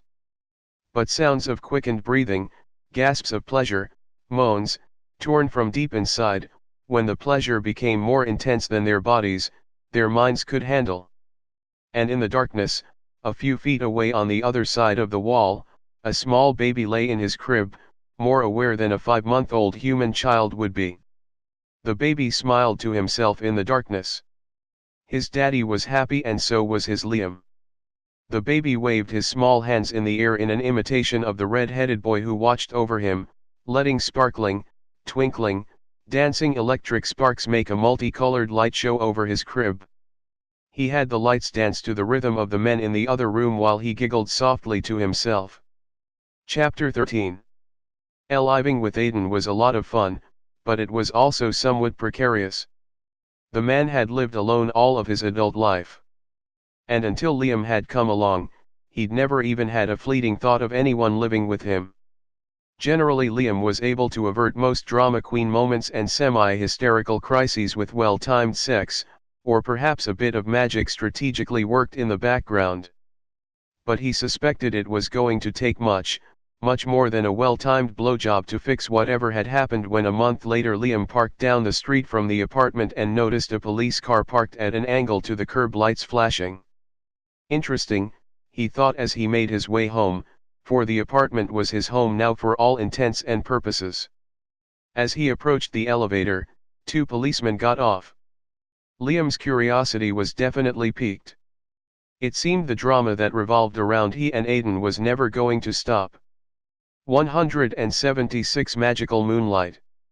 He took the elevator instead of the stairs for once, but one look on Aiden's face as he stood in the doorway made him want to turn around and head back down the stairs. Hey, what's up? He asked, looking from Aiden to Daniel, who stood there looking smug. What's up is someone didn't set the alarm. What's up is that all my stuff is gone. What's up is I been robbed. Aiden shouted in his face, furious that his precious apartment had been desecrated. He knew he was being unreasonable, but an unfamiliar black haze filled his mind and he couldn't think straight. But Liam began as he looked around. It can't be. He'd set the spells himself. And no one could break them, No Waji that was. It didn't feel like Waji, the damage was too random and what was stolen really wouldn't interest any of the Waji. After all, they could pretty much have what they wanted if they were inclined that way. No, it had to be human and he hadn't set any spells against humans. But he had set the alarm. It was the one thing he made sure of before he left for school each day. Get your shit together and get the fuck out of my apartment and my life. Aiden's words were so deadly, they might as well have been bullets. Nothing of yours was stolen. His voice was bitter. The whole time his mouth was moving, he knew he was wrong, yet he couldn't stop himself from saying the cruel words. It was as if everything they'd been through had been only a figment of Liam's imagination. Tears. Bryant 177. Sprang to his eyes, but he refused to let Aiden see them. Instead he walked with dignity into the bedroom. It was there he saw the ravages of Aiden's closet. Fucking asshole. He muttered. It was just a few fucking suits. Get your fucking priorities straight. He magicked a piece of paper and wrote down neatly. 5 designer suits plus 10 pairs of designer boots or shoes plus sundry electronic shit equals one man who loves you for yourself and not for what you have or who you are. He pinned it to the closet door with the gum he had in his mouth, knowing Aiden would hate that. In less than 3 minutes he managed to gather together things he'd need to survive out of the loft. He contemplated taking a clean school uniform and then realized it was unlikely he'd go back there right now. But he did take Aiden's favorite sweatshirt out of the laundry basket. He'd worn it the day before at the gym and it smelled of Aiden in a good, if funky, way.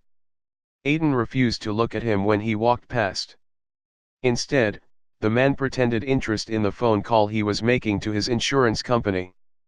Daniel on the other hand, gloated. Liam couldn't resist, he muttered a quick spell of impotence on the other man. It would only last for a couple of weeks and wear off gradually, but it would give him something else to think about. Taking the stairs down to ground level because he wanted to delay leaving as long as he could, Liam's 178 magical Moonlight. Mind was reeling with what had happened a few minutes before. He couldn't believe how quickly his life could change. It had always been like this. He shouldn't be surprised. If it wasn't one thing, it was another. At the street, Liam looked one way and then the next. He couldn't decide where he should go.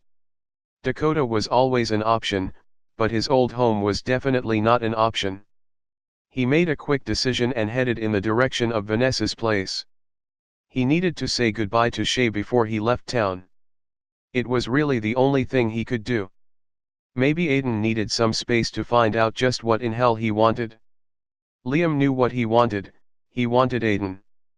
But he also knew that Aiden was going to have to fight for him in order to appreciate him.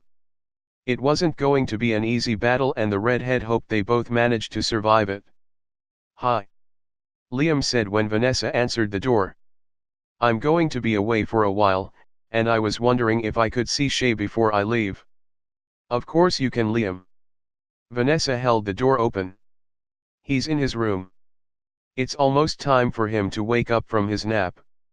She looked at the boy curious and had to ask. I thought you were staying at Aiden's.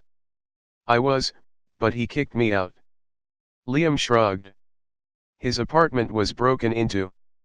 He blamed me for not setting the alarm. I did set it, but he wasn't about to listen, or to believe me for that matter. He sighed. It doesn't matter. I love him, but we do have 12. Bryant 179. Years difference in our ages. I think it bugs Aiden more than it bothers me. I mean right now it seems like a lot. I'm 18. But when I'm 28, it won't be as bad. Interesting theory. Vanessa laughed. You are rather young, Liam. You have so much ahead of you before you should even think about settling down with one man. I know, I hear that a lot. Liam's voice was bitter. I'll just go up to Shay, I think I hear him talking. He does that a lot. She smiled. I don't understand him, but he seems to spend a lot of time in conversation with his toys. He's smart like his dad. Liam said. I bet Aiden talked a lot when he was Shay's age. He must have gotten it out of his system. Now he only talks when he's at work doing a presentation. He hardly says anything at home. Aiden has always been somewhat taciturn. Vanessa agreed. If you don't mind, change Shay's diaper. I'll get his bottle ready. I'll change him. Liam agreed as he took the stairs 2 at a time. Hey Shay, he said, walking in the door. The baby was sitting up in the middle of his crib. He laughed and held out his arms to be picked up. Liam picked him up out of the crib. Boy, you do need a change of pants. He laughed. Shay is all stinky. He put the boy on his change table and began. 180 Magical Moonlight. The process of changing and cleaning him up, talking to him all the while. It's like this, buddy, I have to go away for a bit. I'm thinking maybe Toronto. I mean, it isn't far and it's a big city, kind of easy to get lost in. He wiped Shay up with the baby wipes, powdered him and slipped him into a clean diaper. I thought maybe I'd check out the art scene. I've always liked the museums there. It's not like I won't graduate or anything. My grades are in the top 5 of the school. DA. I know, I hate to leave him, but he's being kind of a bitch right now. You'll understand when you're older. Don't worry, I'll still keep an eye on you and your dad. I mean, I might be gone for a while, but I won't completely desert you. I am your watcher of the First Order. We're bonded for life, Shay. He kissed the boy on the cheek and picked him up, holding him close. Your mommy is making you a bottle of something. Let's go down and see what she has. B.A. Shay said and grinned. Noli, he looked sad, reaching out to touch Liam's face. I'm probably going to stay with my cousin at his Toronto place, or at least somewhere near him. It's not like I'll be all alone. They'd reached the bottom of the stairs just as Vanessa was coming from the kitchen.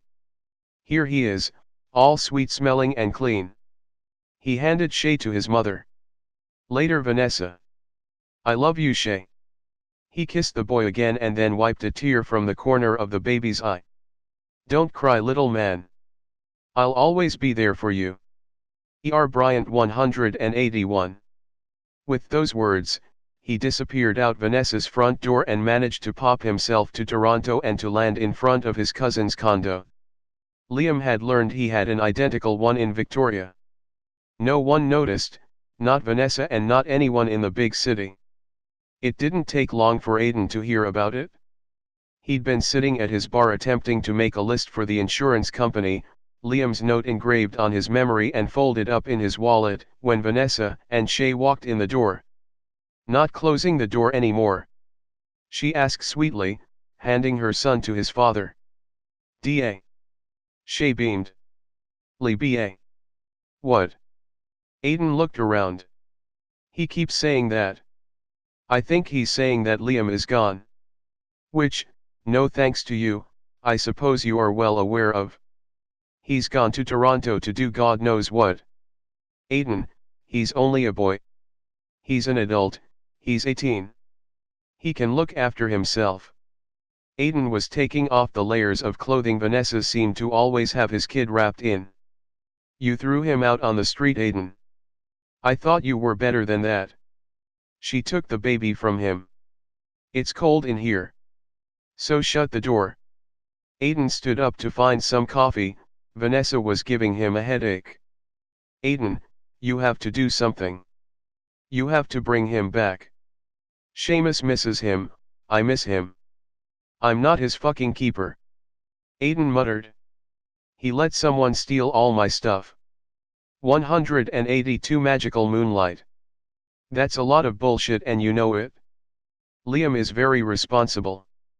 I really don't believe he left the apartment unprotected, and I think you know it. You're just using this as an excuse to push him away. He was good for you, Aiden, and believe me, I wouldn't say that about just anyone. Aiden's next encounter with demands that he find Liam happened later that night. He and Daniel, Bob, and Evan were at Celebrities before heading to the Odyssey, when an irate Dakota walked through the door and up to him, punching him soundly in the arm. "You shit, you made him leave. He's gone to Toronto to be a go-go dancer. You have to bring him back." "What the fuck are you talking about?" Aiden demanded as he rubbed his arm, though he knew full well what she meant. "Liam, you have to bring him back," she said before bursting into tears and wrapping herself around Aiden. "Would you stop it? You're getting snot and tears on my new silk shirt." Aiden clumsily patted her back as he looked into his friend's eyes, helpless for once. Serves the little shit right. He left the apartment unlocked. Aiden lost all of his stuff.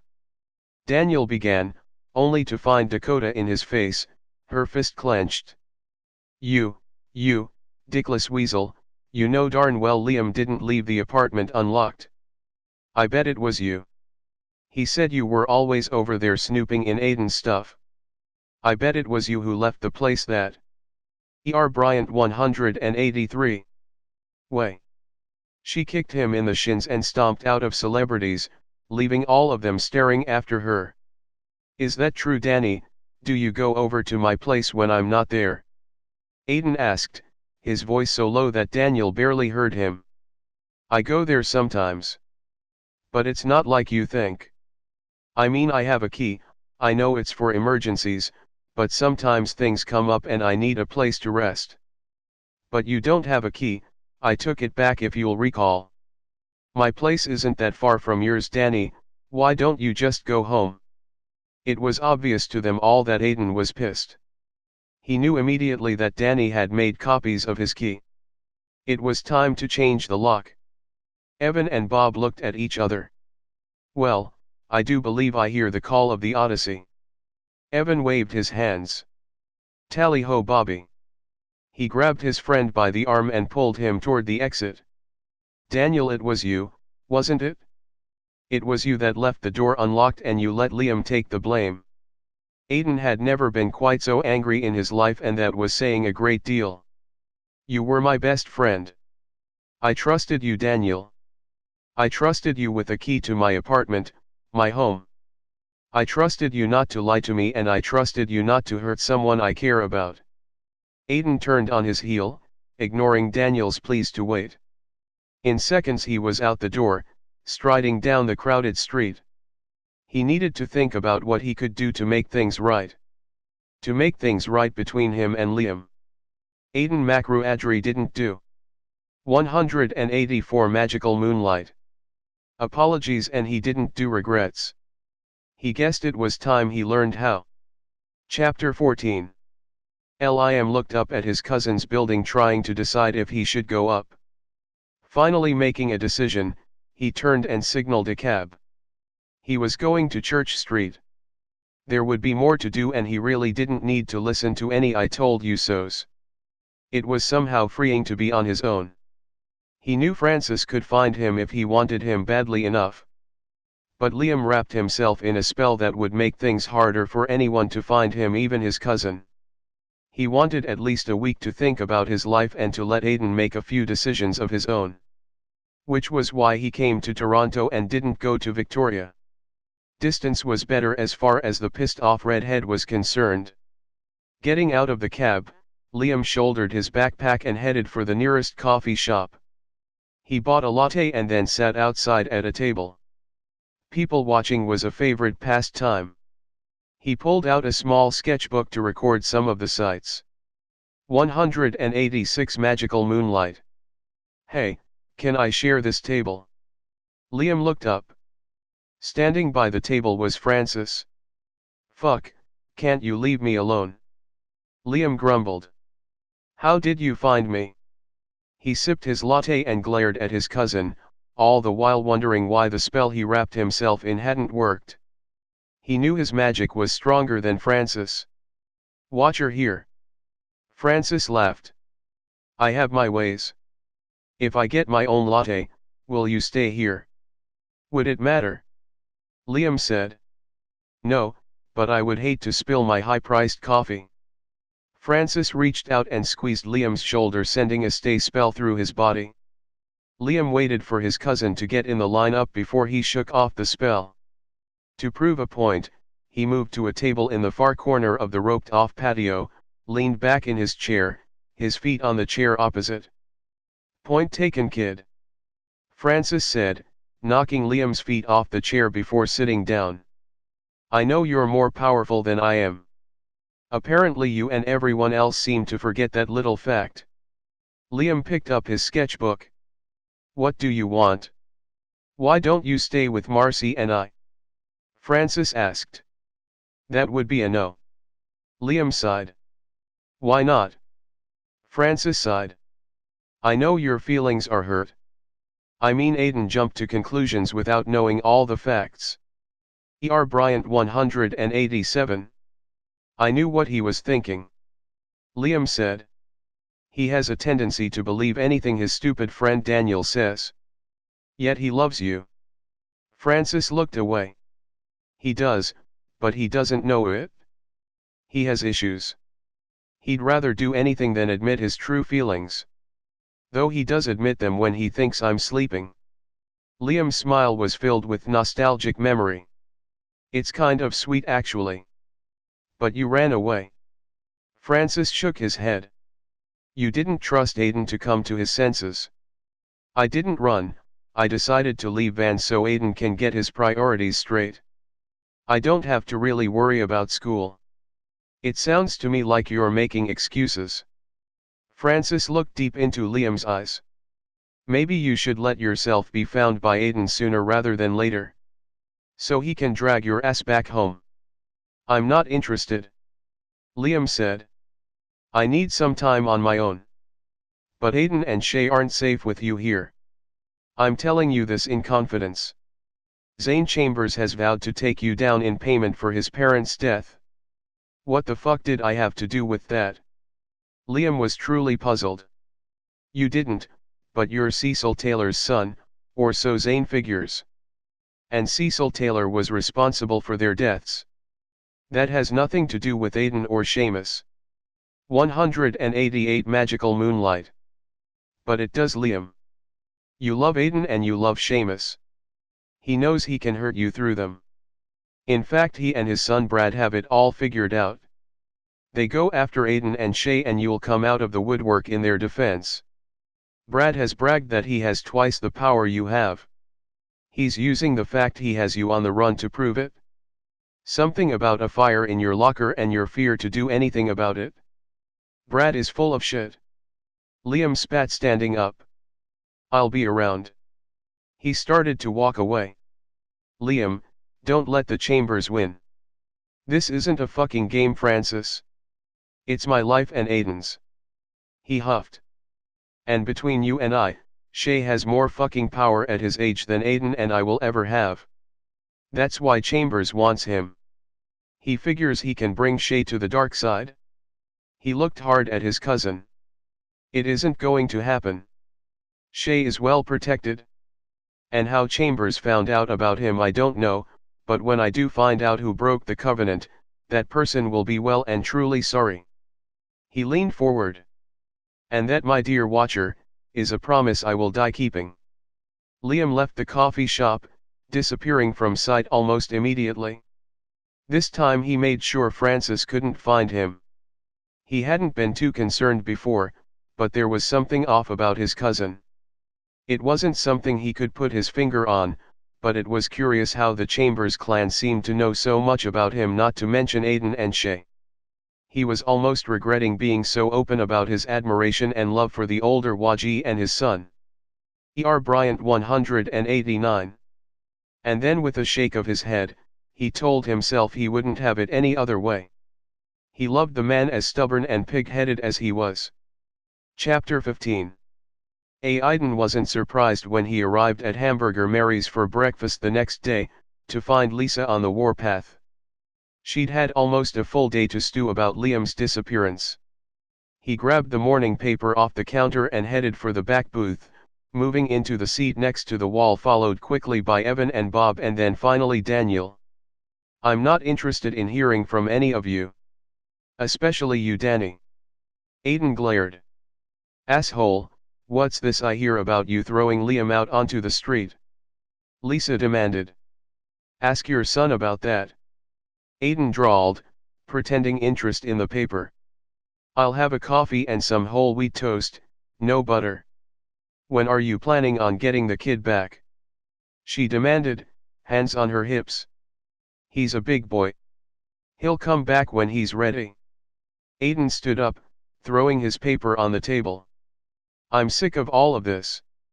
Daniel, you're just as 192 magical Moonlight.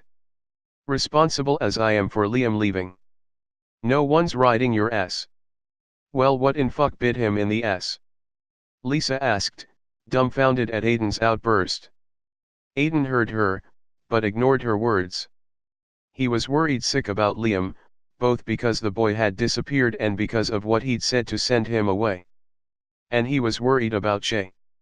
Each time he'd driven past Vanessa's house there was an aura of danger around it, yet it stopped 20 feet all around the house including the roof. Aiden knew that it was Liam's doing, keeping whatever it was away from his son. But he couldn't help but wonder if Shay would be in danger when he wasn't in residence. It was time to retrieve his drama princess. He needed him close. He needed him for himself, for his heart and soul, and he needed him for Shay, for his safety. He knew he was in Toronto, there was no reason why he should, it was a feeling he had. Not waiting to pack or fly to Toronto, Aiden did what any Waji would do who was soul connected to another, he walked behind the restaurant and disappeared, unseen by prying eyes. Aiden didn't need any kind of link or map or address written on a piece of paper. All he needed was the inborn bond he had with Liam. The one that told him they were meant to be a couple, even if his stubborn mind couldn't make the connection. He appeared in the main room of a luxury suite in some Toronto hotel. There was no immediate sign of Liam other than a half-eaten club sandwich and an empty E.R. Bryant 193 margarita glass. Aiden, sure he could feel Liam close, walked into the bedroom of the suite. Sure enough, the redhead was spread out on his stomach sound asleep. Aiden stood watching him, there were tear stains on his cheeks and every now and then he'd make a kind of hiccup sob, much like Shay did. Aiden sighed and shut his eyes for a moment. Had he ever been so young that he'd cried himself to sleep? He hadn't done anything like that in his teens, at least not as old as Liam was. Aiden turned off the lights in the suite, hung a do not disturb sign from the door and then removing his clothing, crawled into bed with Liam, pulling a blanket over the two of them. Liam gave a half sob again, but didn't wake, instead he wiggled and moved until he found Aiden, wrapping himself around the older man with a sigh of relief. Aiden wanted to be angry, he wanted to hold himself tense and aloof while Liam slept. But he couldn't. Instead all he could do was pull him in closer, kiss red-haired silken curls at the top of his head, and rub small circles on a too thin bare arm. As he lay with Liam in his arms, Aiden let his mind wander over the last few days. Something had happened to him since Liam had wandered into this life. He'd changed the order of things as Aiden had known them. And oddly enough, it felt good having Liam around. Even the day or so he'd been gone, had been enough to show Aiden that the redhead was a necessary part of his life. Aiden. Liam stirred. 194 Magical Moonlight. SHHHHH, sleep, we'll talk in the morning. Aiden's voice was a whisper. I'm sorry. Liam began. Don't be. Aiden sighed and he kissed the top of Liam's head again. It takes two to fuck up. We appear to be good at it. How profound. Liam giggled sleepily. He sniffed, buried his head closer, immediately falling asleep. Must be nice to be young, Aiden thought smiling to himself.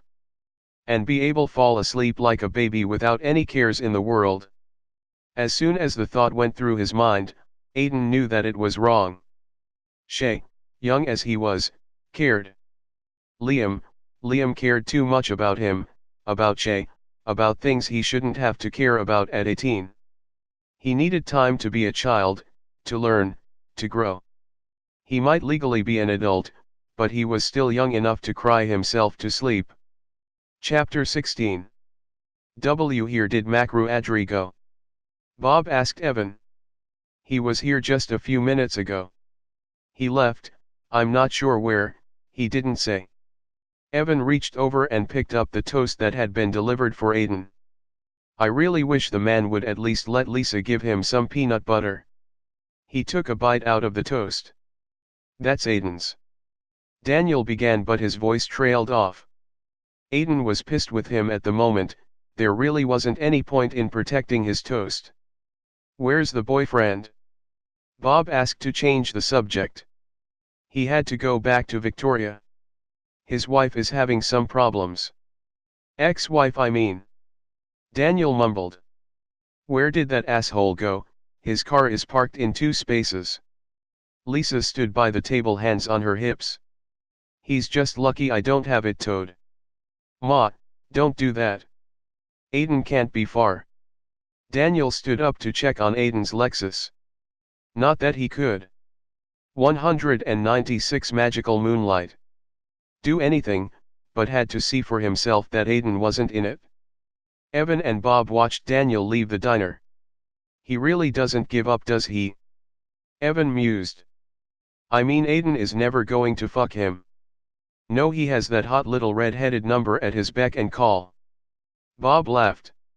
Which, considering his age, is kind of verging on the creepy side. Jealousy doesn't become you, Bobby. Evan patted his friend's hand.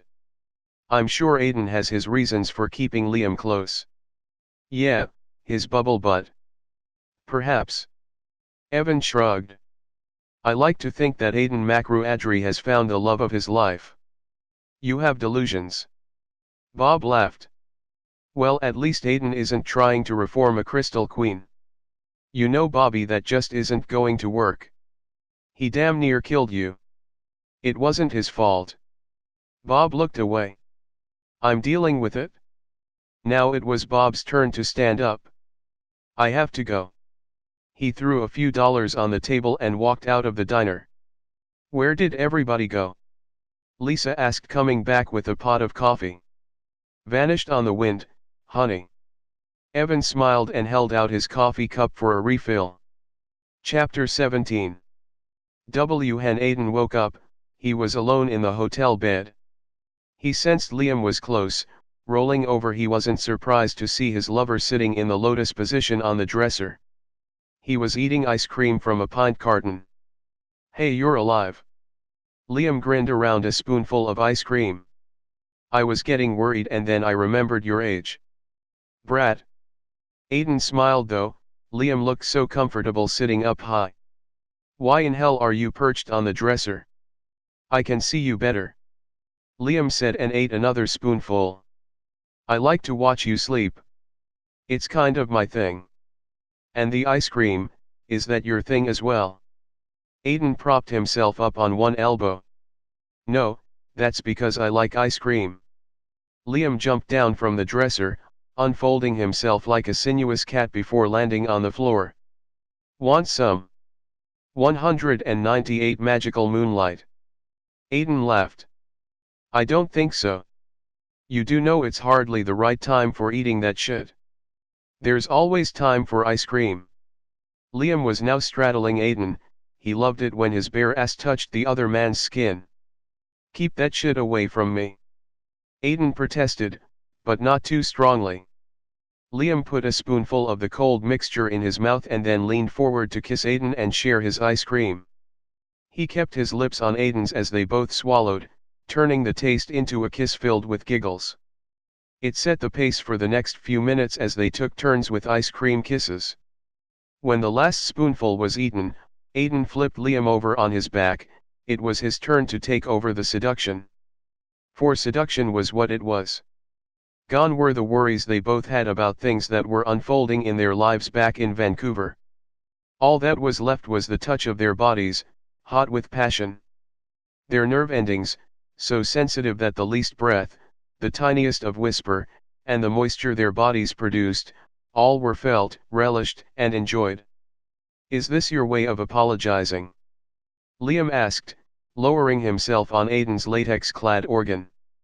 Cause it's a good one if it is. No. Aiden gasped, his cock-buried balls deep inside Liam. He gasped again when Liam clenched. Maybe. Aiden admitted. Rising back up on his knees, but keeping the end of Aiden's dick firmly in place, Liam leaned forward and kissed lips swollen from ice cream kisses. Bryant 199. Sweet. He whispered, falling back down, his own cock becoming even harder with the sharp intake of Aiden's breath. Liam alternated his rhythm with kisses to lips, nips on rigid nipples, all the while riding up and down. He was fascinated with the array of emotions that Aiden's face portrayed. More than he ever thought possible and more than Aiden was aware he was showing. Aiden Makruadri had lived his life keeping his emotions in check. But when he was with Liam, in the quiet of the night, or the throes of love-making, Aiden Makruadri revealed his innermost self. It was a secret Liam treasured and one he'd never share with the man he adored. He was sure Aiden had no idea. Liam. Aiden finally gasped, his eyes wide open, letting the redhead see deep into his soul. Liam. His own balls tightened and he shot his load all over Aiden's chest at the same time as Aiden himself came. Liam collapsed forward. 20 minutes later, Liam felt Aiden's cock slip out of him. Aiden managed to remove the condom and tie it off, discarding it on the floor for the trash later. He kept one arm on Liam to make sure he didn't move. It was not something he would have admitted out loud, but he did like to hold the redhead after they'd had sex. Wet and sticky wasn't really a problem. After all, wasn't that what showers were for? Aiden, I had to get away. I knew you'd find me if you wanted me. The words were spoken and hung. 200 magical moonlight. In the air for Aiden to listen to and take whatever meaning out of them he wanted. You know I want you. Aiden began. And you knew it was Daniel who left the loft unlocked and the alarm off. Yet you said nothing. What was I going to say? Liam shrugged. He's an ass. I suppose, but he's human, you can't expect a lot. Aiden brushed Liam's hair off his damp forehead. Why didn't you go to Francis? I thought about it. Liam tried to turn his head away. Aiden, I'm sick of having someone watch every move I make. It's been like this as long as I can remember, though I suppose with Francis he's a little less intrusive than some watchers. I've never had anyone care enough about me to assign a watcher. Aiden replied. You should be happy that you're loved. I know I'm loved in a way. I mean, my mother probably loves me and maybe my sister. Dakota too, I suppose. He looked at Aiden through his eyelashes. I'm not taking the bait, Liam. Aiden snickered. My father assigned a watcher to keep me a virgin. Apparently that didn't work well. No, it didn't, but that wasn't Francis' fault. I'm pretty good at making myself lost when I want to. You only found me because we have a connection that's stronger than any magic. Whether you want to admit it or not. Bryant 201. I want you to come home. Aiden said, changing the subject. We'll put this all behind us. And what? Liam asked. I have school and I have responsibilities to Shay. I can't risk Zane Chambers taking you or Shay from me because I want to fuck you and he has some perverse idea of revenge. Revenge for something that happened so long ago that who really cares now? Not to mention it had nothing to do with me.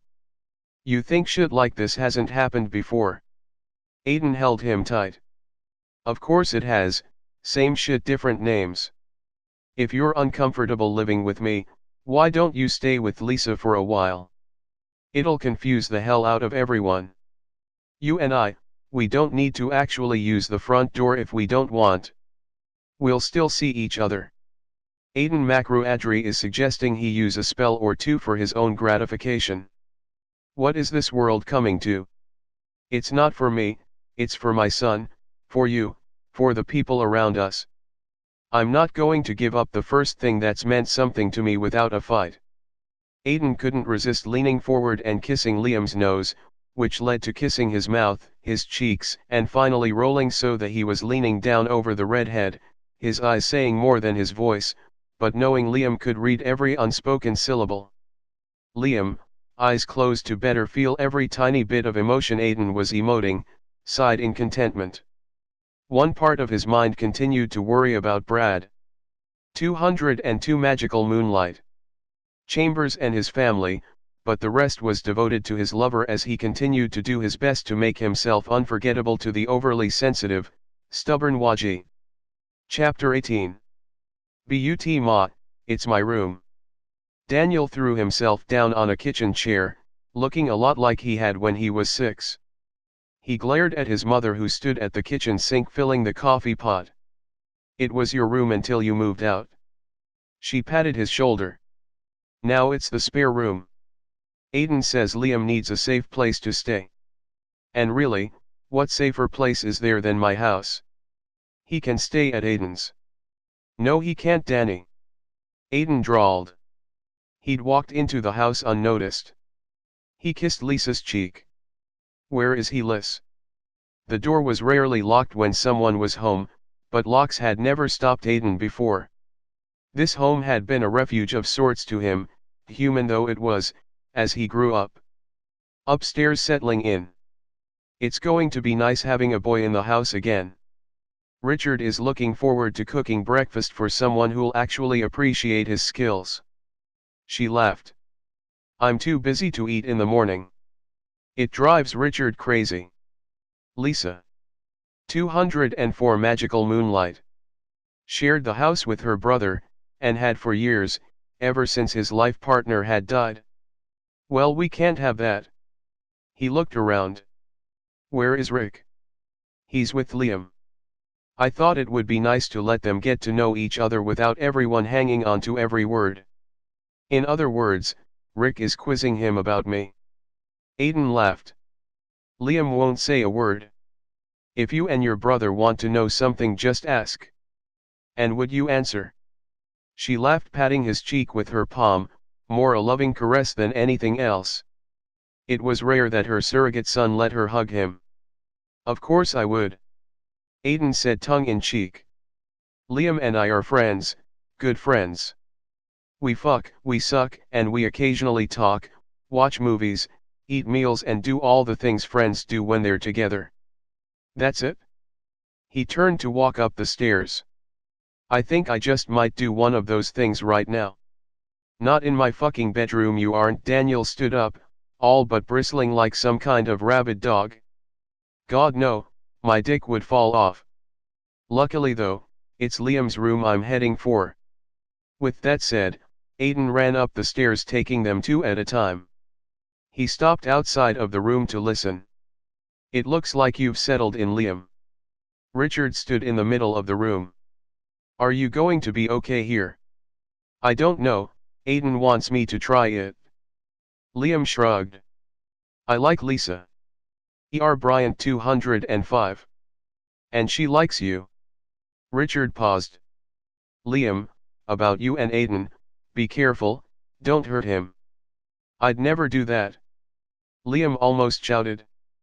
Fuck, he's my. I don't know, we're kind of connected. It's hard to explain. Aiden walked in the door. He gave Richard a one-armed hug. Rick, I'm a big boy. I can look after myself.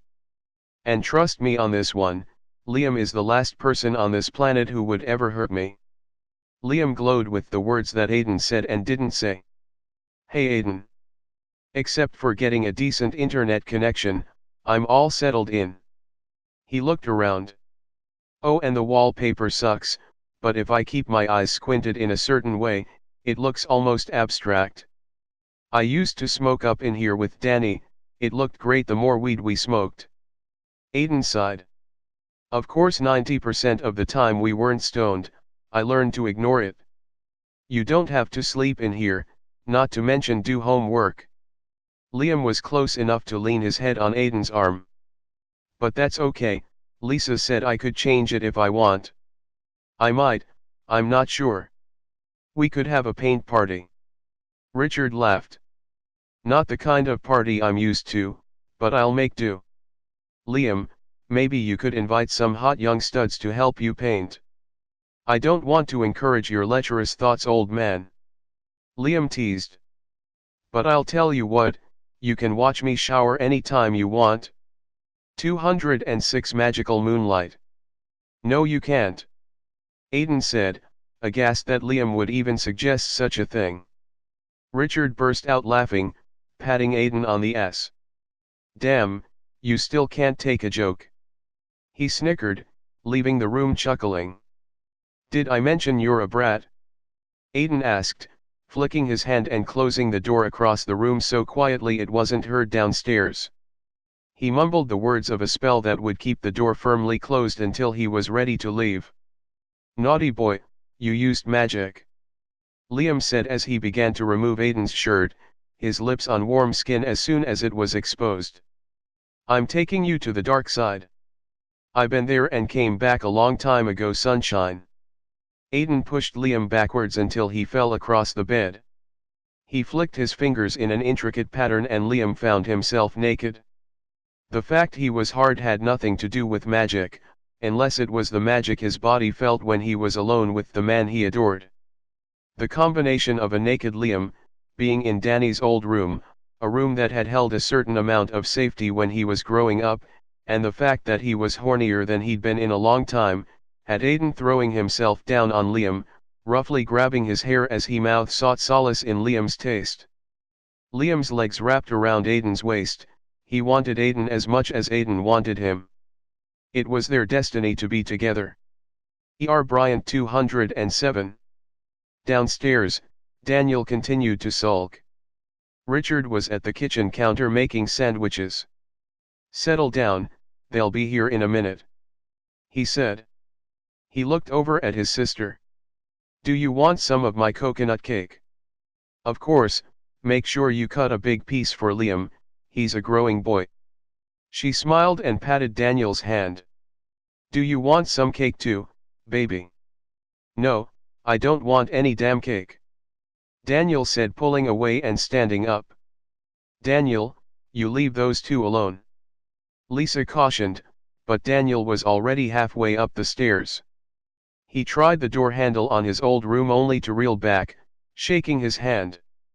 It was so cold he couldn't touch it. Aiden, open the fucking door. He yelled, kicking at it. The door opened slowly. Aiden and Liam were fully clothed and sitting on the bed. Hey Danny. Aiden drawled. The smell of sex was ripe in the room. Liam's face had evidence of whisker burn, his lips were swollen and his smile self-satisfied. What in hell is your problem, kicking the door in? You know Lisa is going to be pissed. You two were fucking in my room. Daniel glared, stepping inside.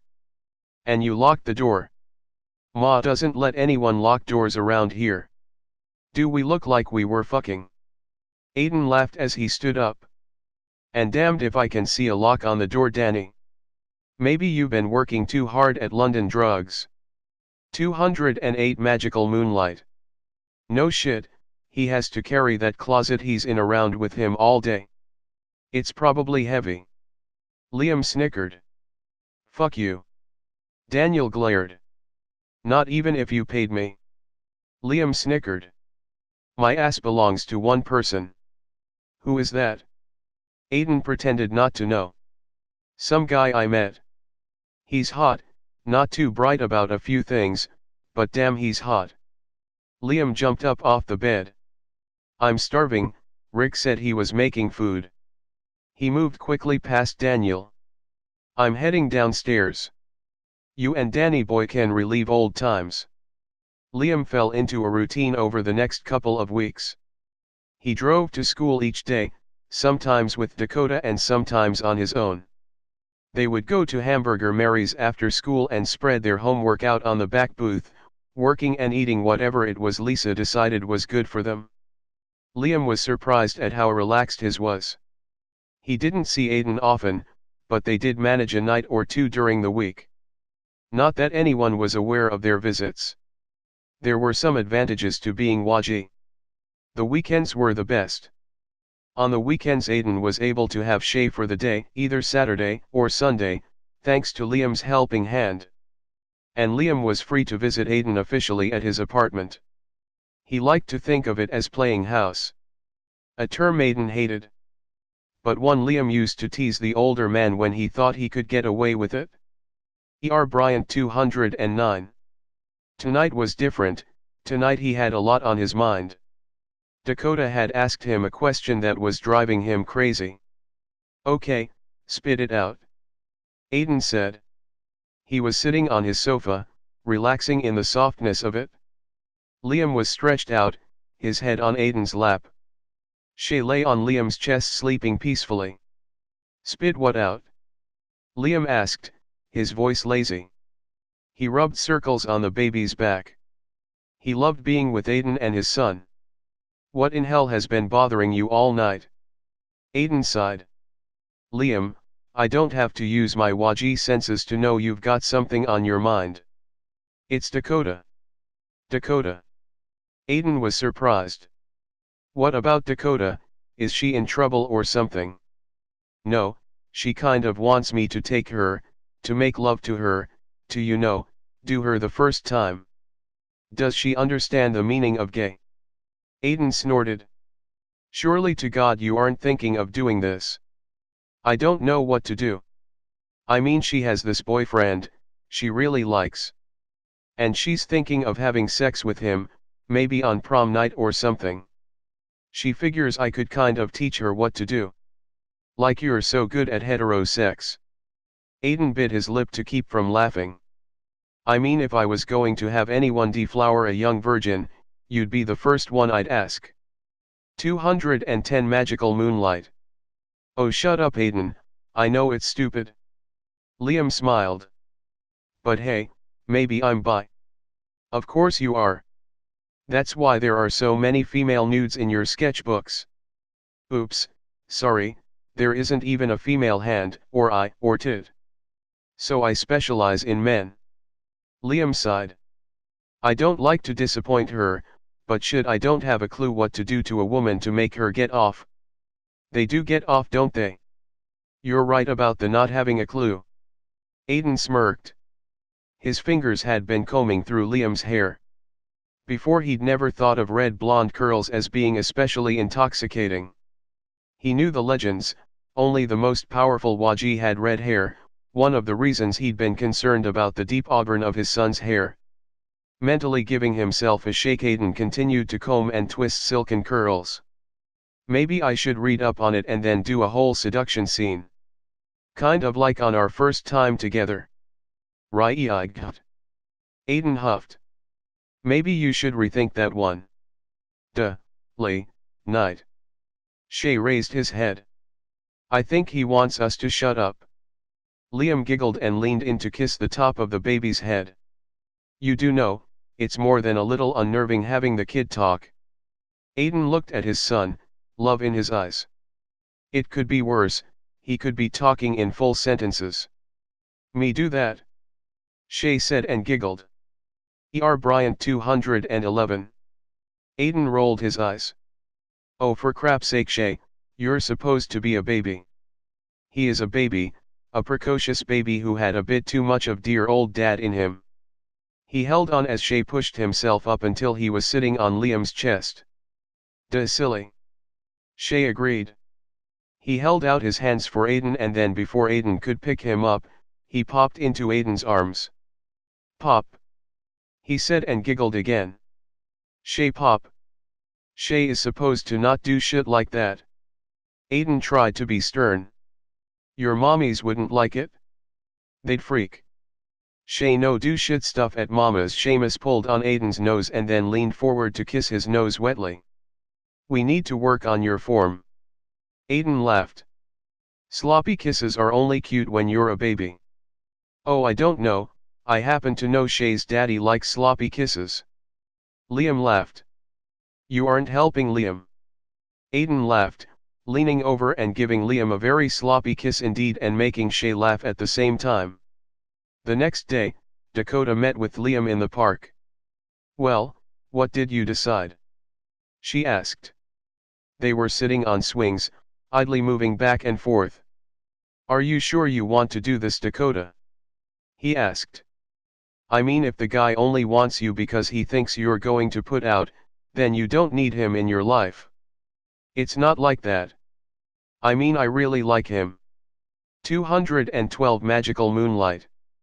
The thing is, Dakota, it's different with guys. I mean, guys only really want one thing and they don't care how they get it. I'm gay and I know from listening to them in the locker room at school that the straight guys are just as focused. They want their dicks to be buried in some girl's hot pussy. Ew. She flushed and turned her head. "I know it sounds, well, crass, but that's the truth.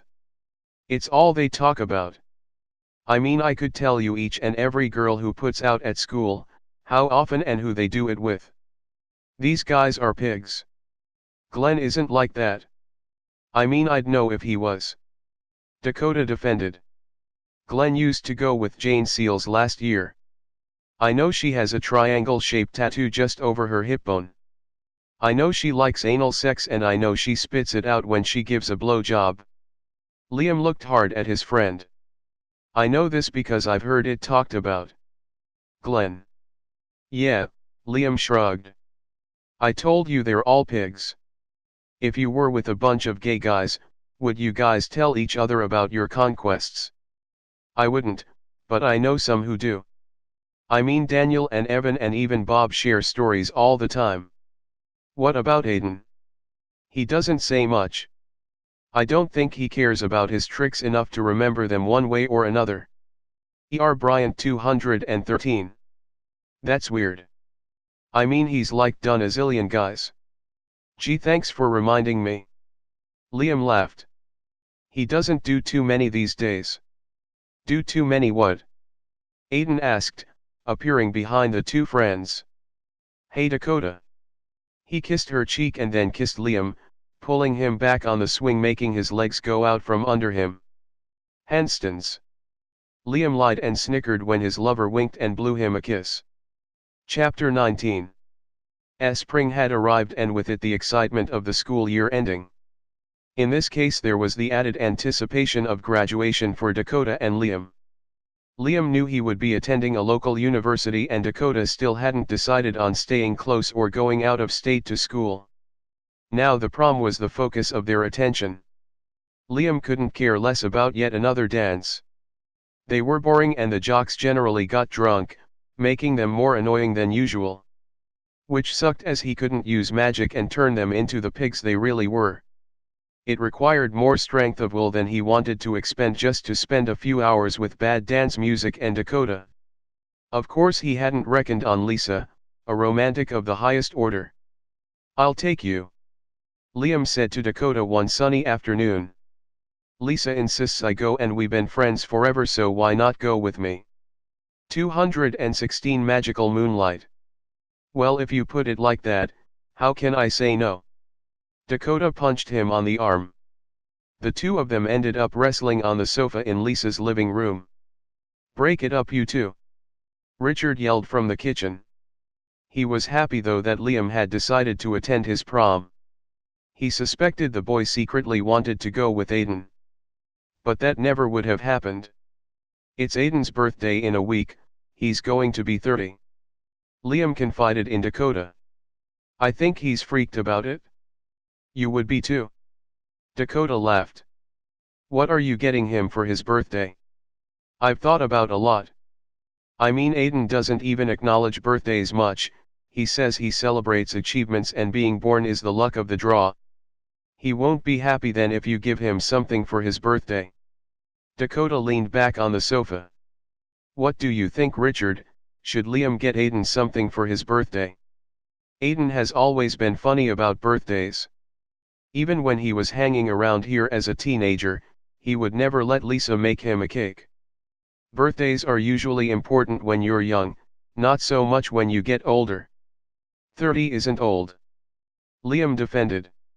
"Aiden has had a bunch of shitty birthdays when he was a kid.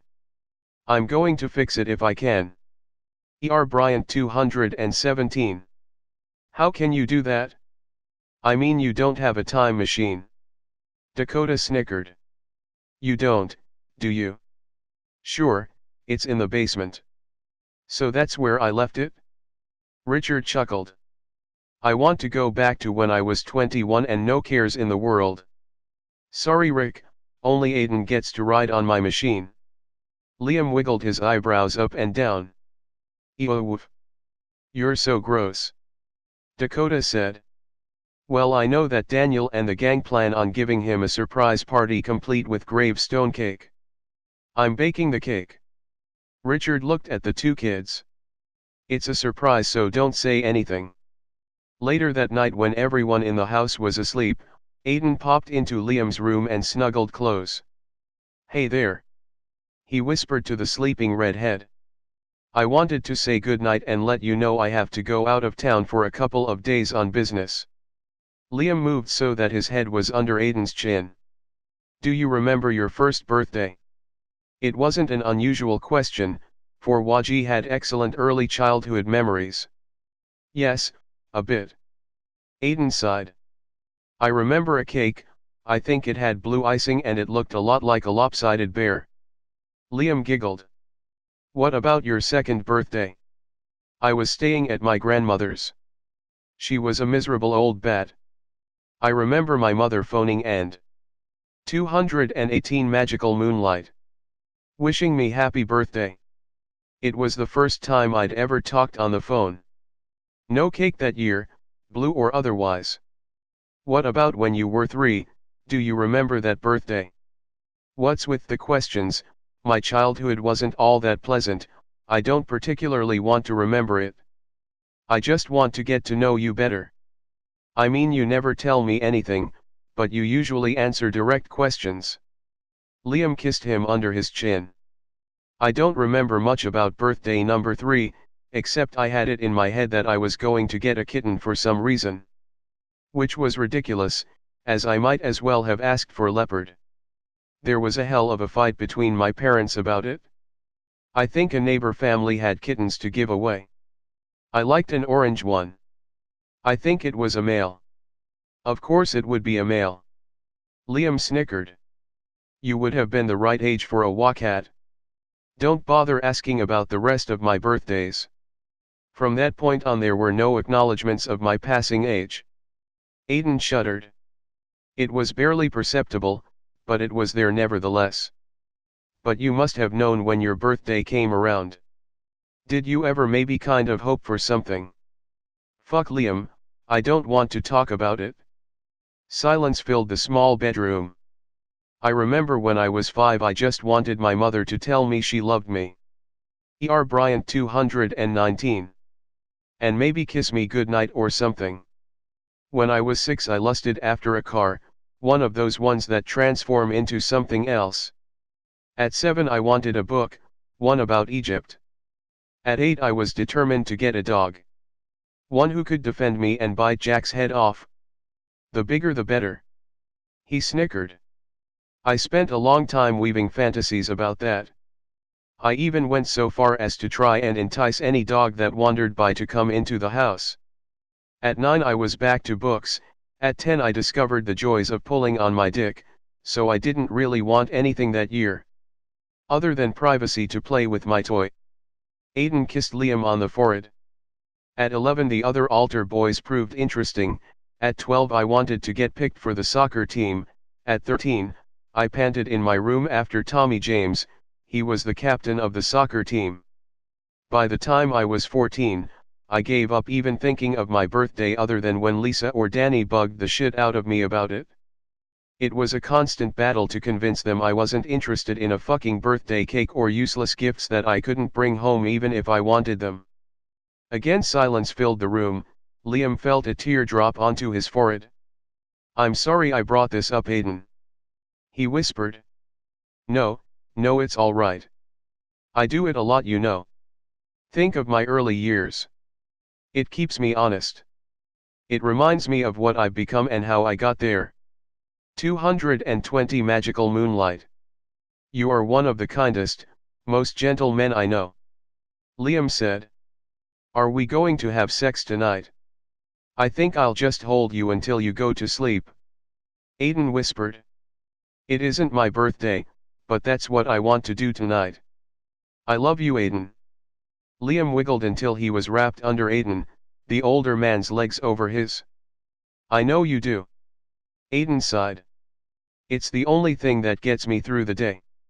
His eyes shut as did Liam's and they drifted off to sleep. Aiden was gone when Liam woke up. It was always like that. He'd come in the shadowed night and disappear back to his loft lair before dawn, like some kind of Waji vampire. The boy felt more anger for Aiden's parents than he did pity for his lover. It strengthened his resolve to make Aiden's 30th birthday something special. Hey Rick, something smells good. Liam said as he bounced down the stairs already dressed for school. I made waffles with raspberry sauce. The older man put a plate of waffles on the table. I noticed you haven't seen much of Aiden lately. Is everything okay between the two of you? Yeah, I have school and stuff and Aiden is busy with work. I'm seeing him on his birthday though. He'll need to be rescued from his well-meaning friends. You know how much he'd hate what they're planning. I know, but after Danny's party, I think this is a kind of get-even thing. E.R. Bryant 221. Well, it sucks and I don't like it. What Aiden did for Daniel sucked too, Liam. Richard's voice was quiet. He was trying to get your stupid nephew to grow up and admit who he is. And to stop mooning over what he's never going to have. I know, but there could have been a better way. Richard sat down at the table, putting a full mug of coffee in front of Liam and one for himself. Yeah, any ideas? Liam snickered. I don't want to fight Rick. Aiden is important to me. I think sometimes I'm the only one who really gets what he's all about. There's a lot more to him than what everyone sees. Hey, any waffles left for me? Daniel asked as he walked in the front door. He looked at Liam. Don't you have to get to school? I'm eating my breakfast. Liam was almost finished, but he slowed down just to annoy the other man. Uncle Rick, have you got the drawings for the cake? Daniel asked, ignoring Liam. Bob brought them over the other day. Richard confirmed. It seems a shame to make something I know no one is going to actually eat. I'll eat it. Liam grinned. You aren't invited, Brad, this party is adults only. Daniel sneered.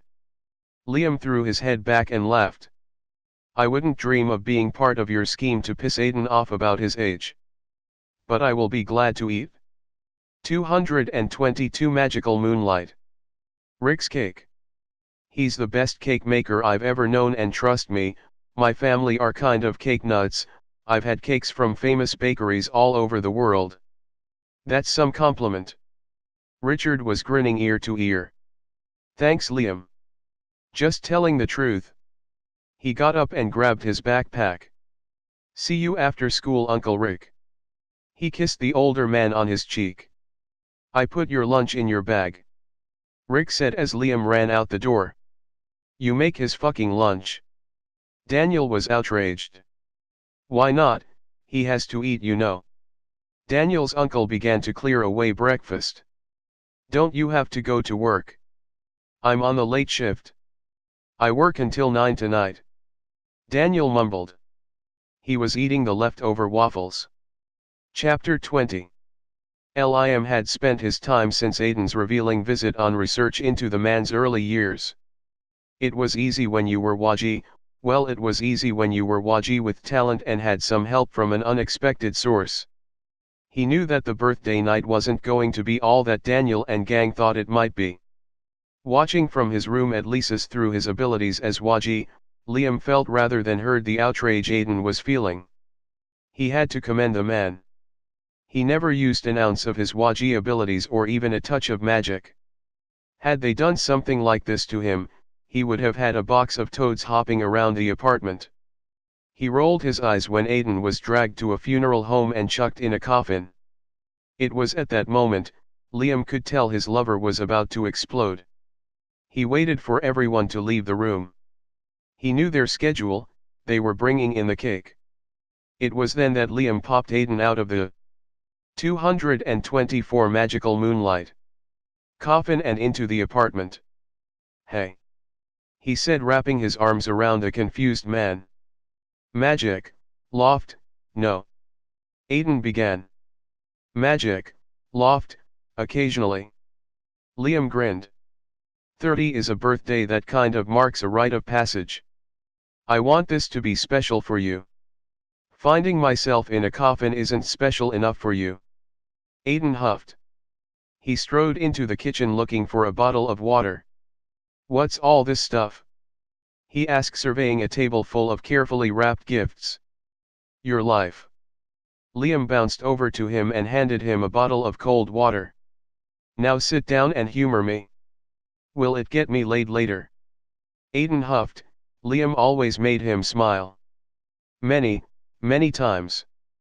Liam took his hand and led him to the sofa. "This is about your life, and in a way it's about another person's as well.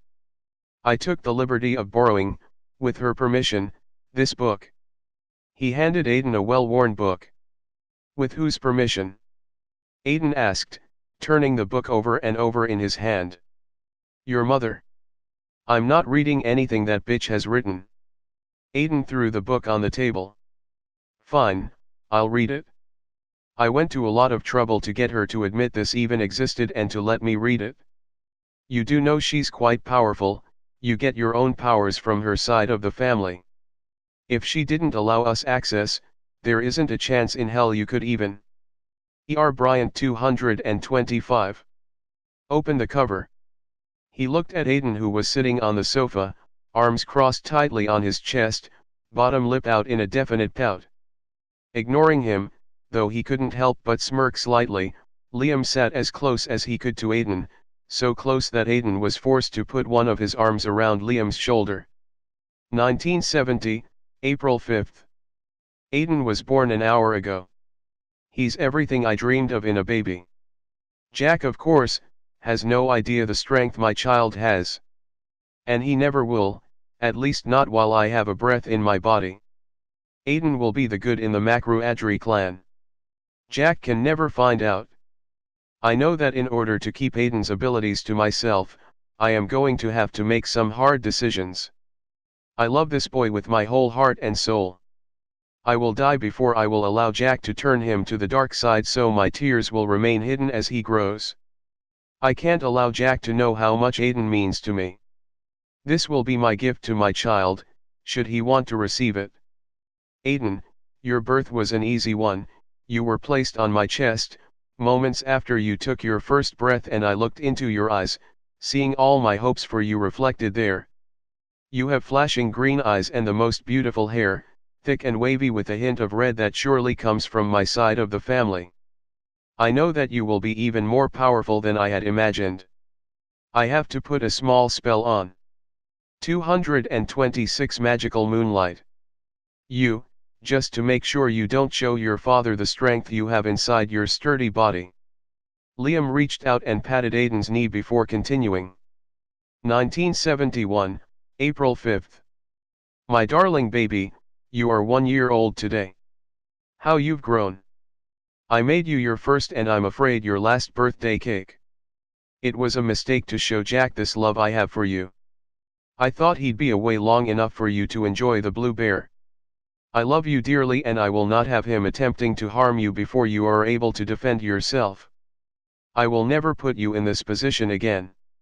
Tonight when I placed you in your crib, my heart broke, for I'll never again see the joy you'd shown at the sight of your birthday cake. My birthday wish for you is for you to grow strong and be filled with goodness and light." 1972, April 5th. "My brave boy, having to be with that bitch of a mother-in-law, but I'm ill with this next pregnancy and can't cope with life itself.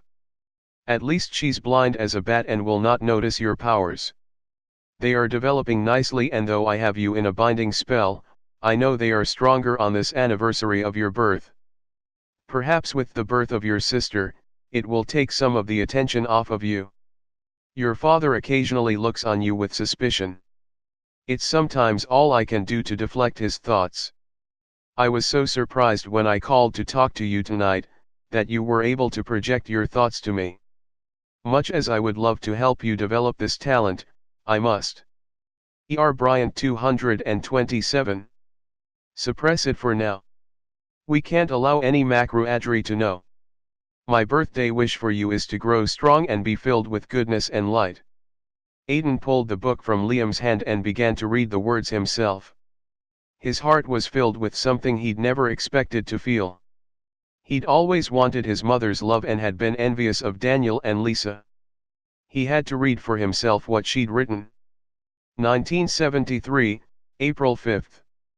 Aiden, you are 3 today. Imagine that. You are tall and so very strong. I tucked you into your bed tonight without the kitten I know you wanted. You are Waji after all, and all Waji should have a familiar by the age of 3. But of course, with the macroadries as evil as they are, I don't dare allow it. It would be too easy for them to work their blackness through your golden kitten. My birthday wish for you is to grow strong and be filled with goodness and light. Aiden looked at Liam and then at a parcel on the table that began to wiggle and move. What the fuck, Liam? He asked. He picked up the box and the top fell off. Out jumped an orange kitten about 7 weeks old with a tag around his neck. My name is Tyrone F. Horn. Aiden burst out laughing. It was a name from his favorite 70s show, Laugh In.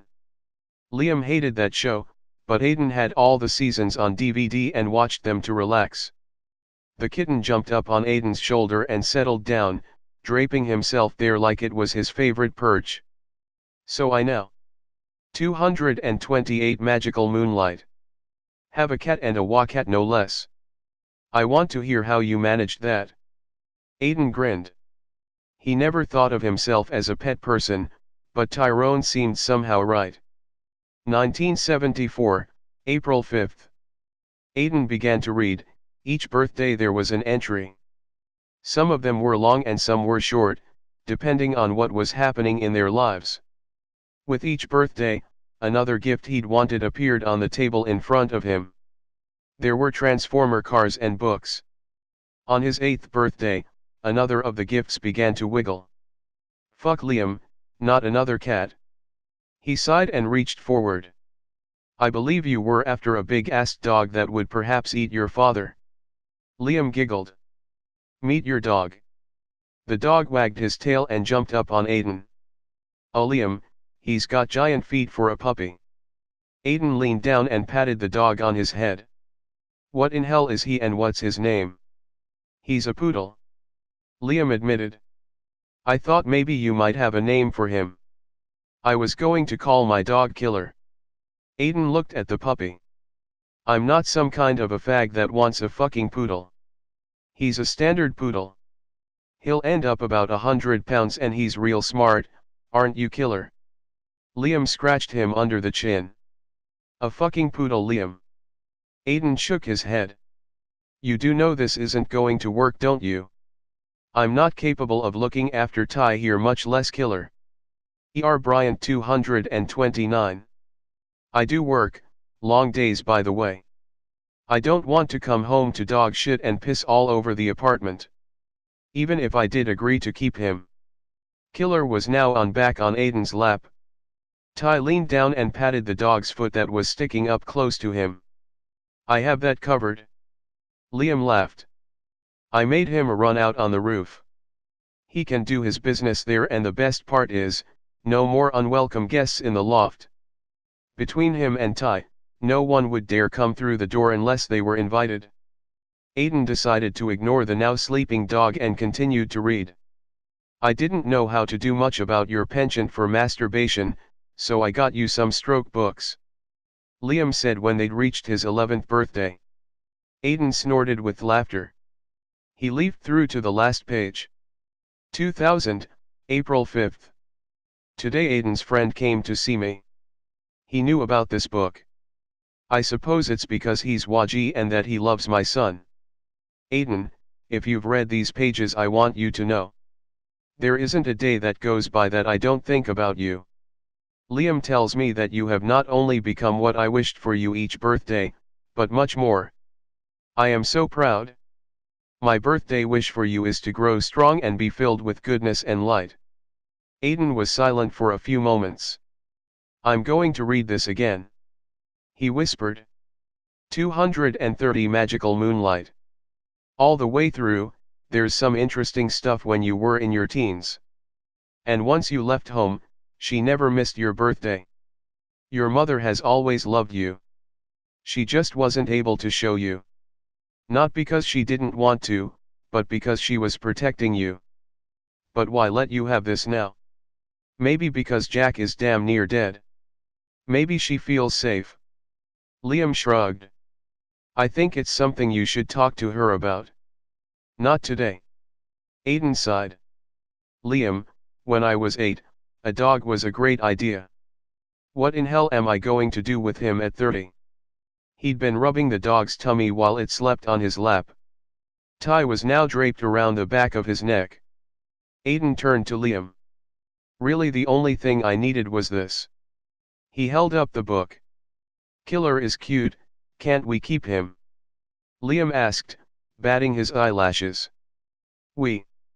Aiden snorted. You don't even live here. That's not my fault. That was your decision, not mine. Liam stood up.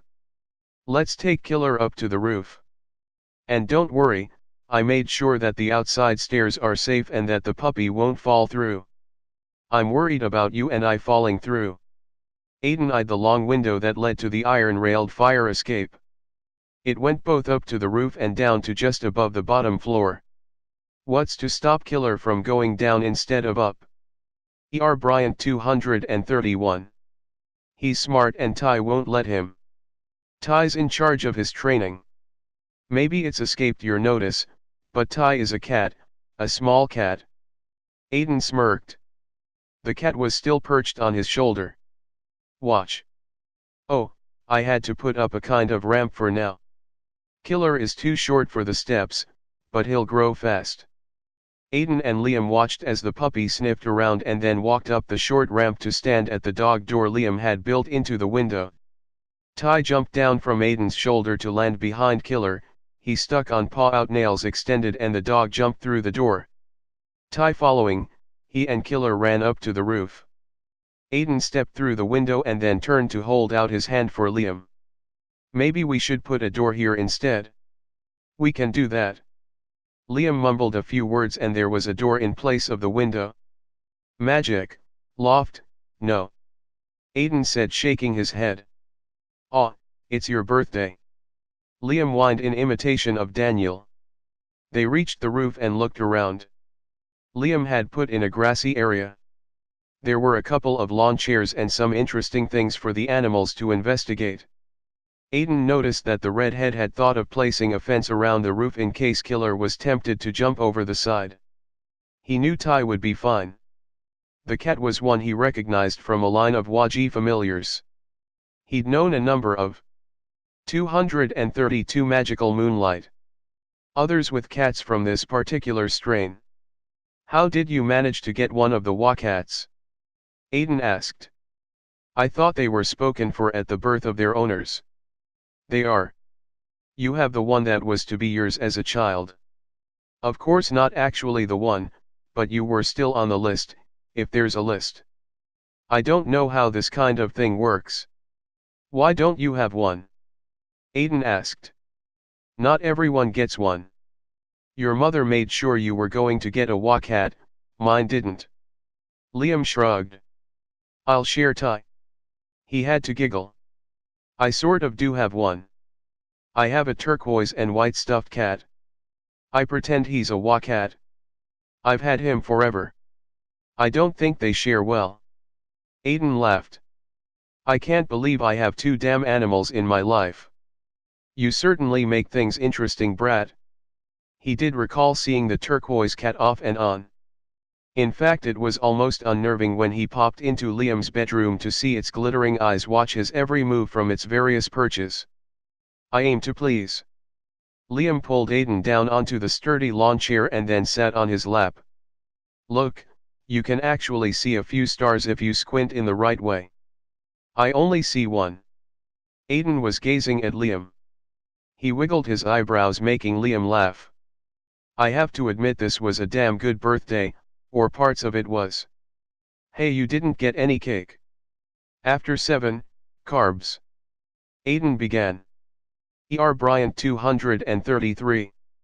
Shut up, it's your birthday. Liam kissed him. Should we go to the cake or have the cake come to us? I suppose I won't hear the end of it, we might as well find the gang. He looked over at his new roomies and said. We're going out, the two of you behave. Ty, keep an eye on Killer and remember he's young and a dog. Ty was the same age as the dog, but he was a wacat after all. Shit, they brought the cake back to Lisa's. Aiden and Liam stood on the porch after Liam had magicked them to the cake. Might as well get it over with. Liam walked into the house, his hand in Aiden's. Hey guys, hope you saved us some cake. Where the fuck did you go to? Asshole. Daniel shouted. You didn't invite Liam. I had to find him. Aiden drawled and walked inside. Nice cake, Rick. It isn't every day someone turns 30. Richard laughed. Liam, after licking the icing bowl and eating the leftover cake batter, I'd think you'd be tired of it. No way, I love it. Liam sat at the table, his eyes on the cake. Come on Aiden, sit down.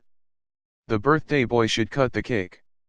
Aiden rolled his eyes, but he had to admit, after Liam's birthday surprise, he was rather enjoying the attention. He had been loved all these years, somehow knowing that, made him accept the love from others much easier. 234 Magical Moonlight. Daniel watched, eyes closed in slits of anger. Evan was happy to find plates for the cake. Bob was looking for ice cream. Where did the girls go? Liam asked. They figured Aiden had disappeared for the night, they went home. Evan answered. But I knew that he was going to find his Liam. Liam glowed with the words. Aiden always knows where I am. That's because you're a fucking stalker.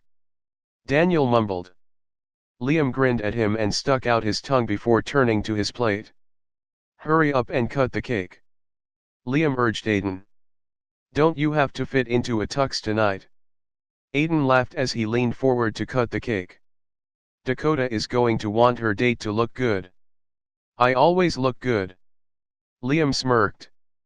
I still think you'd look amazing in a tux, especially if you showed up at the prom.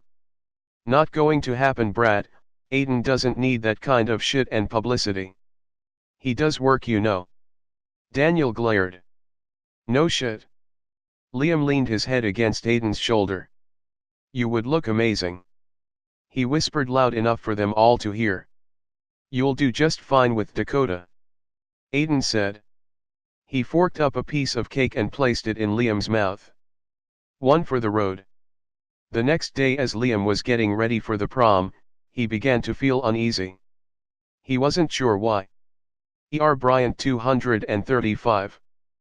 But with each advancing minute, the uneasiness increased.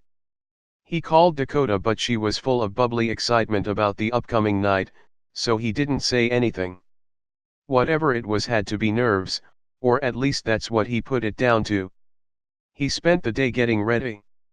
Not so much for Dakota, but for his anticipated night with Aiden.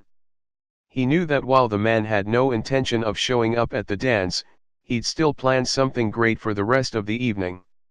He and Dakota spent the day having pedicures and manicures and generally being pampered. But try as he might, he just couldn't get rid of the feeling of impending doom. Even the weather wasn't cooperating. Heavy clouds, dark and forbidding, rolled around the skies, making the day seem gray and heavy. The air smelled of city fumes that couldn't escape because of the cloud cover, and everywhere he went, tempers were frayed. But it was prom day and Liam was determined that his best friend would have an amazing time. He'd actually convinced himself that it was a fitting end to the school year, being with his best friend. After all, that's how they'd begun, as two kids attending kindergarten hand in hand. The evening for Liam seemed to happen like a slow-motion movie. He picked Dakota up and they arrived fashionably late at the hotel where the dance was being held. He parked close to the hotel entrance and walked her inside. The atmosphere was heavy outside, but it didn't carry into the brightly lit hotel. 236 Magical Moonlight. Once inside it was easy to forget and let the magic of the evening overtake the two of them. They danced and laughed for almost 2 hours when the music seemed to fade and Liam turned to see Aiden walk in, as handsome as he'd imagined. No one noticed red glowing eyes that sparkled like rubies here and there throughout the room. No one noticed that the clock was showing 5 minutes to midnight. All eyes were on Aiden and Liam as they took to the dance floor to weave a special magic all of their own. And they were magical in form and reality as they swayed and moved to the music in a waltz that was both ageless and new. The two of them made their declarations to each other and the world that they were well and truly a couple from now until eternity. The music faded at the same time as the 2 hands of the clock reached midnight. Brad Chambers, eyes red with fury and hate, made the first move, and then, the slow-motion camera in Liam's head, became even slower. The room turned dark as the inside of a cave. Red flashes appeared, eyes wide with despair and fear as people moved without their own violation toward Liam and Aiden. In a flash, Liam lit the room with his sparks, throwing them toward anything red, knowing that what lurked inside the people wouldn't be able to stand the goodness of what he threw back at them. Aiden's hands gripped Liam's shoulders as he tried to shield him from what was happening in an attempt to protect the man he knew he loved. They. Bryant 237. Turned around and around in the semi-darkness, doing their best to avoid the onslaught of what was being cast in their direction by Brad Chambers and his henchmen. Girls and boys were screaming in the darkness, shouting for the lights to be turned on. But they were barely heard over the loud music, a cacophony of evil sounds that had begun to play the moment the time reached midnight. Aiden tried to envelope the two of them in an invisibility spell, but nothing seemed to work for him, or worked but for only moments. And then it was over. The lights were on, Liam was slumped in his arms, his head covered in blood. Brad Chambers lay beaten on the floor where one of Aiden's bolts of energy had actually connected. Liam's unconscious weight pulled him from Aiden until the other man had to let him lay on the floor while he shouted for an ambulance. He knew that which was Liam, had been pulled somewhere else thanks to Brad Chambers. But he could say nothing. He could only allow the humans to care for Liam's body while they determined his injuries real or imagined. It was always this way with the Waji. Their minds were more vulnerable than the rest of them, and only that which was Waji could fix things when they were broken. It was now Aiden's turn to be caught in the time warp camera as he waited for Liam's body to be transported in the ambulance. As he held a cold still hand, doing his best to rub life heat into it, not hearing. 238 Magical Moonlight. The sirens screaming. He watched in slow motion as Dakota moved to him as he sat in the hall. He held her tightly as she cried, but he didn't shed a tear. There was no time for tears. No time for recriminations. No time to be still while family and friends milled around waiting to hear how Liam was. No time for police and useless questions. No time for anything other than Liam. Aiden stood and walked through the crowds and then through doors closed and supposedly locked. He ignored tugs on his arms as he made his way to where Liam was being kept while they tried to stabilize his body. Inside the room he bent over and kissed lips that were just barely warm with the life that continued to glow inside a heart that barely beat. Later he whispered to the man he loved. It was time for Aiden Makruadri to embrace his Waji heritage and get his man back. Chapter 21. Where did my master go? Killer asked the golden kitten. He was sitting on the floor watching the kitten push silken pillows on the floor from the high white mountain that he would later learn was a sofa and not to be jumped on. He's busy. Ty panted. It was a lot of work making sure the stupid dog had a place to sleep. There, that's the last one. Now you can sleep here. Aiden will have a bed for you soon. You don't have a bed. The puppy sniffed the cushions before putting one of his saucer-sized paws on it. It slipped and he fell forward, legs askew. Very dangerous, he muttered as he clambered on. I sleep where I please, Ty said, jumping back up to the sofa to stare down at the curly puppy. That's not fair, Killer whined. Having to look after a stupid dog is not fair. I'm not whining about that, Ty glared before settling. 240 Magical Moonlight. Himself on the soft white sofa, his ends tucked under. Go to sleep. Aiden waited until nightfall of the day after Liam's prom, before he made his first move. He'd been back to the apartment for a few minutes to make sure Killer and Ty were fed and to explain to Ty what had happened. He needed the cat to be aware that his guardianship of the loft was more needed than ever. Killer at his young age was more like a typical, rather dumb dog. Being fuzzy black and larger than he should be wasn't helping his image any. Ty had dragged a few cushions off of the sofa for Killer to sleep on. At least the dog wasn't able to climb on the bed yet. For that Aiden was grateful. He changed into black jeans and a black t-shirt before grabbing his leather jacket and heading to Shay's place. He needed to reassure himself that his son was safe and that the security precautions were in place to keep him that way. Aiden, how's Liam? Vanessa asked when she opened the door. It hadn't taken long before all of Davie Street and most of Vancouver knew about the attack that was being described as a gay bashing. Still the same, he said, stepping into her house. I want to see Shay before I head back to the hospital. He's in the living room. Vanessa looked at her friend. The radio station says no one knows what happened. They can't get a clear statement from anyone, just a lot of garbled thoughts. There's speculation it was some kind of prank that went. Bryant 241. Wrong. She lowered her voice, not wanting to speak the words out loud. Could it really have been a gay bashing? I wouldn't know. Things happened too quickly for me to tell what was happening and why. Aiden lied as he picked up Shay from the swing he was in. Hey there, Pumpkin, it's been a busy couple of days. Lee? Shay asked in a small voice. I'm looking after it, Aiden whispered to his son as he nuzzled the baby's neck. I want you to stay safe. Just then the doorbell rang and Vanessa went over to answer it. Mrs. McRuadry. She stammered, not quite knowing what to say. Aiden knew immediately that his mother was there to protect his son. She was a powerful part of the Waji people, though until a couple of days ago he hadn't realized just how powerful she was. Mom, this is Seamus, we call him Shay, Aiden said, handing his son to his mother. No words were spoken between them. Vanessa was human and they couldn't discuss what was needed in front of her. Hello, Margaret said to the baby. I'm your nanny, Margaret. She kissed his cheek. I'm sorry to drop in on you unannounced, but Aiden insisted. Margaret said to Vanessa. I forgot to mention you were coming over, Mom, Aiden said. He turned to Vanessa. If you don't mind, Mom would like to spend some time with Shay. I have to get back to Liam. 242 Magical Moonlight.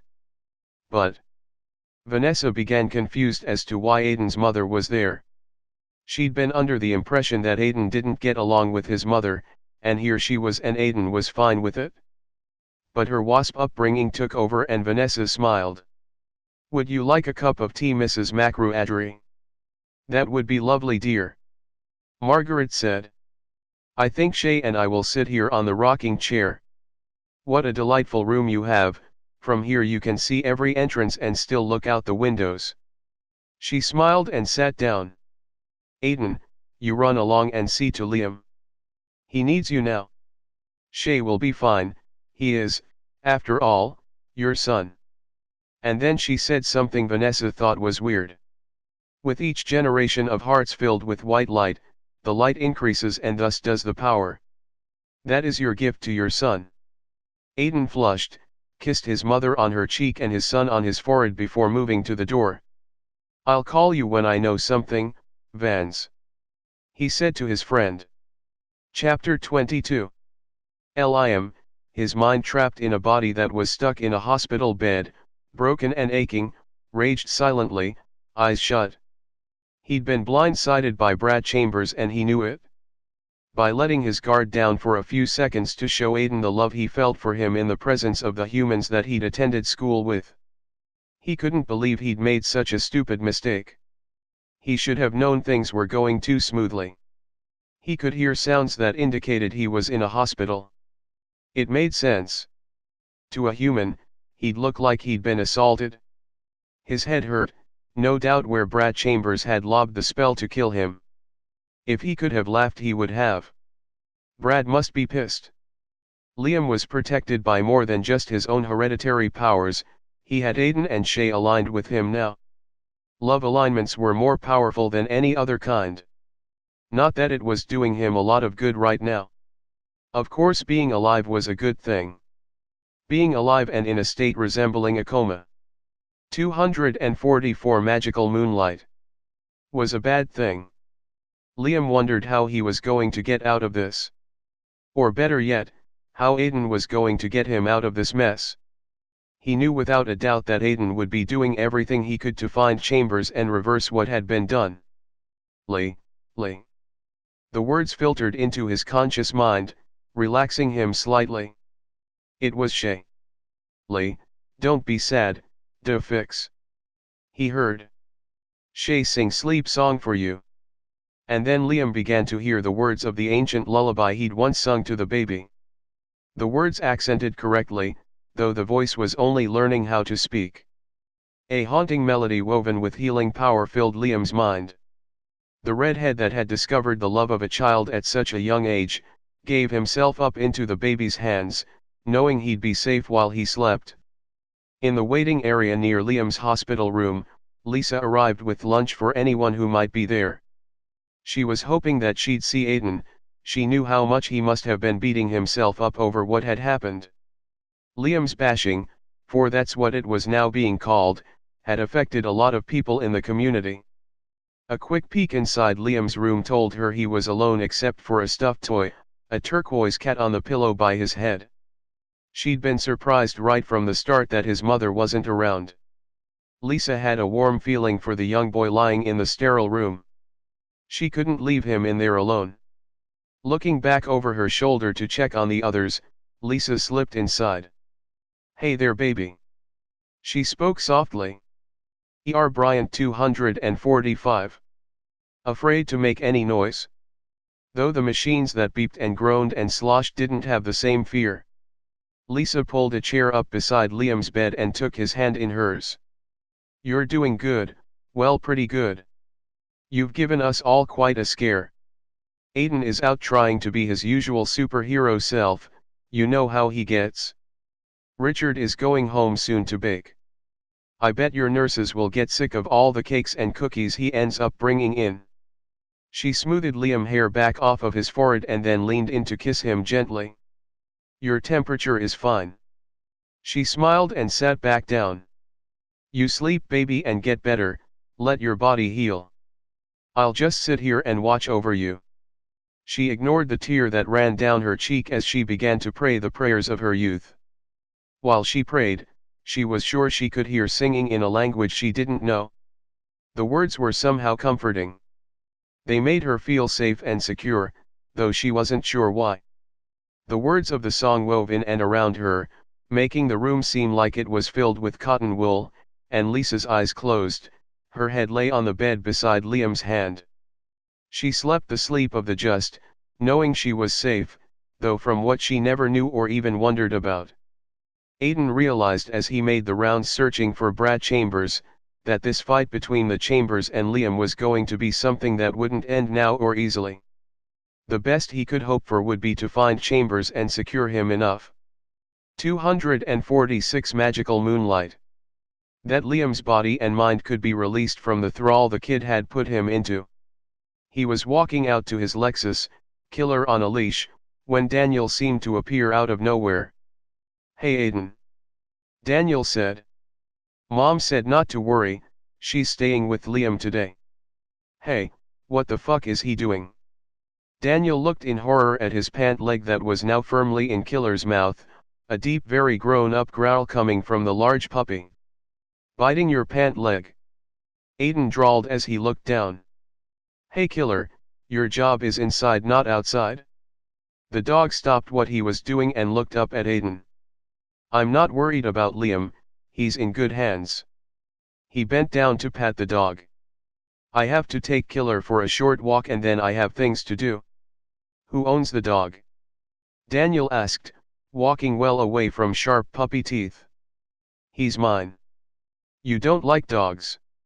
"I like you, why wouldn't I like dogs?" Aiden asked. "You've never had a dog before?"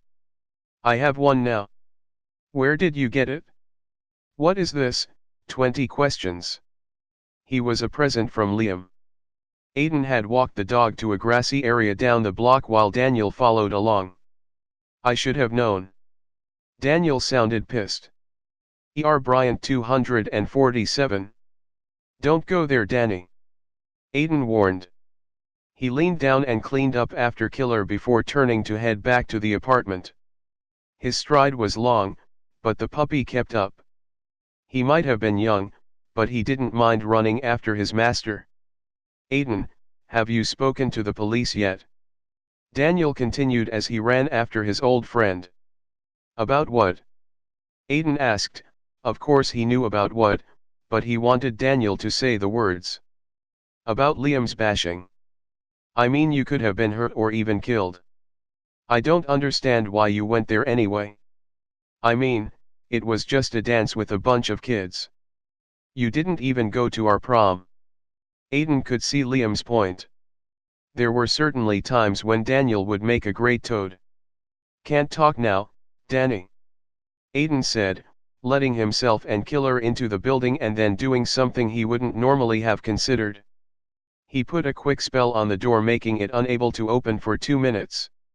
Long enough for Daniel to become discouraged and leave. "Hey Ty," Aiden said, once he and Killer were inside the loft. The cat had jumped up to his shoulder, his favorite perch. Aiden wasn't sure how the small cat managed to do this trick without him feeling claws, but it was rather reassuring once he was there. He felt a momentary sadness that he'd been unable to have a cat when he was 8, but glad he had one now.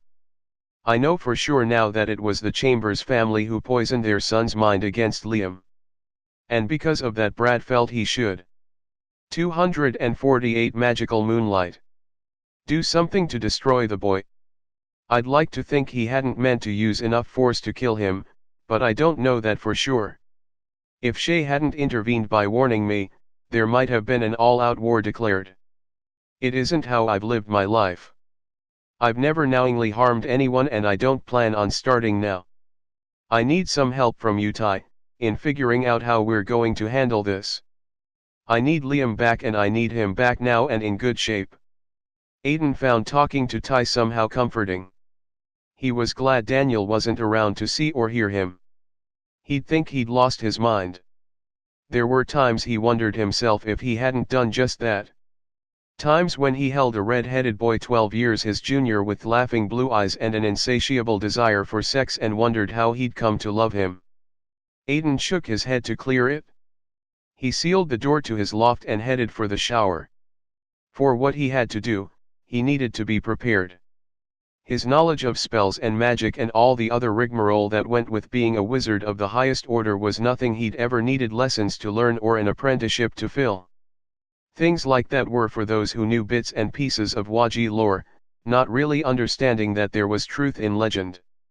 Aiden Macruadri was from a long line of powerful Irish-based Waji. Some even said that the Macruadris had been part of the first High Council and leaders of the Little People, the elves and leprechauns, fairies and pixies. It didn't matter to Bryant 249. Aiden right now. He knew what he'd been born to do. What his mother had wanted for him from the moment of his birth and perhaps even longer than that. He was meant to keep Liam Taylor safe and out of harm, for the young redhead was meant for great things in his lifetime. And he was to do so, by using white light and white light only, nothing that would harm Zane Chambers or his son Brad. He needed to find a way to turn the evil Brad had unleashed back on the boy, for it would return doubled or more. Brad Chambers would be stopped by his own hand, not by Aiden McGrew-Adry or Liam Taylor's. And so began Aiden's all-night vigil on the roof of his apartment building. Tonight, like every night for the next 21 days, Aiden showered, cleaning his body. When he was done, he and the two animals would walk up to the roof under the cover of darkness. Killer would pace around the grassy area 3 times before settling down just right of center. Aiden was sitting directly in the center of the grass, his legs folded in the lotus position. Once they were settled, Ty would make the circle counterclockwise 7 times, taking care to stop and listen at the 4 points, north, south, east and west, before he would walk to Aiden and sit on the cross his legs made. On the other side of the city, Shay would be rocked in his grandmother's arms while she, and in turn he, would sing the protection lullaby that kept his mother's calm and accepting of the nightly visits from Margaret McGrew-Adry and his Liam safe. 2 things that were necessary for his father to pull in white light. 250 magical moonlight. From himself and from Liam to form a barrier to return that which meant harm to Brad Chambers and his henchmen. And each night for 21 days, Liam lay sleeping in his hospital bed, a turquoise toy on guard, its eyes sparkling. His superficial injuries healed, but he was still trapped inside himself, unable to speak or even open his eyes. He could hear the care and concern in the voices of those who continued to visit him day after day. He knew they were worried that he wouldn't regain consciousness. And he knew that one and all were unhappy that Aiden didn't appear to ever visit the hospital. But he wasn't, because each night, just before midnight, Aiden popped into his room to kiss him goodnight and tell him he was loved. He would rub lip gloss into his lips and smooth lotion into his skin. It was only the barest of moments, but it was enough to keep Liam from lapsing into despair, as he knew his Aiden was taking care of him. 21 nights of sitting naked under the star-strewn sky, in all weather. Protected by those who loved him, guarded by a young dog, that by the 21st day had tripled in size. And by a wakat, golden and sleek, eyes as green as glass, mentally connected to Aiden, and in turn with Liam, as Aiden's true love. In this time, with the help of Waji all over the world, Aiden focused on Liam until finally on that last day, he'd located the exact point where the black forces Brad Chambers had used, were hidden inside Liam's still body. E.R. Bryant 251. Aiden used all that he had to get around the hidden spot, not noticing the clouds above his head that threatened to come lower and eventually smother the life force from his body. Killer was the first to be aware of the evil pressing down. He might not have magic in his body, or be from a long line of wakats. But he was a dog, and dogs throughout time have forged a bond with their pack, of which Aiden was the leader. He gave one quiet woof, uttered low enough not to startle Aiden, but loud enough to warn Ty. Ty had grown as well during the past 3 weeks, but not to the same extent as his roommate. But he'd grown inside as well, developing his inborn powers, so when the dog warned him, he was able to ward off the evil that threatened to envelope them all. All this drama in the city of Vancouver was taking place while life around them went on. The defeat of the heavy evil above the Bradley building snapped back to the lump of evil placed inside of Liam, causing it to vibrate with such strength that in seconds, with Aiden guiding it, the evil ricocheted back to Brad Chambers. It exploded around him with enough force that he'd be dogged by bad luck in all aspects of his life for the next 7 years. All brought on through his jealousy of Liam. At dawn, Aiden rose to his feet. He shook off the stiffness in his body, smiling when he saw Killer and Ty doing much the same. "I'm going to get my boy back," he announced to the 2 animals. 252 magical moonlight. Killer loped around the roof jumping and hopping like some kind of multi-jointed clown dog. He was so excited about hearing Liam was returning. Ty watched him for a few minutes and then lifted his leg to wash the base of his tail. The dog irritated him some of the time. Sun peeked over the treetops facing Liam's hospital room. As it gained in strength, the positive rays shone in the window, touching his skin. Closed eyes fluttered open to stare into hazel eyes filled with longing. "Hey there, Liam. It's time to come home." Aiden leaned down and claimed his lover's lips. He never noticed the absence of Liam's guardian stuffed toy. "Aiden." Liam murmured. "I knew you'd save me. I had to. You know I can't sleep without you beside me." He joked. "But you have Ty." Liam grinned a wobbly grin. "I'm just not into pussy." Aiden laughed. "I think I should call someone to come and check you out. I want to take you home as soon as I can." "I want to go home," Liam said quietly. He looked into Aiden's eyes. "That is if the loft is my home. For now it is." Aiden sighed. "After this latest attempt by Chambers, I wouldn't feel right to leave you at Lisa's. For both of your sakes. You know how these black lights work. If they can't get to the one they want, they get the ones close to the one they want." Bryant 253. "That sounds too complicated to think about." Liam rubbed his head. "Fuck, I have a scar. It adds character to an otherwise too perfect twink face." Aiden said as he kissed the scar. "Asshole, you'd be screaming if it was your face." Liam grumbled as he snuggled closer to Aiden. "My head hurts and I'm starving to death." "Don't they feed you when you're in a coma?" "No such thing as coma burgers." Aiden rang for the nurse. "He's awake and hungry," Aiden announced when she walked into the room. "Mr. Taylor, do you know what day it is?" she asked. "How would I know? I've been in a coma." He looked at her with suspicion. "I want out of here. So get me unhooked from all this stuff." He indicated his lap, where he had a catheter. "First your doctor has to see you.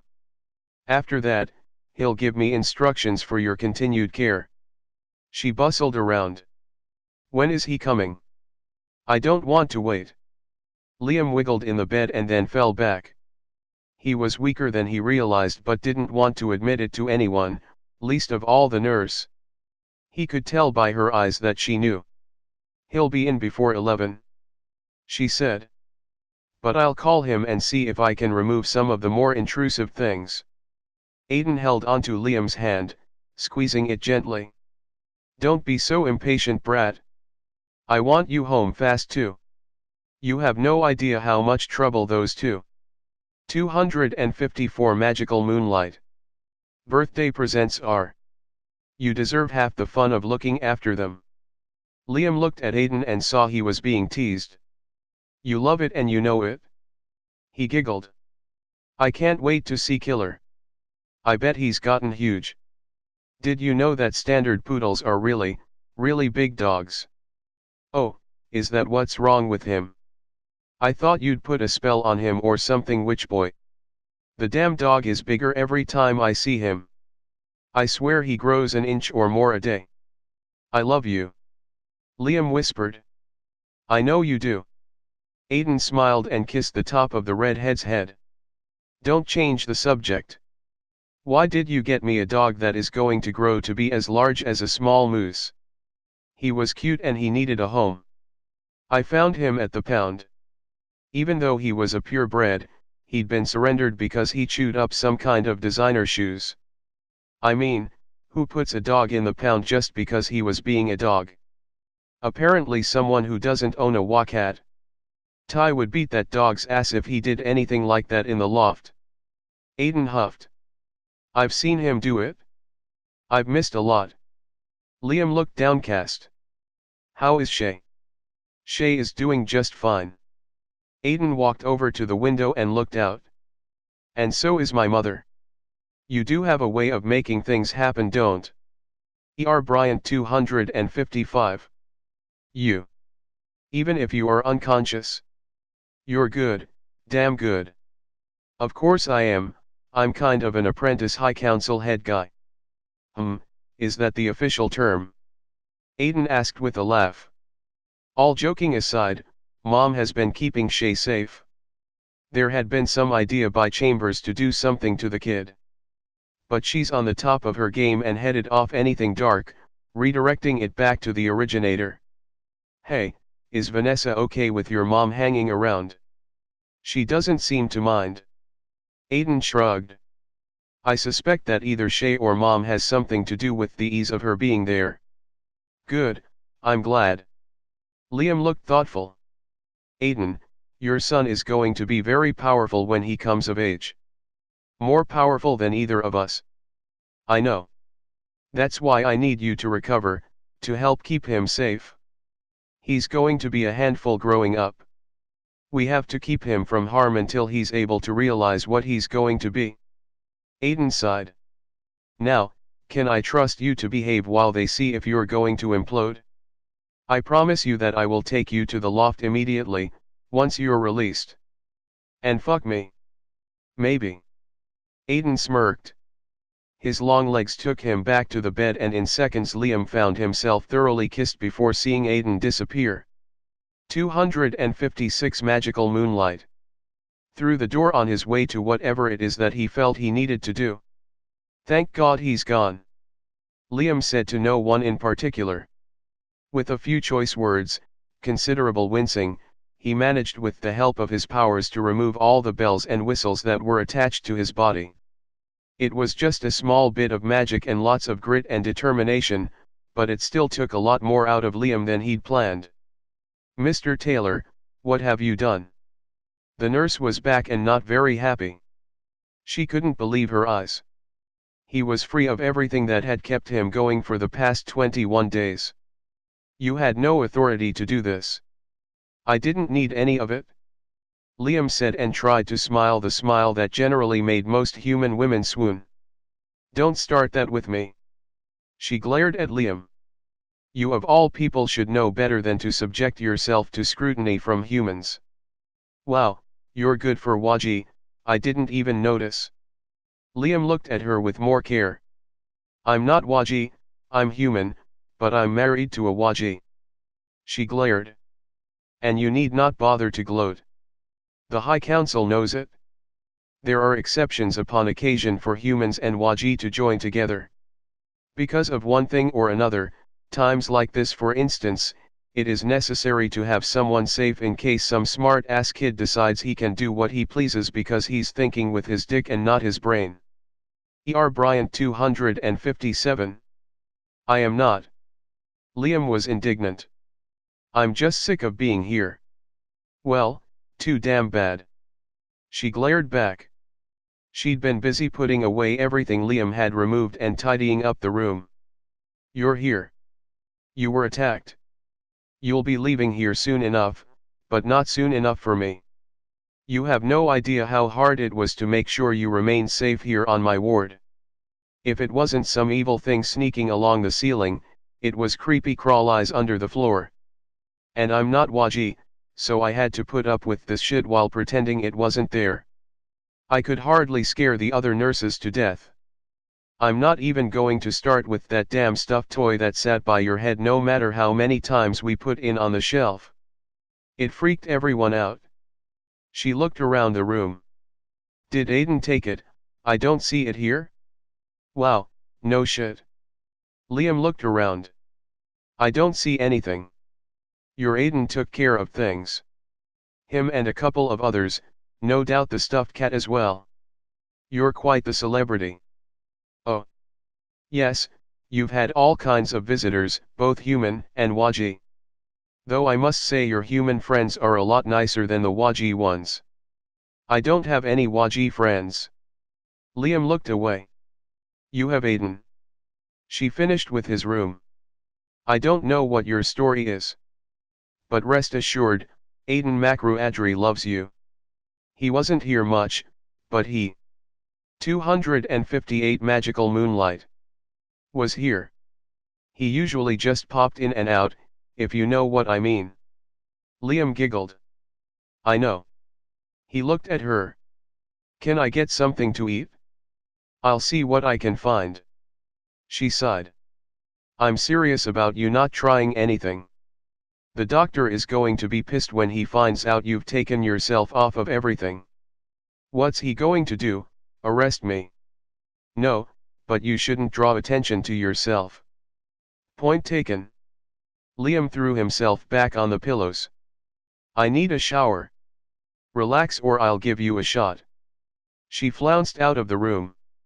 Liam sulked for an hour, smiling only when an omelette appeared on a tray in front of him, as well as a steaming cup of coffee and a glass of orange juice so fresh he could smell the oranges. It had appeared out of nowhere, so he was sure the nurse didn't have anything to do with it. Not wanting to take any chance that it would disappear, Liam began to eat his breakfast. He was surprised to find that he really couldn't eat everything that had been put in front of him. He contented himself with drinking the juice, eating a couple of bites of the omelette and sipping the coffee. Hating to admit everyone was right, Liam fought sleep, until he couldn't keep his eyes open any longer and fell into a full and contented sleep, fantasies of Aiden dancing in his head. Bryant 259. It was 2 days later before Liam was finally able to go home. He couldn't help but smile when Aiden insisted on carrying him into the loft. I can walk, you know. He griped, not too much though, as he leaned in closer to Aiden's shoulder. Out of the way, killer, or I'll drop Liam on your pointy head. Aiden was trying to walk to the sofa despite the antics of the young, but considerably larger dog who wanted Liam's attention. The dog was wagging his tail so hard, he kept losing his footing on the shiny hardwood floor. Where's Ty? Liam asked. Oh, he said with a smile when Ty landed effortlessly on Aiden's shoulder. I should have known he'd be close. Apparently he thinks he's a fucking parrot and I'm Long John Silver. Aiden deposited Liam on the sofa. Ty moved with his human as if glued, with barely a ripple of his fur. I'll get you something to drink. I want a cold beer. Bottle of water it is. Aiden smirked.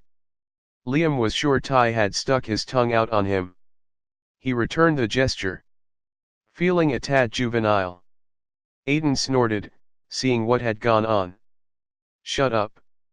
Liam grinned, his lap full of wiggly, fuzzy black puppy, the size of a medium-sized full-grown dog. What in hell have you been feeding Killer? He's huge. Little boys. Aiden lunged over the sofa and landed on top of Liam, making Killer bark with 260 magical Moonlight. Excitement and causing Ty to jump to the floor. Aiden laid full length on Liam, his arms supporting most of his weight. And now it's my turn. I'm not little. But you are a boy. Man. Potato, potato. Aiden said before kissing first, Liam's nose and then slowly, tenderly, his lips. Nipping soft flesh between his teeth, probing with his tongue, tasting and savoring everything he'd missed for so long. What are they doing? I don't want to bite Aiden. Killer was worried. He paced back and forth, nails clicking on the floor. I think he's biting the young one. Oh, he is biting him. Oh, for heaven's sake, you are stupid, you dog you. They are breeding, anyone can see that. Ty sat on the top of the nearest bookcase, staring down. Leave them alone. But, the young one is making funny noises, he needs my help, I know he does. Killer whined as he put his paws over his nose. Stop hiding and watch. See, Aiden is ready to breed and so is the other one. He's doing it wrong, Aiden is doing it wrong. Killer crept closer in an attempt to warn Aiden. Too late, I'm too late. Liam was on his back, legs wrapped around his partner's waist, Aiden was balls deep inside his favorite twink. I'm going to bite, I'm going to bite. You can't stop me. He's doing it wrong. Killer leapt forward, Ty jumped down on. Bryant 261. Killer's back, sending the black dog racing around the room. Aiden lay exhausted on Liam, while they both caught their breath. What the fuck is wrong with the animals? He managed to gasp. Ty is riding Killer all over the fucking loft. Liam giggled. He could imagine what had happened. No doubt Killer was going to do something the Wildcat hadn't wanted him to do. Forget them, they're just playing. That was fun, now how about we try it again in our bed? Aiden didn't comment on the use of the possessive regarding the bed. He rather liked the idea it was theirs and resolved to make sure he never tricked at home again. Liam let his fingers trace circles on Aiden's back. Neither one of them really wanted to move from the sofa. Knocking at the door startled the both of them. Now what? Aiden asked. No one is supposed to even know we're here. $10 says it's Daniel. Liam giggled. Nope, it's me. I was knocking to be polite. Francis drawled as he appeared beside them. So that's how it's done when you're gay. Interesting. Fuck off, Francis. Aiden mumbled as he removed himself from Liam, not caring that they both reeked of sex. He stood up naked in the sunlight. Francis zapped a robe around him and one for Liam as well. Cover up, guys, you are so not doing it for me. Francis snorted.